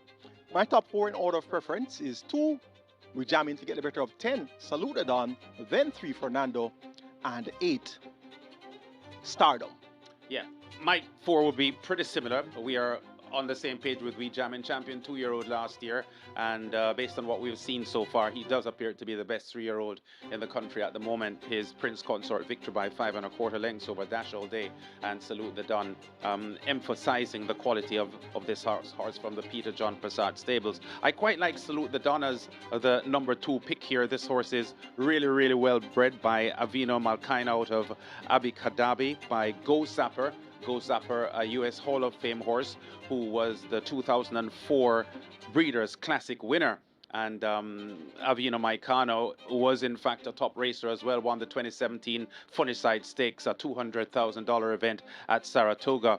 Salute the Don has a lot of pace. I agree that he didn't run as well as we thought he would have in the last outing, but I think he will be a better horse come Saturday, and I have him as my number 2 horse behind Wijamin. Fernando, as you said, working well, Michael, and this horse is expected to do well. Dash All Day will be ridden by the visiting Anthony Thomas, former champion jockey in Jamaica, now based at Gulfstream Park. So I have Wijamin to win over Salute the Don, Fernando 3rd, and Dash All Day is my 4th pick. Peter Yellow, the race caller at Gulfstream Park, had his pick sent in as well, Mike, and can we have a look at them?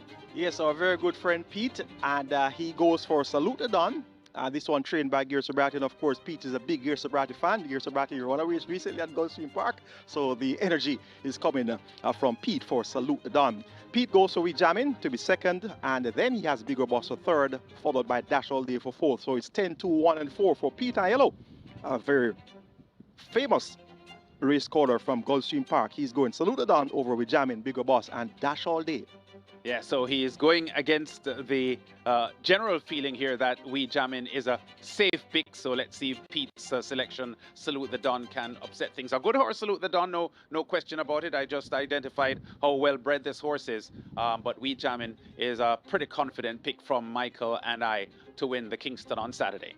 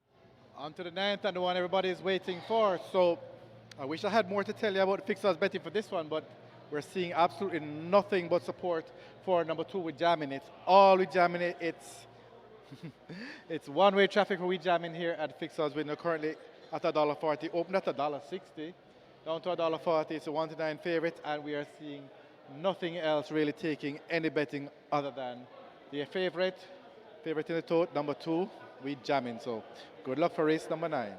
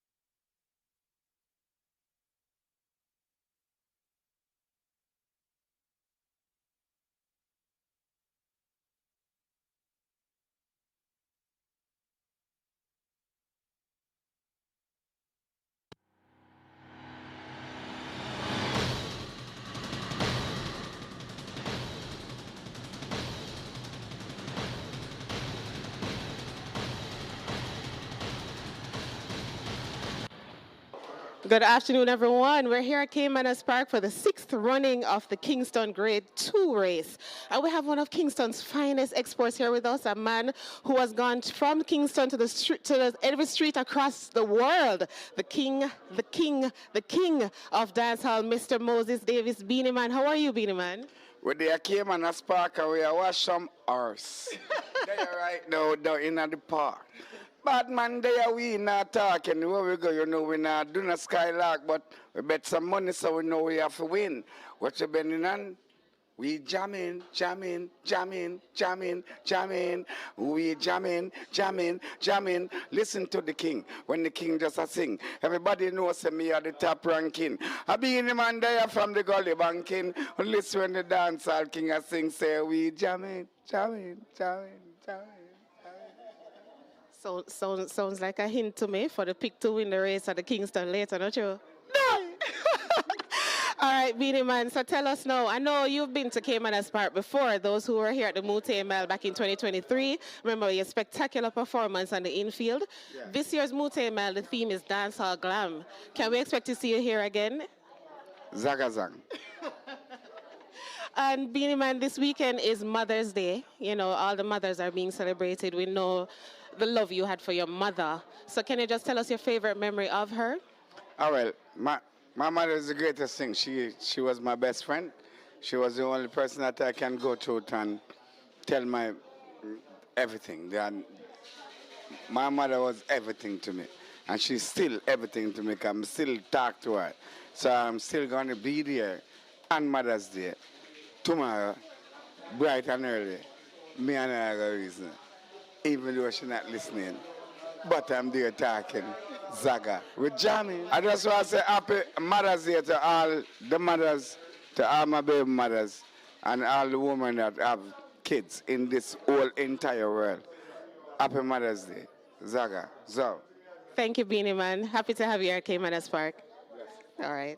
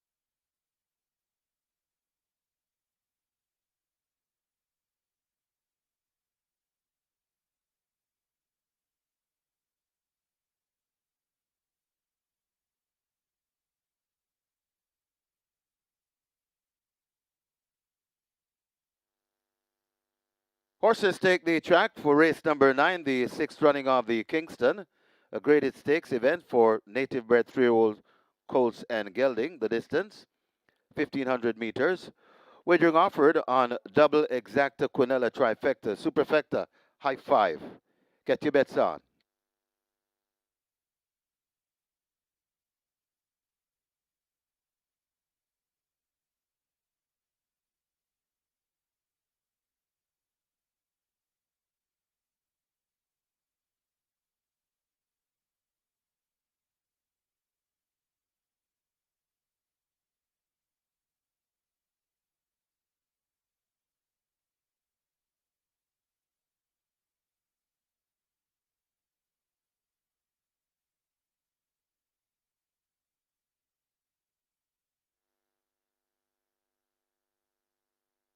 Weight changes for race number 9, number 7, London Spirit, 54 kilos or 119 pounds. And number 9, the Maestro, 54.5 kilos or 120 pounds. Get your bets on as the runners make their way to post.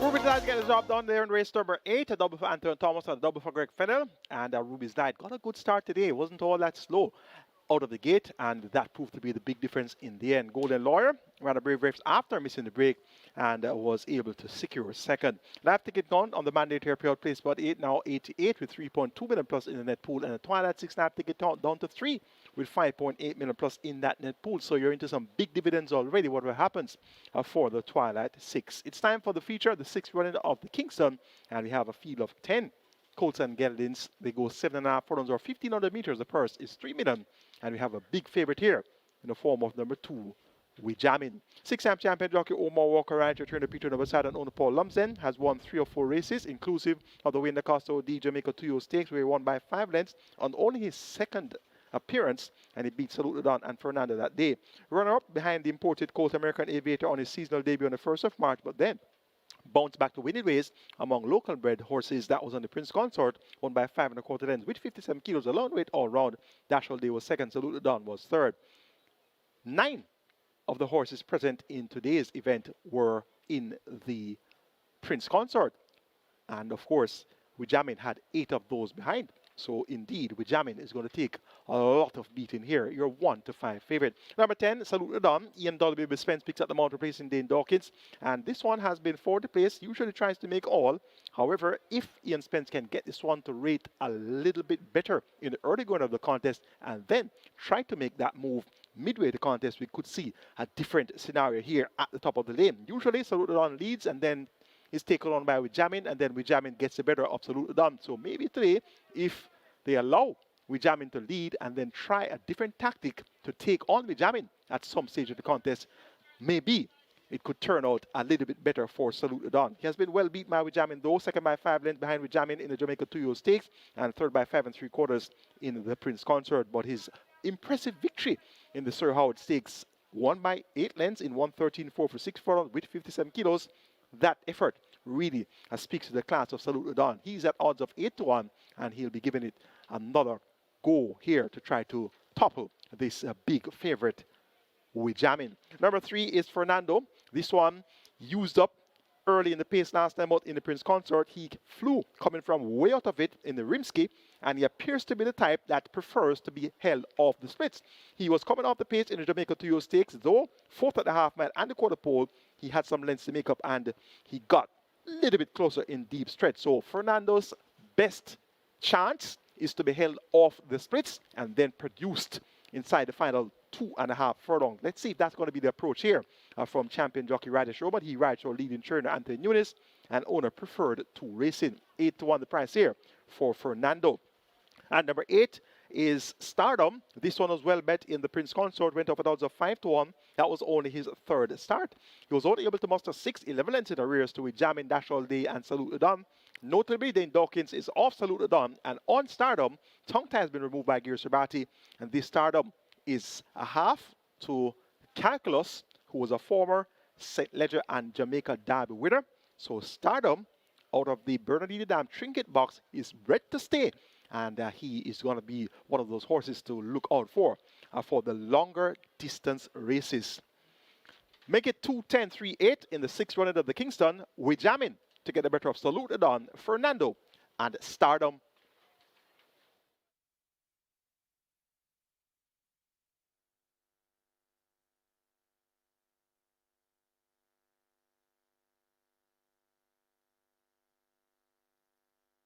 Closing up the front of the gate for the loading process, the 6th running of the Kingston.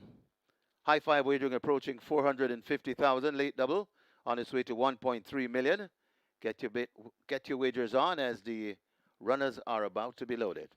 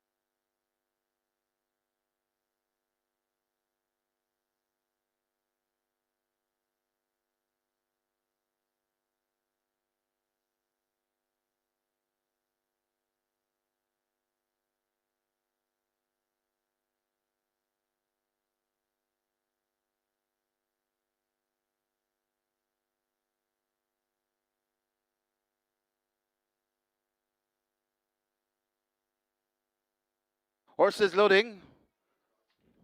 Loading for the 6th running of the Kingston. Dash All Day. Looks to be in at 4. God's Plan in at 5. So horses loading. Senor Biscotti comes to gate number 6. Goes in. London Spirit, gate 7.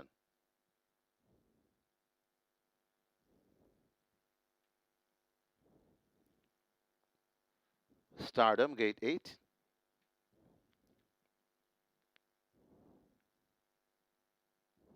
The Maestro, gate number 9.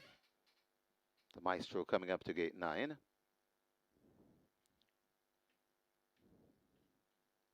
So they're working on the Maestro.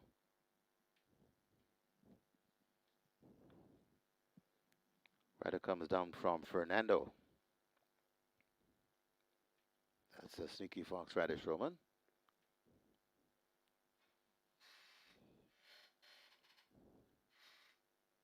Still working on the Maestro, gate 9.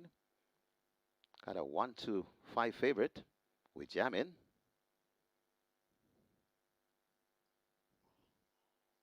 from the powerhouse barn of the chosen one, Peter John Passad. Salute the Don is in at 10. The Maestro could be in at 9. So the loading process will advance. So 3 to load. Bigger Boss comes to gate 1. Bigger Boss looks to be in. We jam in, joins at 2. And Fernando to complete the line.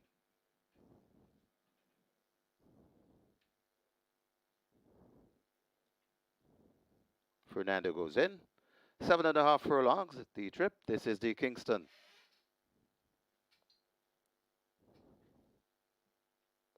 Starter holding the field. Now they're off and racing. Not a bad line. Out wide, that Salute the Don wants that lead and is prompting the pace coming past these 7. So it's Salute the Don. Right there too, that's God's Plan in the mix as well. That's We Jammin'. Just behind them, that's Bigger Boss. Then comes Senor Biscotti as they go past the 6. Stardom comes next. Just on the outside of Stardom, that is the Maestro. Just behind them, that's Dash All Day. Coming up on the inside, Fernando. And racing at the back of the field, that's London Spirit. They head toward the 4. And on that lead, Salute the Don, trying to dictate terms. About 3 or 4 lengths in front of racing down into second, that Salute the Don, which Jamin tracks them and now begins to make a forward move on the outside. Also trying to come on that Stardom, but it's still on that lead. It's Salute the Don in front. Here comes We Jamming on the outside, right there too in the mixed. That's God's Plan still there. They're coming at the top of the lane. Salute the Don still in front. God's Plan also in it, just out wide and coming on. That's We Jamming. But it's Salute the Don still in front, turning their bat at the furlong pole. Salute the Don also coming on. That's God's Plan. Salute the Don still in front of God's Plan. Also coming down into it, that Stardom. It's Salute the Don still turning them back, coming with a half a furlong to go. Here comes Stardom up the inside rail, and Stardom, Salute the Don. Stardom, Salute the Don. Stardom now goes on to win the Kingston from Salute the Don. Then comes God's Plan. Senor Biscotti, and back in 5th. That's Fernando.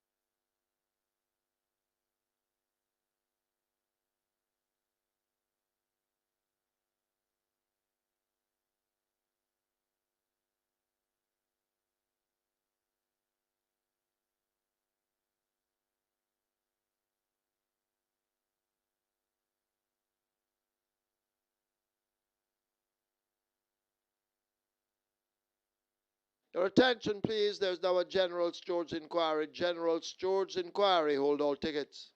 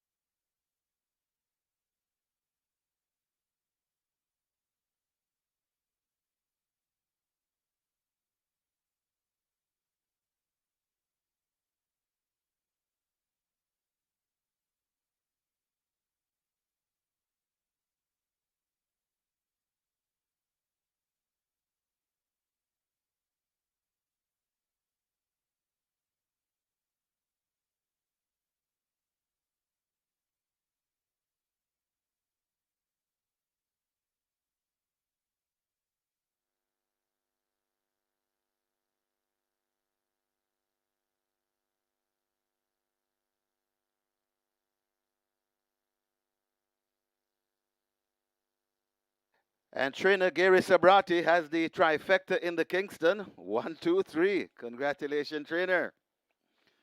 In the winners enclosure, the unofficial winner of race number 9, the 6th running of the Kingston, number 8, Stardom, a 3-year-old bay colt by Sensational Slam Trinket Box by Bernardini, Bred Ham Stables Limited, Ownwear Family, trainer Gary Sabrati, the winning rider, Devastating Dane Dawkins, the groom Lindell Bennett. Second, Salute the Dawn, number 10. Third, number 5, God's Plan. Fourth, number 6, Senor Biscotti. And fifth, number 3, Fernando. Final time for 7.5 furlongs, 1:33 and 2. Stewards inquiry, hold all tickets, please. General Stewards inquiry, hold all tickets, please.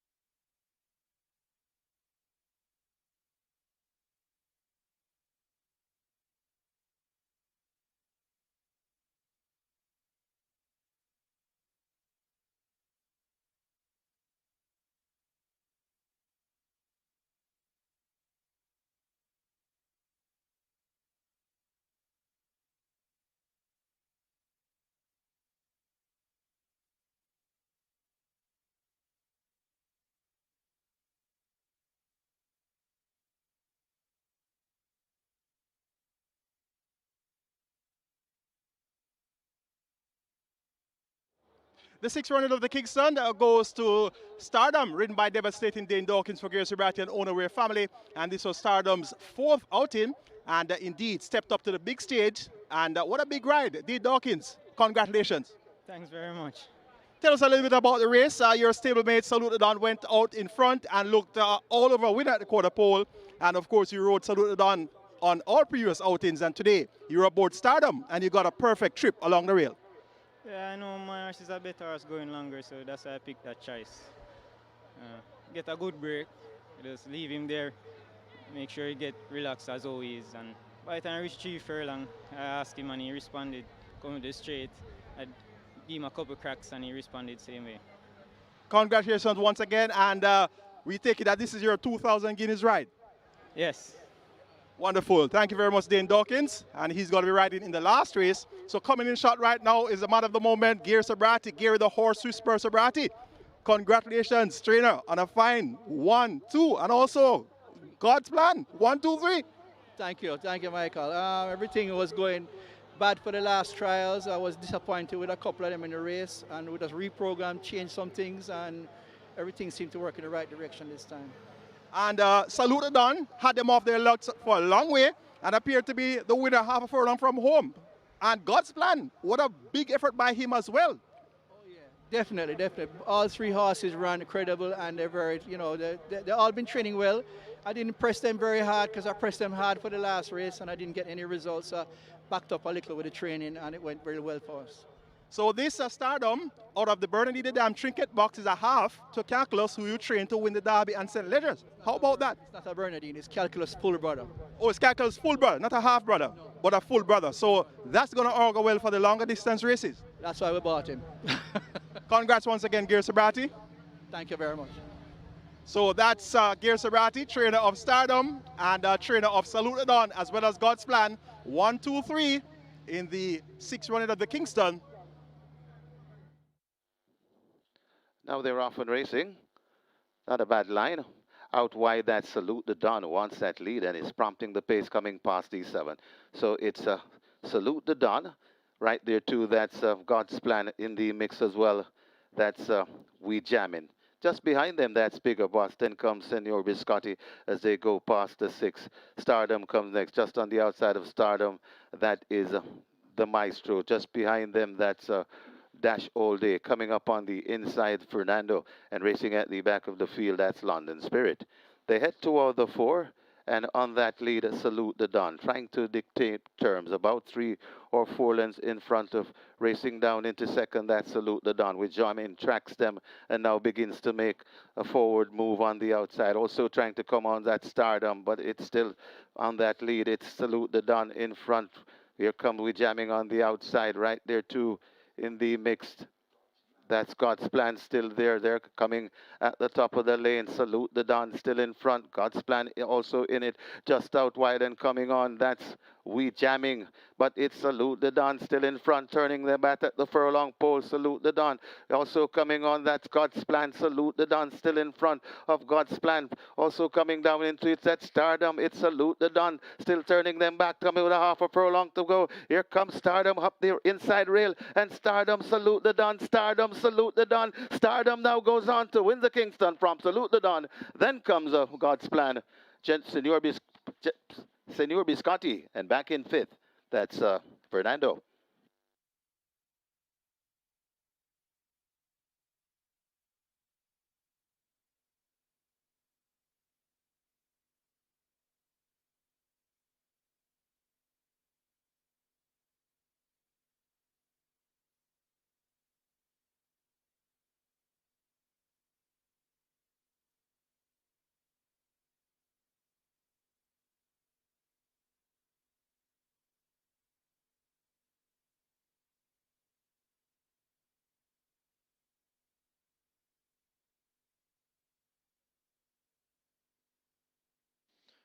Result of the 9th, now official horses to the testing barn. 5, God's Plan. 6, Senor Biscotti. 8, Stardom. 10, Salute the Dawn. 5, 6, 8, 10, go to be tested. Splits 23-4, 46-4, 112-4. They race 7.5 furlongs and run 33-2. The margins are half by 2.5.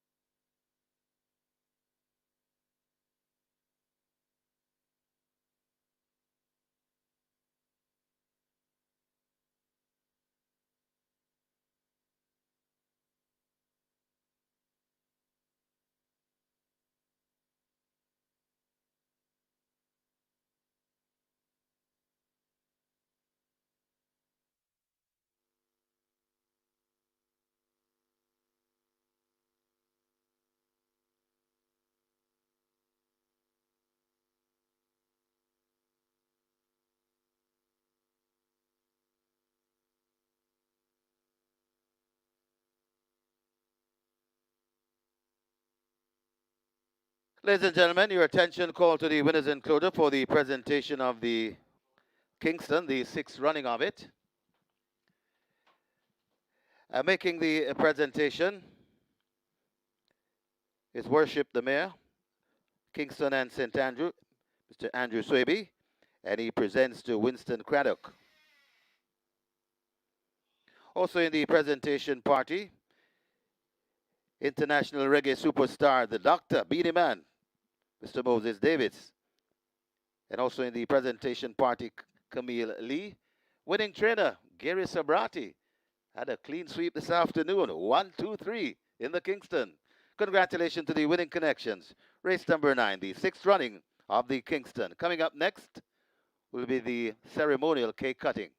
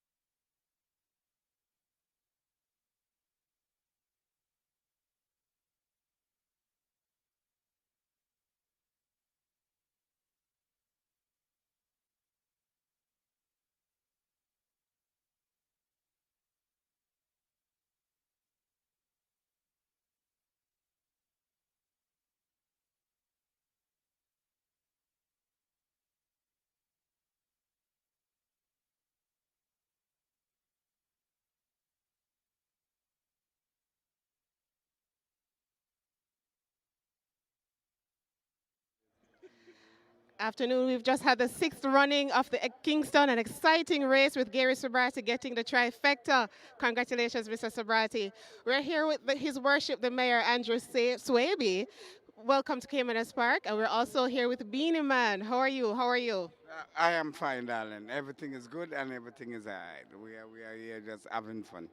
All right, thanks. Now, Mr. Mayor, you've had a fabulous experience. You went around to the back. You saw the saddling. You saw the race live here. Tell us your experience, how it has been so far. I haven't been to this place for more than a decade, and I must tell you that it was a learning experience for me. I enjoyed it, and certainly I'll be back. I was just going to ask you if we can expect to see you back. Well, the running of the Portmore is tomorrow, so you're invited. Tomorrow is Mother's Day as well, so I just wanted to send Mother's Day greetings to all the patrons here at Caymanas Park and all the mothers that you know. Well, I would love to come back tomorrow's Mother's Day, and this is one of the events where you find that mostly male, one of the few gathering that you find mostly male. And on behalf of all the males here, being a man and myself, I just want to say Happy Mother's Day to everyone, all the females tomorrow. I just want everybody to just make sure that they pamper their mother and show the love. Thank you so much, and thank you for coming to the greatest place on earth. Thank you.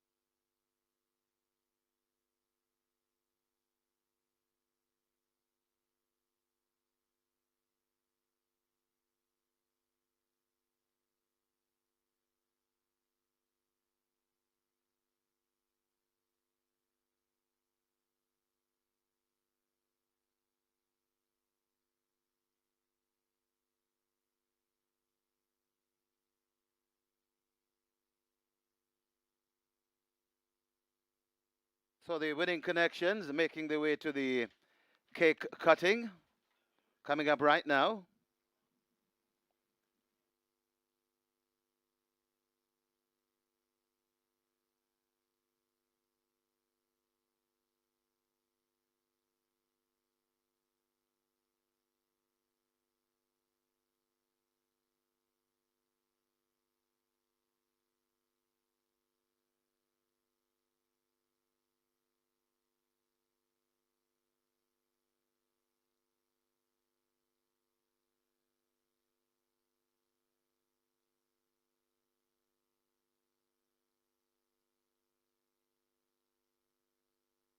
So lining up for the cake cutting. Ready, and they're off and cutting.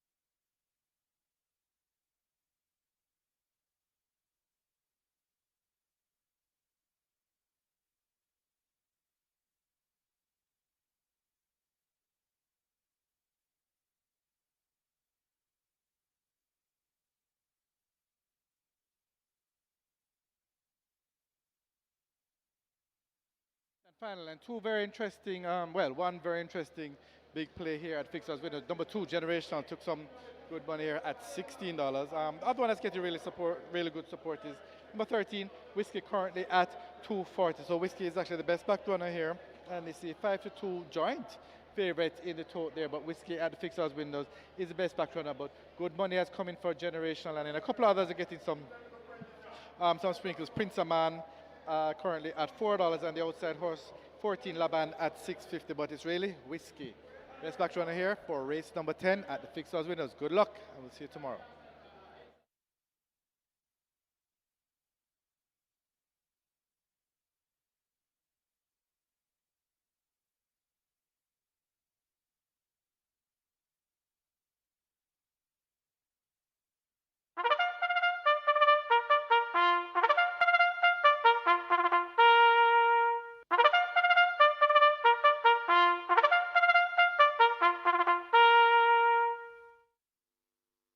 Horses take the track for the 10th and final. It's for 3-year-olds and up, optional claimers. 1.5 million to 1.2 million. The distance, 5.5 furlongs. Number 2, Generational, make the weight 51.5 kilos or 114 pounds. Number 3, Milas, 51.5 kilos or 114 pounds. Number 5, Quaco, 52.5 kilos or 116 pounds. Number 7, Indestructible, 54 kilos or 119 pounds. Number 8, Principal Tiffany, 51 kilos or 112 pounds. Wagering offered on Exacta, Quinella, Trifecta, Superfecta, High Five. Get your bets on as the runners make their way to post.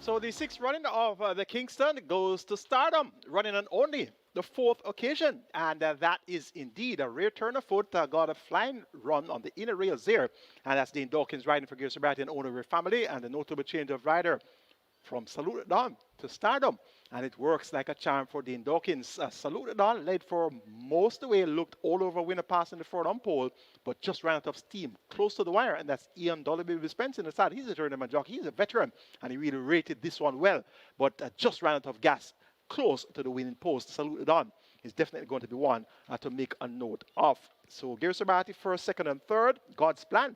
I checked in there with Emilio McLean aboard, and God's Plan ran a brave race. He was giving game chase to his stablemate Salute Dawn for most of the way, and it's a trifecta, a spanking trifecta too in the Kingston for trainer Gear.II. On place favorite at 1-5 with jamming.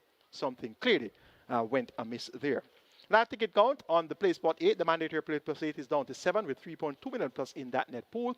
And evidently, there are no live tickets remaining on the Twilight 6. We had 3 live tickets going into the Kingston, and with the upset at 13-1 by Stardom, it appears as if we're in carryover mode right now for the Twilight 6. Tomorrow, we'll be having 10 races on tap.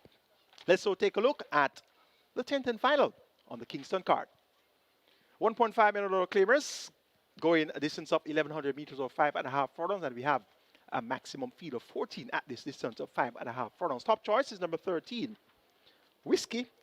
Ran among Overnight Company last time, out by 10 lengths behind Don Quasi, Linguist, and Sensational Soul. Now back among claimers, ran as Roman rides for Peter Don Bassard. Whiskey, very game and consistent, and indeed gets a vote here, is at 2-1. Lukewarm favorite. Number 12 also steps down in class as Prince Aman. Robert Haldane rides for Jason Acosta. They're looking for the third win on the card. They scored earlier with Pepper Stepper and also with I'm Just a Girl. So this is going to be a live triple for Robert Haldane and Jason Acosta. Prince Aman has also run well enough to win at 1.5 million claimers. And his last 2 victories actually came among $1.5 million claim. But actually, one of his last 2 victories came at 1.5, and the other was at overnight allowance. So he's quite capable among these. And 5-2 represents good value. Number 7 is Indestructible. This one gets 8-1. Upset the apple cart last time out at 10-1, going 5 straight, beating Emperor of the Cats. Emperor of the Cats is here, drawn post 6. And you're getting 7-2 for Emperor of the Cats and 8-1 for Indestructible. So clearly, that win wasn't convincing enough over Emperor of the Cats on last, so Indestructible still at a bigger price. Tyrese Anderson upset earlier at 63-1 with that horse by the name of Nakamura in race number 5. So he's looking for a double, and this would be a spanking double. And number 6, Emperor of the Cats, 42 starts, 19 wins, 6 seconds, and 5/3. So he is 30 out of 42 in the top 3, and he is indeed quite productive. You will Pinnock rides for Edward Walker. This one reports first of the claim. Banging form is Emperor of the Cats, and he should make his presence extremely well felt. Also, he's at 7-2. Quite a competitive 10th and final, going 13, 12, 7, and 6. Whiskey over Prince Aman, Indestructible, and Emperor of the Cats.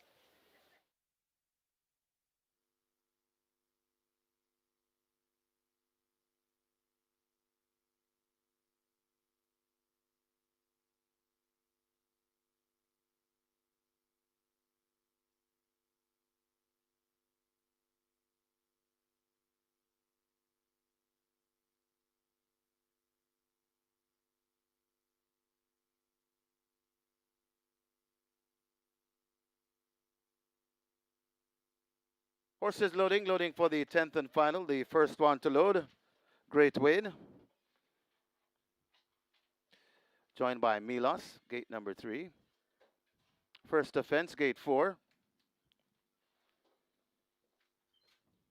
First Offense goes in.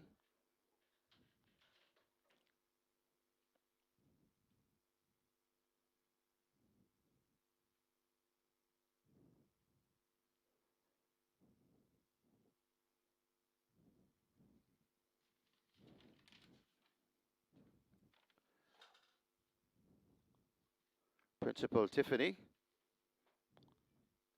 gate number 8. Principal Tiffany goes in.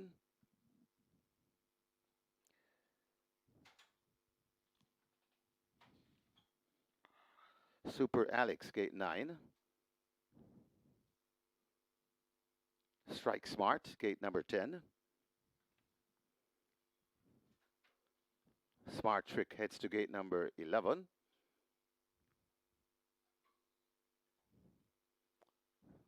Smart Trick goes in. Whiskey, gate number 13. Whiskey goes in at 13. Generational heads to gate 2. That one spun around. Laban, gate 14. Emperor of the Cats, gate number 6. Generational lining up for 2. Quaco to gate 5. Generational goes in. Quaco spinning around, turning it back to the gate. Prince Saman, gate number 12. So loading up process will advance. 2 to load. Quaco and Indestructible.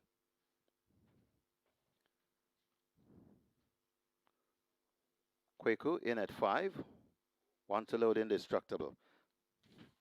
5.5 furlong the trip. This is the nightcap. Waiting on Indestructible.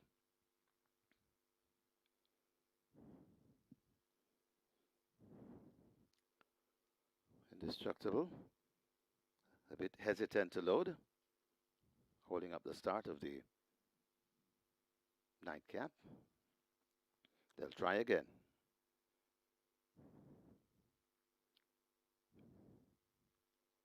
Working on Indestructible. And then we'll have a line.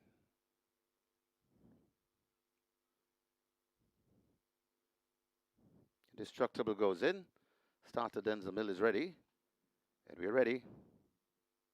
Ready for a start.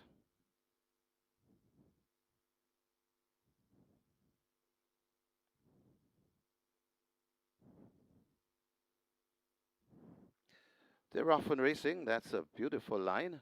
Generational wants that lead. Generational out wide. That's Emperor of the Cat. So Emperor of the Cat's Generational mixing it up. Then comes a Strike Smart in the middle. Right there too, that's Milos. These 4 in a tight group. Coming on the outside, here comes Whiskey coming out wide along with Laban. Then comes Smart Trick just behind them. That's Prince Aman coming into it as they come with just about 2.5 furlong to travel. It's Emperor of the Cats on that lead. Whiskey tackling right there too. That's Generational. These 3 as now Whiskey prompts the lead and Whiskey goes on from Emperor of the Cat right against the rail. That's Generational. Coming out wide, that's Laban, but it is Whiskey in front. Generational right against the rail. Emperor of the Cats trying to come back for more. Milos is also coming on, but it's Whiskey in front of Generational. Inside the final furlong, Whiskey on top. Generational trying to get to Whiskey.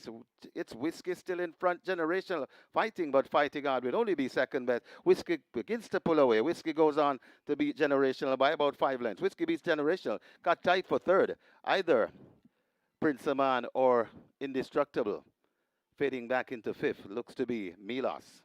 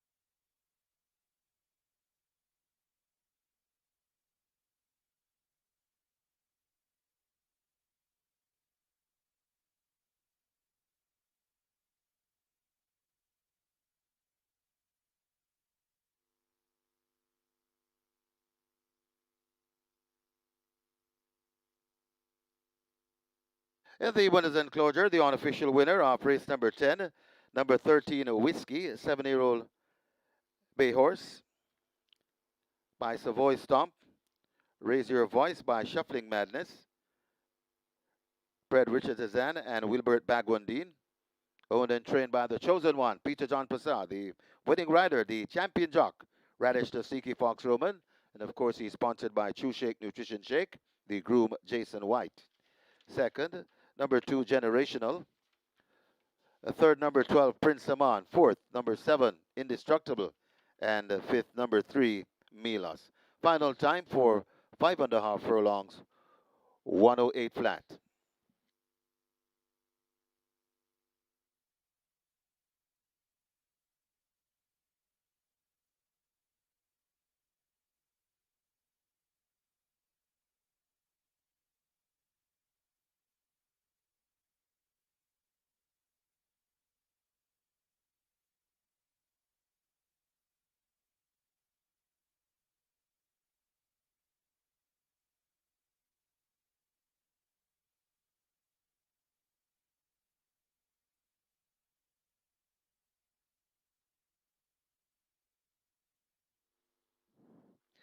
They're off and racing. That's a beautiful line.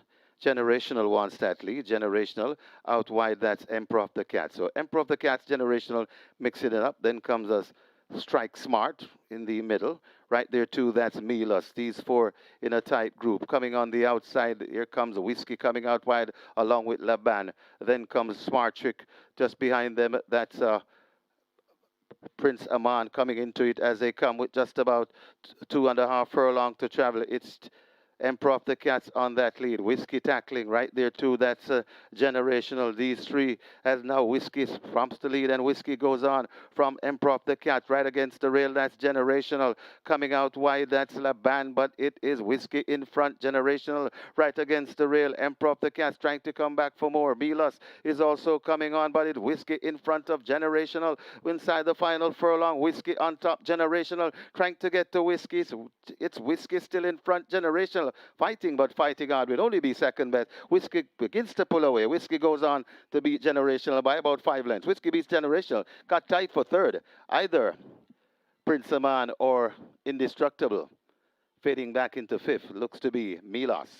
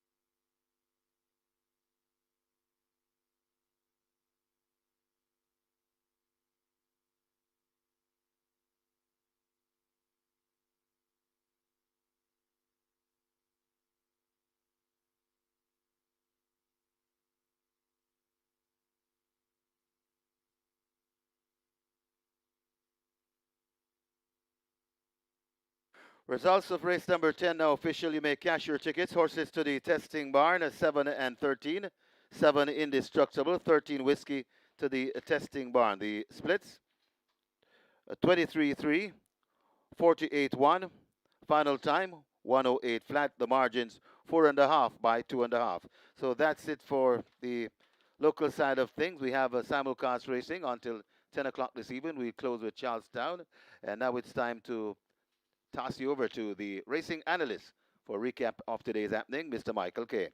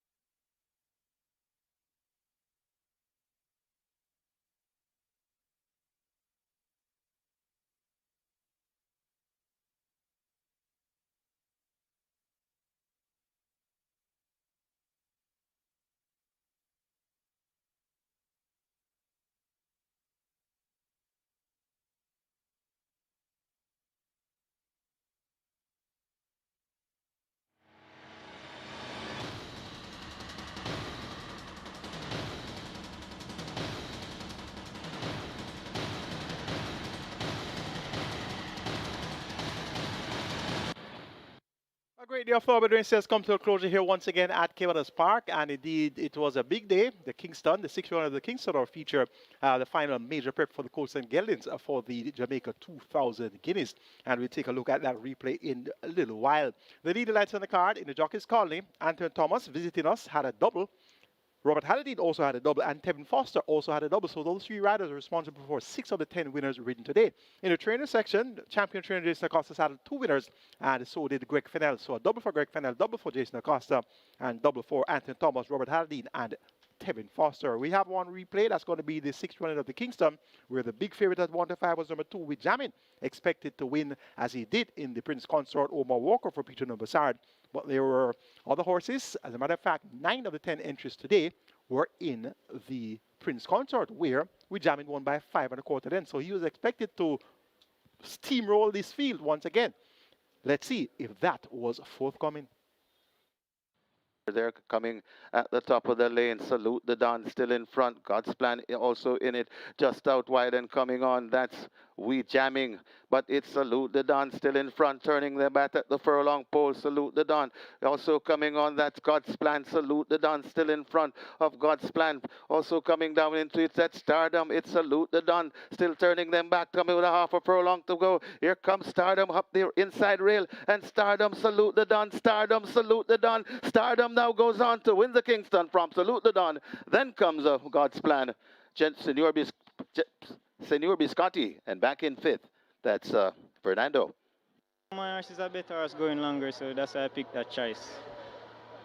Get a good break, just leave him there, make sure he get relaxed as always. And by the time I reached 3 furlong, I asked him and he responded, coming to the straight.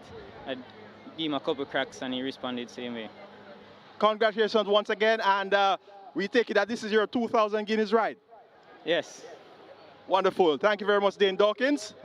Everything was going bad for the last trials. I was disappointed with a couple of them in the race, and we just reprogrammed, changed some things, and everything seemed to work in the right direction this time. And Salute the Don had them off their luck for a long way and appeared to be the winner half a furlong from home. And God's Plan, what a big effort by him as well. Definitely, definitely. All three horses ran incredible, and they're very, you know, they've all been training well. I didn't press them very hard because I pressed them hard for the last race and I didn't get any results. So backed up a little with the training and it went very well for us. So this Stardom, out of the Bernadine the Dam trinket box, is a half to Calculus, who you trained to win the Derby and St. Ledgers. How about that? It's not a Bernadine, it's Calculus' full brother. Oh, it's Calculus' full brother, not a half brother, but a full brother. So that's going to augur well for the longer distance races. That's why we bought him. Congrats once again, Gear Sabrati. Thank you very much. So that's Gear Sabrati, trainer of Stardom and trainer of Salute the Dawn, as well as God's Plan. 1, 2, 3 in the 6th running of the Kingston. So good day all together. The tippings of winners doing interviews after the big race. So really and truly a memorable day. And we're looking forward to do it all over again. And please note that we have a carryover in the Twilight 6 of over $4 million. And the carryover amount here is $4,416,764.73. So that's going to be a must-bet item on the Sunday card. And indeed, the catch line is going as well. Over 3.6 million is in the jackpot there. We have a high five carryover of over 216,000. And you know, on Sunday, the outsiders always come filing in. How about Nakamura today at 63 to 1? So Sunday, you better be on your best handicapping skills and find those winners. I'm your analyst, Michael Kane, on behalf of the production team, also on behalf of our promoters, Supreme Ventures Racing and Entertainment Limited, saying a good evening to you. And we'll be here a few hours' time for 10 more races on the Pope or card.